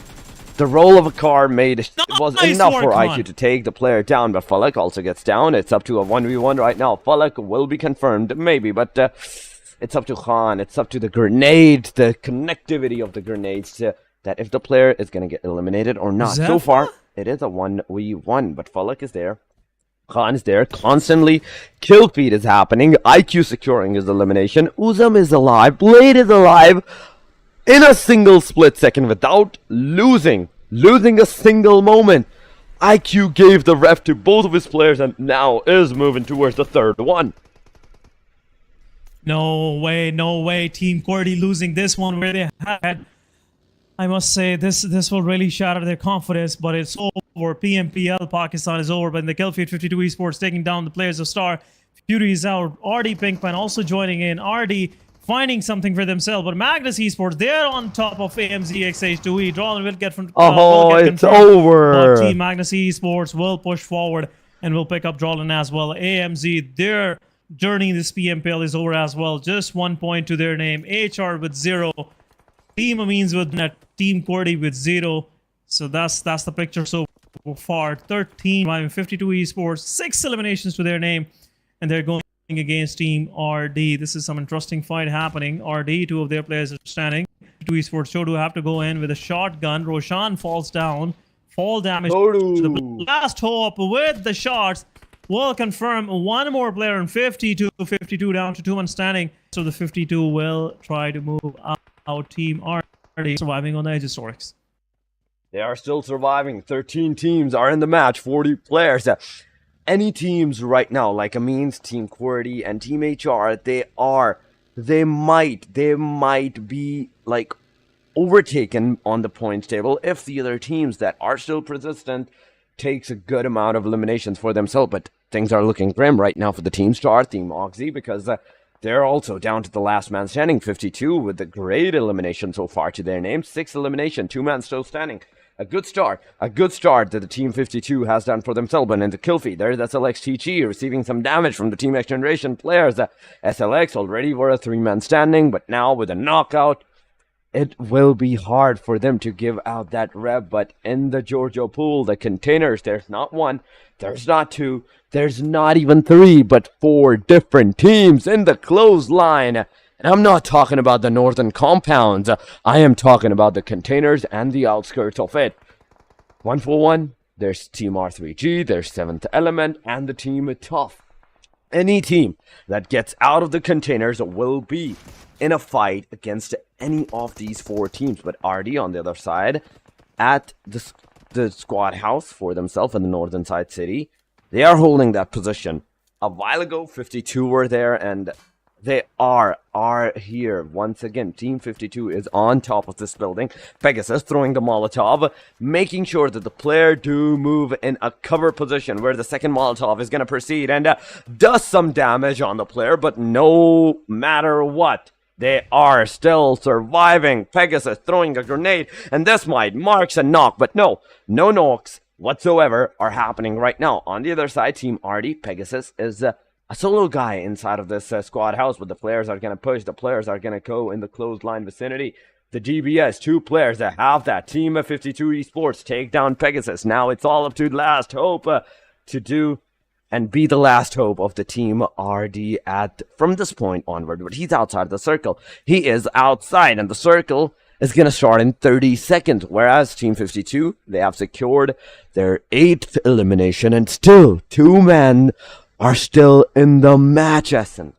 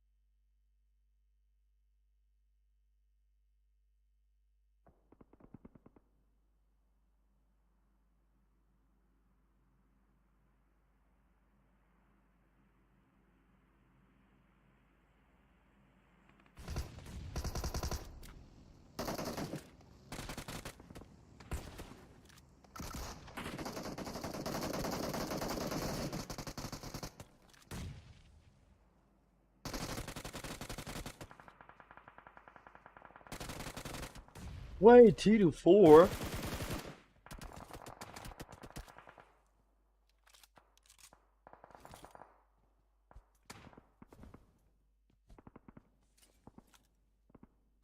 It is Divine and T24OP surviving 7th Element, also getting the 3 eliminations. But look at that, SR3X getting Goku Bot on the elimination side. He was already knocked out, so now 7th Element is down to the last 2 players. But Josefa, he's coming close with the buggy.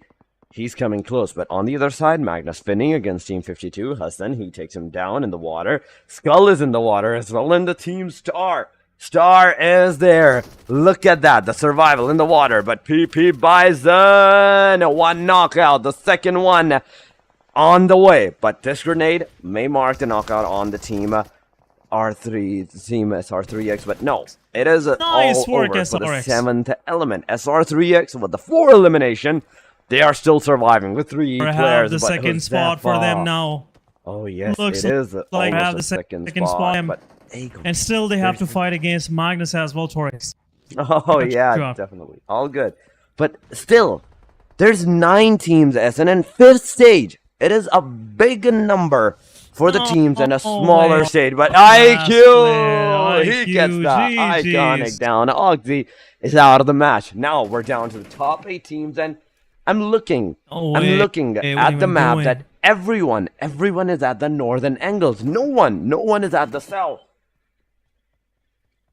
There's nothing left on the south. It's just a high bridge at the bottom of Mount Everest, and rest of the side is open. Well there to do so, but at the same time, SRX, they have made their ways. Top 8 it is. A quick finish to the match. It's just 5th phase, and we are left with 21 surviving players. But are they going to go for that one more chicken? That chicken dinner tally will go to 6.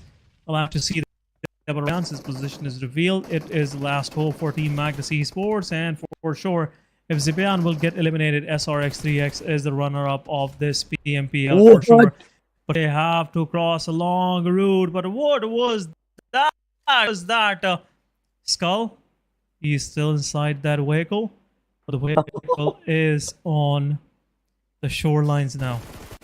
It is in the water, in fact, Essence still is in the water. It straight went on the top of the air. It flew. That car flew. That car has something different. Now won that car. It really helps to get out of the traffic, you know. But SLX, there are 3 men still standing. In a shack, they go at an eastern angle, a cover position for themselves. But in the close line, there's Aegon XI8. There's Star, the solo player, and look at Uzum. He's gone in the water to look at the same car to find out the vicinity of the car, but Skull takes him down. It's a completion on Uzum, but at the same time, Skull gets eliminated, and it's over for the Team Star as well. On the hashtag number 8, they go 4 total points in this match that they have secured because of the top 8 position that they have put themselves into. 18 players, 7 teams, but Magnus Zibian gets eliminated, and it's over for the Team Magnus. On the hashtag number 7, the top 6 team. Finally, the top 6 contenders are here. 17 players in the match, and once again, in 1 minute and 20 seconds, even this stage is closing on. And XGeneration, I'm seeing them from the longest time. From the moment the second stage was made, they are surviving in that squad.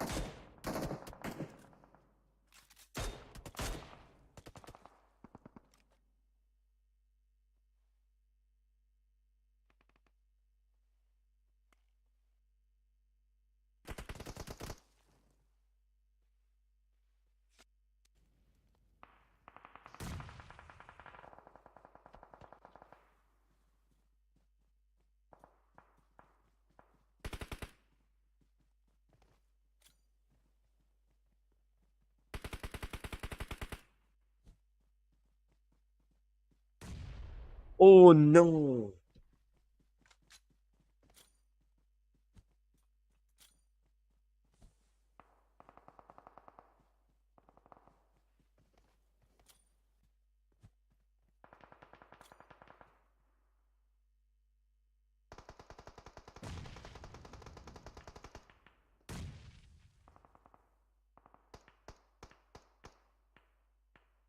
Oh my god!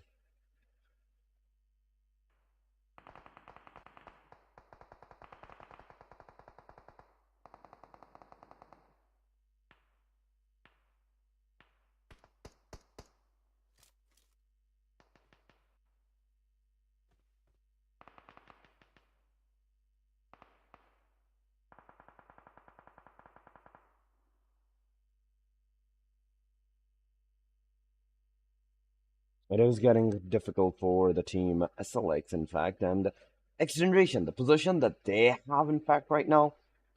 Look at that. They can wait out for every other team to come out for them and take the fight. But in the backline, there's the team SR3X. Cairo gets taken down. It's up to Zen right now. The top 5 teams are here, but tough.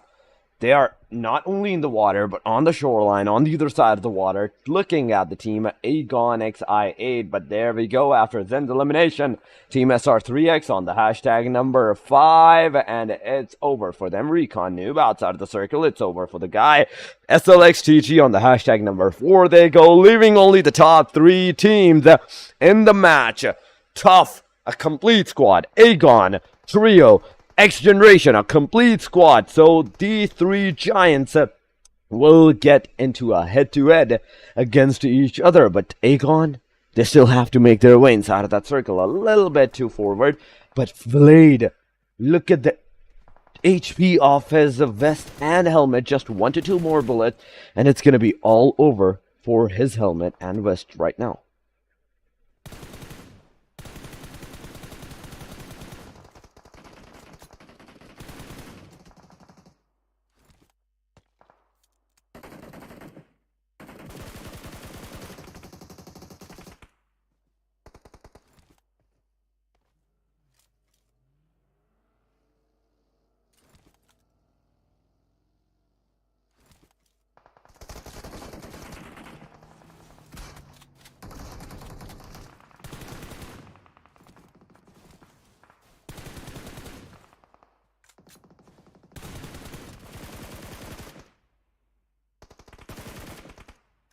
Aegon is out!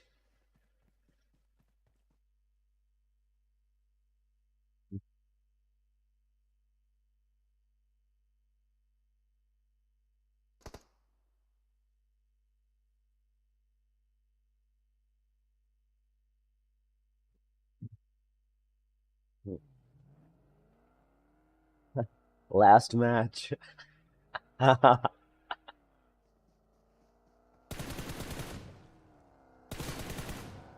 One down. And it's over.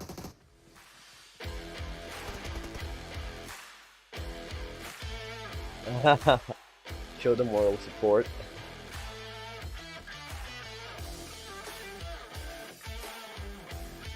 GG's Team Tough. The winner chicken dinner goes to them. 12 elimination, 22 total points, and still unknown position, and that's rising my anxiety up on how much position are they up at right now.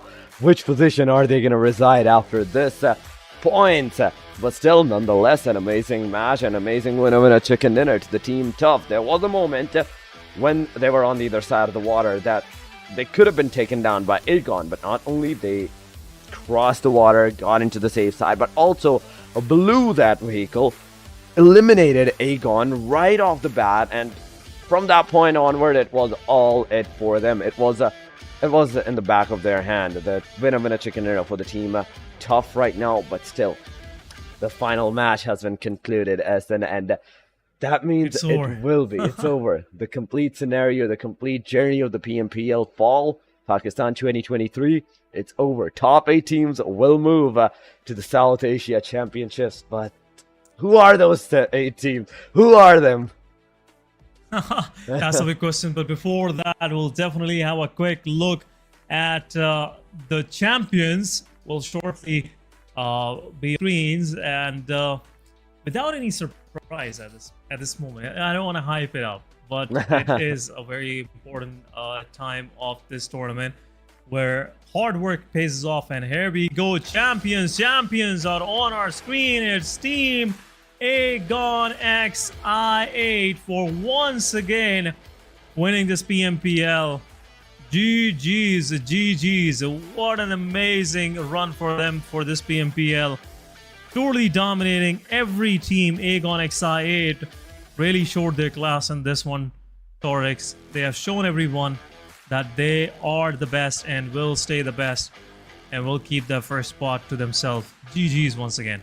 GG's to the Team Aegon, but the champions are there. But I want to see one thing to make sure that did they secure the 300 threshold or not? That is also a bigger question, because they were trying even in the last day to get as much point as possible, to get as much eliminations, as much positions as possible, and even those eliminations that we saw in the first 2 matches from their side, it was on an amazing side. But nonetheless, guys, Aegon is the champion for the PMPL PK 2023 Fall Editions champions. An amazing start and an amazing end to these players have been done, but nonetheless, it was already like on our mind that yes, the points that they have secured for themselves, the positions that they have secured, and the distance, and like the distance between the number 1 and number 2 was already showing that yes, Aegon had everything from the very start in their backpacks. Everything. Even yesterday, we saw that kind of aggression, the kind of dominating performance Aegon showed in those 3 chicken dinners in a single day. Yeah. It was already in the bag, but what a match today as well. Even though they finished top 3 in this previous one as well, even in the Sanhok, they were, pretty close to their another chicken dinner. But overall, it was an outstanding run for Aegon Excite. But we'll have a quick look on the ranking as well. We'll see which top 8 teams qualified for the South Asia Championship, because I want to smile seeing some of my favorite team up there.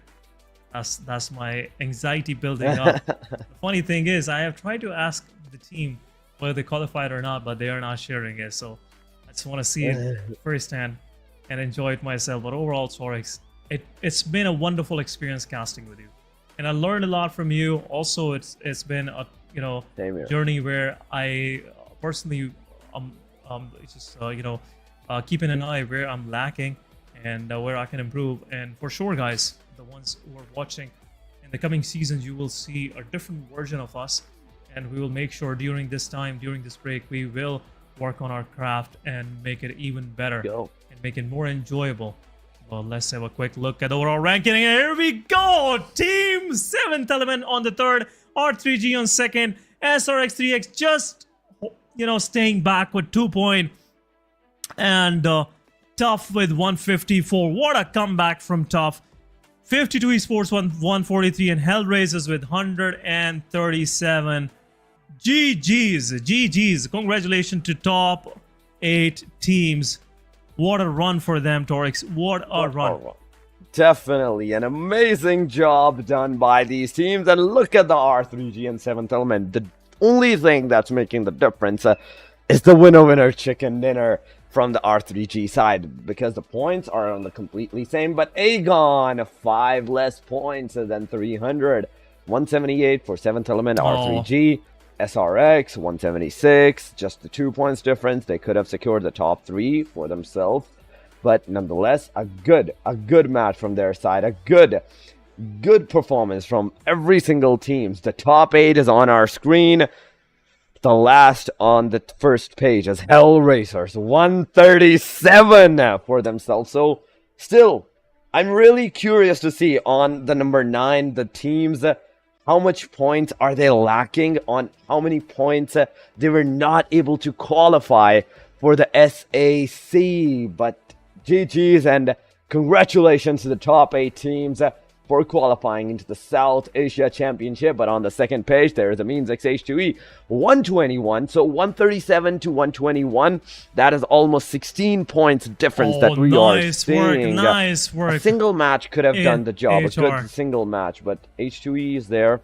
There's Red Death 110. Star with 107. Feeling really sorry for them. XGeneration won this 106. Even though this match could have been a different one for themselves, but still not enough for the qualification because of the points that they have. 141 Xbubblue, 105 Oxygen, 101, and the teams that did not even made 100 points margin are Team QWERTY and Skyline XTG. My goodness, I have no words left. I have no words left for the day, but overall, QWERTY, Skyline, TG, Team Oxygen, 141 Bubblue, 105, XGeneration, 106. Team Star really tried to strive back. They tried to come back. 77 points they had. They just confirmed 30 points in 6 matches. But Red Death, 110, 121 for a Means XH2E. Means they've been pretty far by a long stretch. That chicken dinner for HR been really a savior for them. Oh my god, I'm feeling pretty relieved, but also at the same time I'm feeling